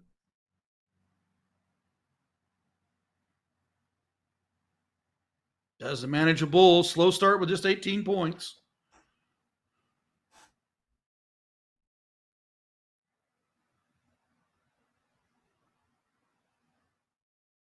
And there's a nice low ton to grab the throw. And when you talk about grabbing the throw like that, that means now that Karen's got to hit a low ton just to get back in this. You know, she's got to hit a hat trick. Single out, single in, single out situations. You want to lead. You want to lead. You want to lead into the out. And same thing with any other steel tip, 501 open and double out. But then when it's single out, the out opportunities are so much far less because that 13 beat you. So when you get out in front and you grab the throw, now you're just trying to get there because you know all you can do is single it up. you won't necessarily be held up on the double.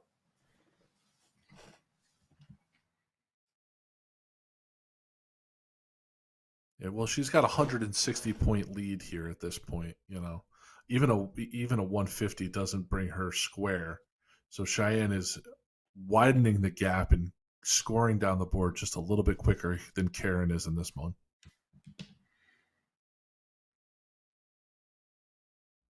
One more bull sets the out.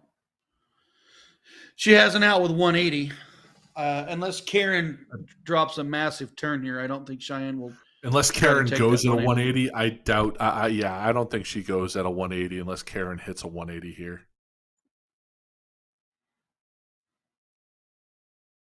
Yeah, so right now 180 is an out. She's got 6 clear darts. I would say go bullseye, bullseye, and then set up your favorite finish. No, she's going to go for it. Every time that I think. Every time, right? Yeah, you mentioned like, hey, yeah, like, why would you go to 180? Need to no, shut I'm up. going at it. I'm going at it. You two need to shut up. Watch this. So still 6 clear darts at the 137. I think she's listening to us. I see she's wearing headphones. I think she's listening to us being like, no, this is what I'm going to do, guys. Come on. 87. Oh, and she went trip 10. Game shot. Oh, fantastic out. Wow. The trip 10 with 30 left.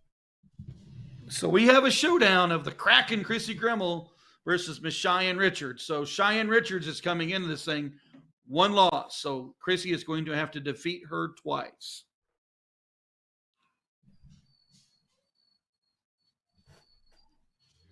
Yeah, we're going to take a quick break here while everything gets set up. Don't go very far. We got our ladies finals of bracket 1. Chrissy, the Kraken Grimmel, taking on Cheyenne Richards, playing out of that stadium in Texas. We'll be right back. Let me tell you about A to Z Darts. We're a specialty dart store with over 10,000 different products. We create in-depth videos and blogs to help improve your game and showcase our products. We give helpful advice on how to practice darts, the fundamentals of form and mechanics, and how to make better decisions when purchasing your darting equipment. Whether you're brand new or a seasoned player, we try to provide fun and informative content. I'm Jen, the creative director for A to Z Darts. I've been playing for over 10 years, and I've traveled the world competing in and promoting the sport. This is Will. He runs our live streaming company, USA Darts, and travels the globe as well to broadcast major darting events and interview PDC players alike. You'll find over 2,000 different sets of darts on our website. Guessing right now you're pretty interested in our resources? Learn about form, throwing mechanics, practice routines, scoring and grouping, checkout methods, cricket strategy, and much more. Visit a-zdarts.com to take advantage of our blog or follow us on social media at AZDarts today.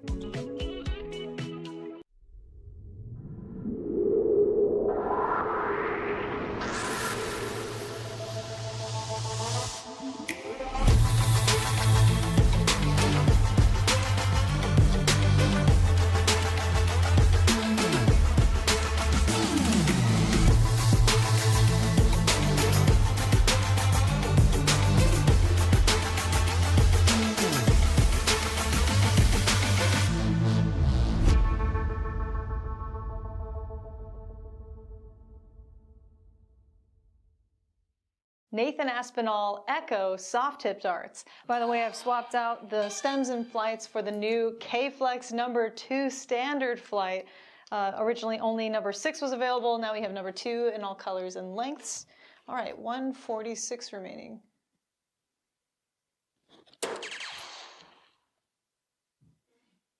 Ho ho ho.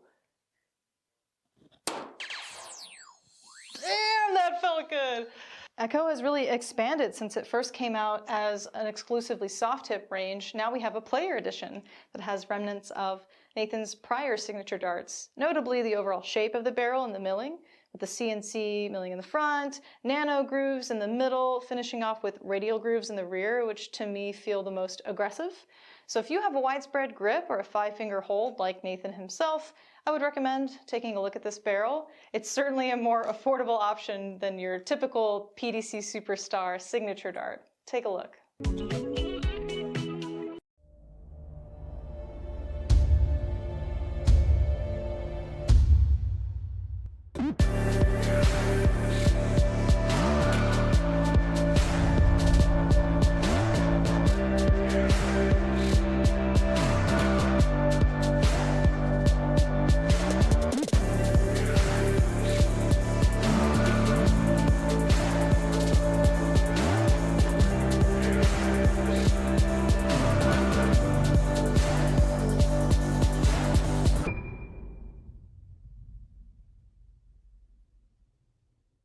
Dartboard lighting systems that work with soft tip boards, starting with what I'm calling your best value option, the 180 Illumina lighting system. Quick clarification, you cannot purchase the cheaper light version, LITE, but the more durable and robust normal Illumina lighting system is going to work since it mounts to the wall. If you want to upgrade to the ultimate setup, we'd recommend the Target Corona Vision lighting system, plus conversion kit that is compatible with most grand boards. This is basically a zero installation option. No power tools are needed. You're not mounting the light to the dartboard or the wall. You just assemble the legs to the light when you buy it, and then when you buy the conversion kit, it's magnetic. Just snaps right onto the leg, and the 4 prongs push into the dartboard. Here are 2 budget-friendly options. Number 1 is the Target Arc light, not the cabinet light, but just the light by itself, which clips to the dartboard directly. So I have the Target Arc light under the Illumina, giving it more stability by accident, but if it was on its own, it'd be a little wobbly on the board. You can see the lights illuminating like half of the board, and it's certainly in danger of falling if you bump into the board or retrieve your darts too hard. The GLD Shadow Buster. This is our most budget-friendly option. It was designed to screw onto the top of a cabinet, and then it can swivel downward to illuminate the board, and also swivel upward and fold it all the way down to be out of the way in case your cabinet doors are a little bit taller than the top of the cabinet. That's it, folks. 4 total lighting options for soft tip dartboards. See you next time.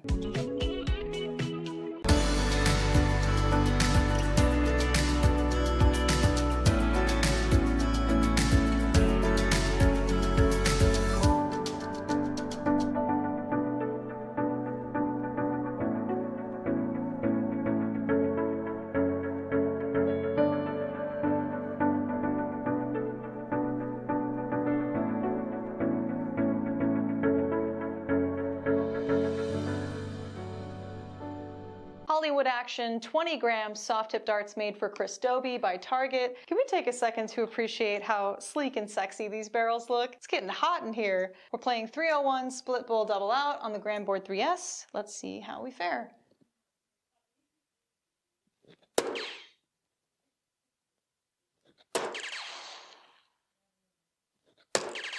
Nice starts. By the way, I've swapped out the stems and flights for the new Target K-Flex number 2 flight. Now let's fail this attempt.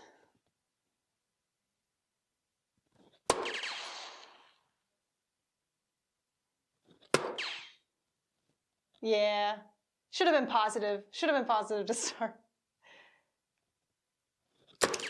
Whew, good leave though.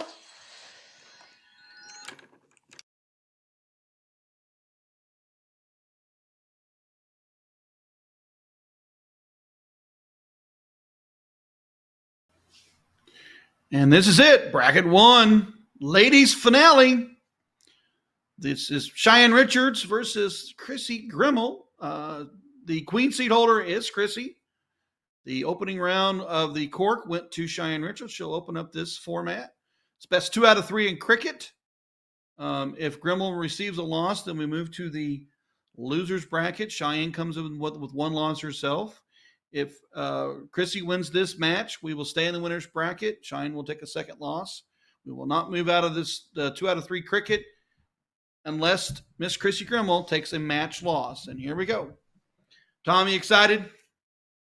You know, we just saw the count up in Cheyenne counting up with huge win on the count up.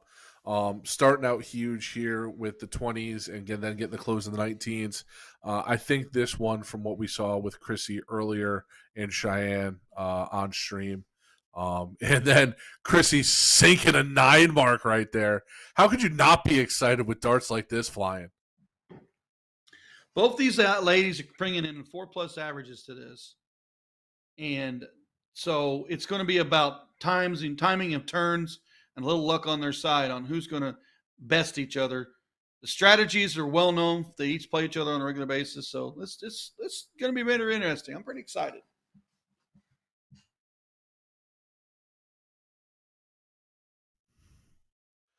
A 9 Grimmel continues, followed by 18s. a 6. Yeah, 18s and you're to the 20. You can't afford a window here, Cheyenne. You got to stay on that 19.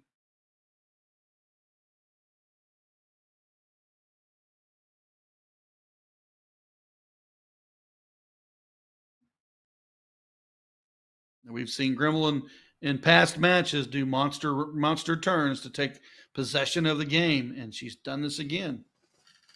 Yeah, she's just absolutely filling up the 18s, assaulting them at this point. And speaking of How do you assault, there's a turn 9 the back. tide, though? Oh, boy. That's a 9.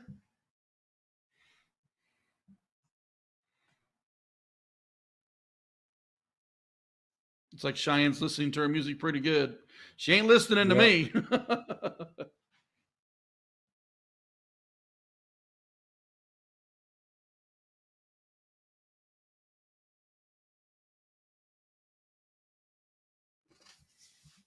Both of them Interesting trade turn 2 here for marks on Chrissy. turns. Yeah, it's interesting to see what Chrissy's going to do here.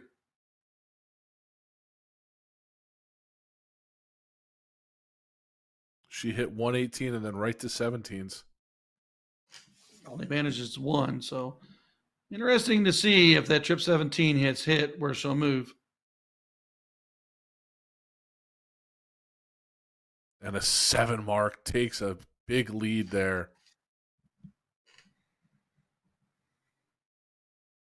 See her dancing. She's listening to her music, all right. And another aggressive shot there from Grimmel. Gets rid of the 17. These two know each other well. Well, you saw Sarayan in earlier rounds struggle on the 16, so she opens with the trip 15 to open up that scoring segment, and then hits the single 16 and goes for the double 16 to get it closed.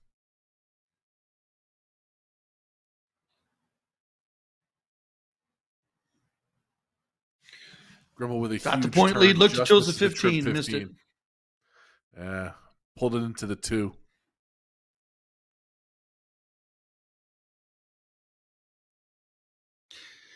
Boy, this has been a back and forth leg. Also, both shooters shooting at a quick pace here.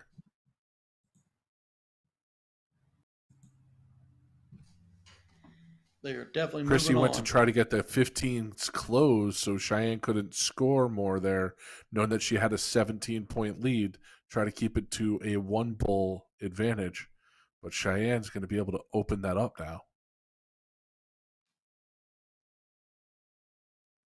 Oh.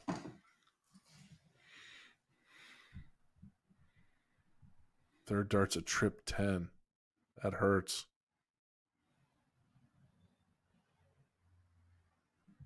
Wow. 5 mark. Big 5 on the bull. Interesting here for Cheyenne. Yeah, I didn't think she'd move to the bull early. And there's another 9.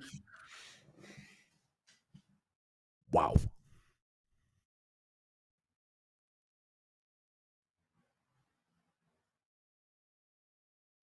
$15 to close it. No, stays a bull. No, she stays there.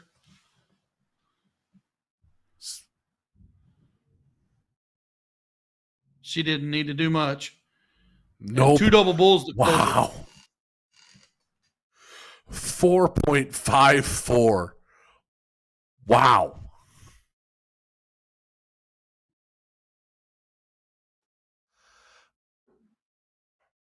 Oh, Gotta put some money in. mercy.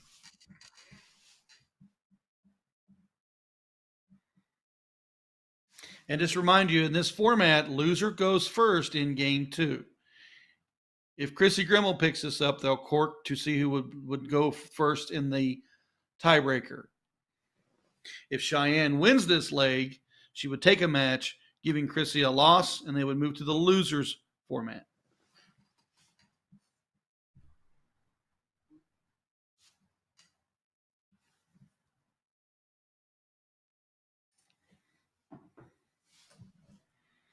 Boy, these two can turn the game back and forth so quick.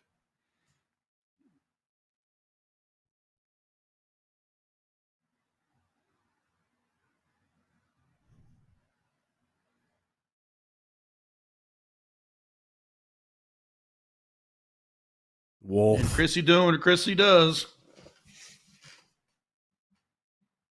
Stays at the 19, gets 2 triples after an errant first start.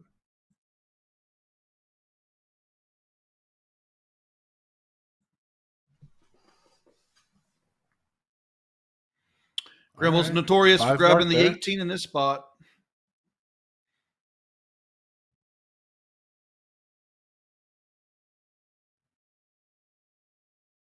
I think she can does hear go you. for the 17. 'Cause she goes she's 19 normally- for the points and then 2 17s. I've seen her in the past go grabbing. She likes that multiple segment run. But she that time she was, of course, it could be her opponent too. She wants to stay Cheyenne out. just in front of finding her, that well last out start of her. into the neighbor.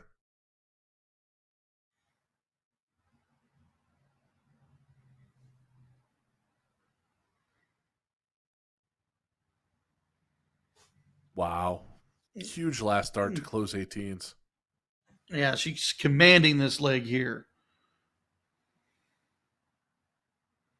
Do we get a third? Big 7 on the 16s. But still, it's only a 31-point lead, and Grimmel has 3 different segments that she can score on. And score she is. There's your 9. Another 9. Yep, that's the 9. What is that? 4 for this match so far? Yeah. Plus a couple big 7s, a couple big 8s in there. That's a smart last start. 15, a close of the 15 doesn't do you anything. You get a lead on bulls, assuming your opponent's going to close 15s. Now you got a lead on bulls, but it may not matter. Grimmel just missed going a 7 mark to close this one out.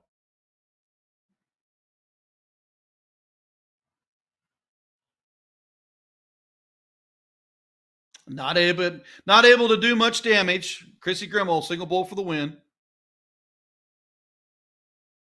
And there it is. 1-1. They will cork it up and see who goes first. Yeah. I thought a Say it. 4-5 was impressive. 5.37. Are you I was going to say, kidding say it. me? That's what I saw. And I'm like, yeah, you can say that. And that's pretty good. Huh? Whoa. Ow. That hurts. And look at here. And then on a count out, you're going to hit 180. Are you kidding me? Hello. I'm here, gentlemen. I did sit around and wait, but I'm back. I'm sorry. It took me a game to wake up. Sorry. Here's my 5.37 in cricket. Here we go. Grimmel wins this And then match. she's gonna- That'll give Cheyenne a loss. Cheyenne needs to Cheyenne's flip second this loss. to get. Yeah, Cheyenne needs to flick to get this leg here to keep him even.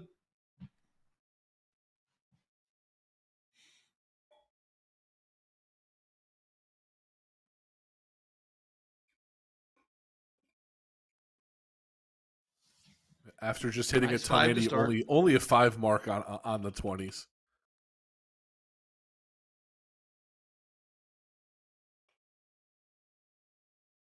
Ooh, there's a big door left wide open. We've already seen Chrissy crash that 19 hard. A triple gets her points. Nope. So I would see her stay probably. Oh, goes trip 20 though. Wow.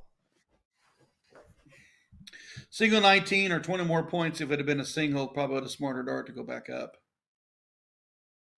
However, I'm not a person that would want to leave Cheyenne an open segment with some marks on it.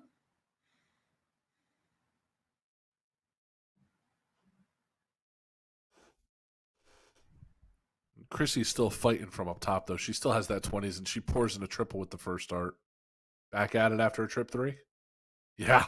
Yeah, just manages 6 on the 20s. Puts a lot of pressure. It's going to take at least 9 on that 19 here.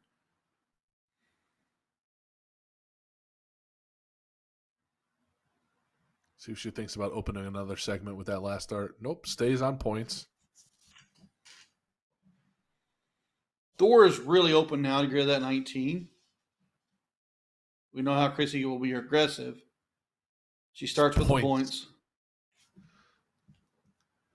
She's not going to let Cheyenne breathe. No, Cheyenne's still at a point where needs 9 to get back into this.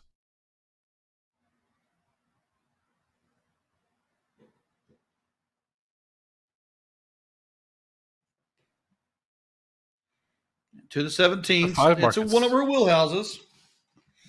It's a 5, but I mean, she's still 75 points down.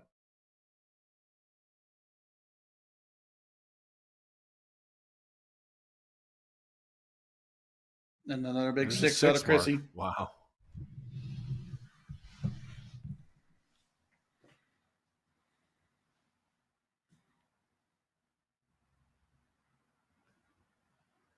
There's another 9. There's another 9. 5 for the match.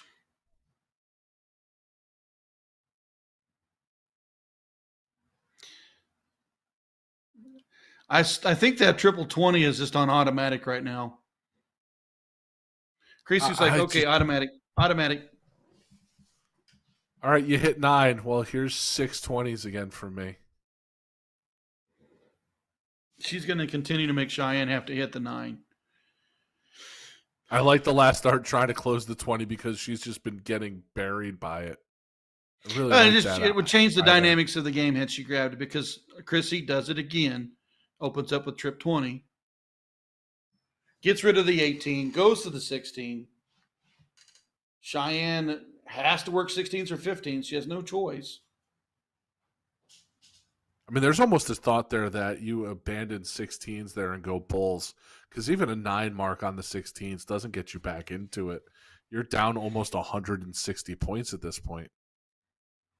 Well, now you're down 200 points because she just hit the 200-point overkill with that big 8 mark.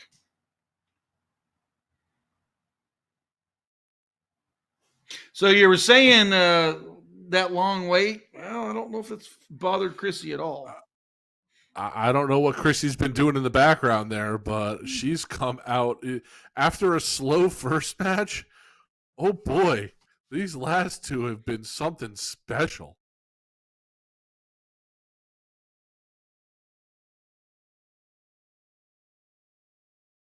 And puts it away. Back-to-back 5.5 games. Like that's unreal. That is at just a different level. So we have completed loss number 2 for Cheyenne Richards. We will not leave the winner's bracket format. So still 2 out of 3 cricket. If Chrissy Grimmel wins this next match, 2 out of 3, it will be over and she will be the champion. Cheyenne needs to start giving her some losses to force her down. And it's not even that Cheyenne's throwing bad darts. She's just getting hammered by somebody throwing a 5. Like, it's literally a point difference. Like, she's throwing a 5-5. Chrissy threw a 4-5 there, and it's a mark around a difference. Like, that's just absolutely insane what you'd have to throw to keep up with that. Yeah, it's no matter who you are, if you're an entire point behind in cricket, you're just trying to stay in the legs. Chrissy is just keeping the suffocation coming. She used that trip 20 just to suffocate Cheyenne out of that leg. And then she used the 200-point overkill. No. She didn't miss that 20 at all. No, and then she used that 200-point overkill to keep her completely out of it.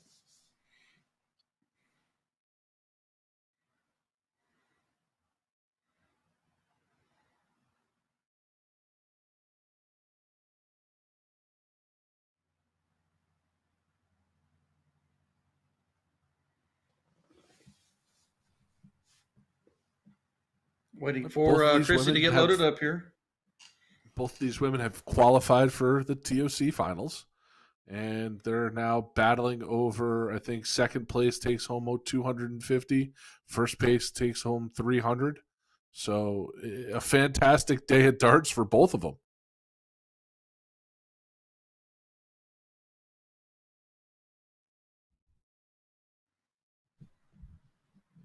If you're Cheyenne, what do you feel like you need to do differently in this match? Is it just hope that Chrissy has, a couple of subpar legs and you take advantage? Are you hoping that maybe she shot herself, out of the 20s? Or how are I'd you shrink the handling points. it? If I'm getting ran Yeah. over like that, I'm trying to shorten the game. I'm taking pot shots to like that 20. If I'm relatively close, I'm going to try to get rid of that 20 in one dart, because I got to shrink the game. I got to keep the points close, and then hopefully I can catch them on a mistake somewhere. If I'm just going to allow them to sit there and just point the crap out of me, I'm just like being chipped out on a poker table. I'm going to have to shrink the game as close as I can. Otherwise, it's just time before they're just going to run me off the board.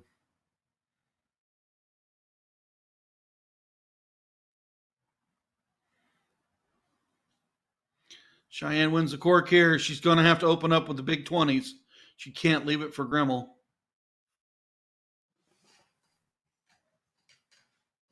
Boy, I tell you what, She's got. you're Chrissy. Yeah.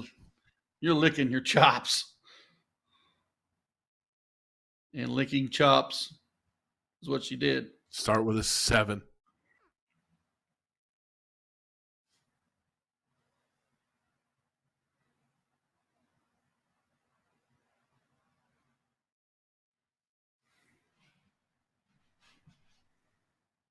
Answers a 7 with a 7, but doesn't have the point lead, and Chrissy's got an opportunity to throw it a 19, and you saw the way that she was just doing the same thing she did last leg.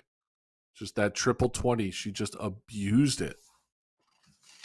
An abuse she does there. 80 points scored, and then it's got a mark on the 19s. Cheyenne's a little closer this time. Has got to put the hurt on.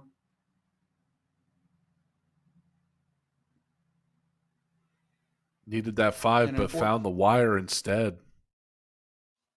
Unfortunately, now's not the time not to be hitting the triple, because your opponent is finding triples. Jeez. This is unreal, that way that Chrissy's throwing right now. Like, this is a clinic that she's putting on with triples. Definitely, this is a game of triples, and Chrissy Grimmel has notoriously been one of the best at the triples game.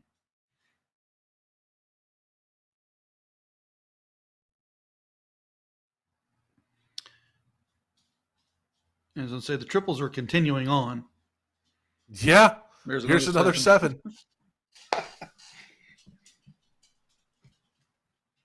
And you're going to force Cheyenne to throw a number that she's been frustrated with all day long.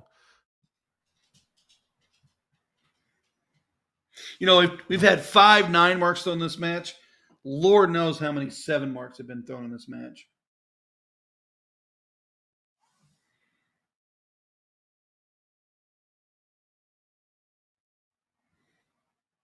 You talked about shortening the game. How many triples has Chrissy hit this leg? This is going to be above 5, I think, at this point. Yeah, I was getting ready to say I would love to see the triple hitting percentage. Just what was the percentage of darts thrown that went into the triple? I would just love to know.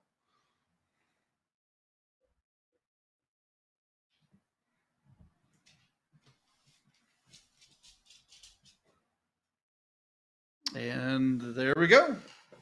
Oh. If Cheyenne had any hope that Chrissy was going to slow down, I don't think that's happening, because she's just been getting stronger. Now a 5.8. That's, oh my gosh. I don't have words. I don't have a vocabulary big enough for a 5.8. I really don't. I don't know how to describe that kind of level of darts. Like, it's absolutely insane to me. So 5.34 Chrissy won. Chrissy opened up 5.34, backed with a 5.56, and then a 5.8. Now, we are in the opening of this leg here. Cheyenne opens 4. She does manage 3. Cheyenne's got to take advantage of that opening round, not coming for Chrissy. All right. Okay. Let's see what happens now with Chrissy now that the 20s are taken away and she can't take that pot shot and get the 60 points that she's been getting. Well, there's your answer. Never mind. That's a 9. You know what, Ryan? I think you got it from here on out. I'm not going to say anything else. I'm done. Like that's a 9. Oh. Stop listening to us. What's Chrissy going to do? Well, she's going to throw a 9.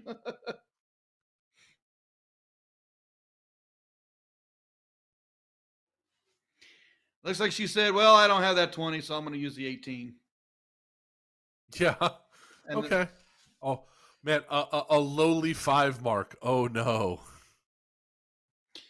The level is just insane. These ladies are bringing it.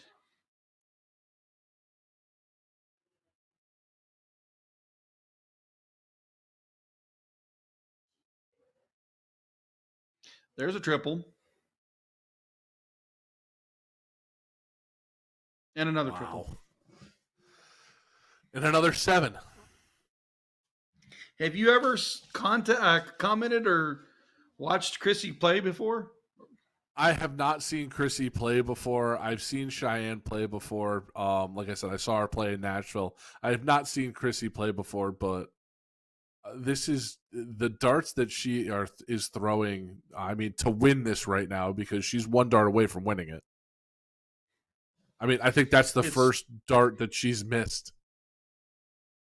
Yeah, these are fantastic players, and showcasing them here at the end has been awesome. But we've seen what Cheyenne can do, and now we are seeing what Chrissy can do. It's incredible. That's why I asked you, have you ever got to call Chrissy before? I've had the opportunity, and this is pretty normal, actually. And just like that, Chrissy Gremmel closes with a 5.06. 4 legs over 5 for Chrissy Gremmel. 7 total 9 marks hit in this match. I can't tell how many 7 marks we've seen. I couldn't even tell you the triple hitting percentages we've seen, but that was incredible. That was absolutely. She was in control at every point. It didn't matter what Cheyenne was doing. Chrissy was in control outside of that first leg where Cheyenne won. Once Chrissy got rolling there in leg 2, there was nothing she could do. Chrissy would dominate the 20s, and then she would dominate the 18s. That last leg, what is she going to do? She doesn't have 20s to point. Oh, here's a 9 mark that puts me out in front. I never look back. Absolute fantastic darts from Chrissy Gremmel. Take nothing away from Cheyenne, who had a great day herself, but Chrissy was just shooting on another level there. Well, I think we are completed. Any last words, Tom, before I take us out?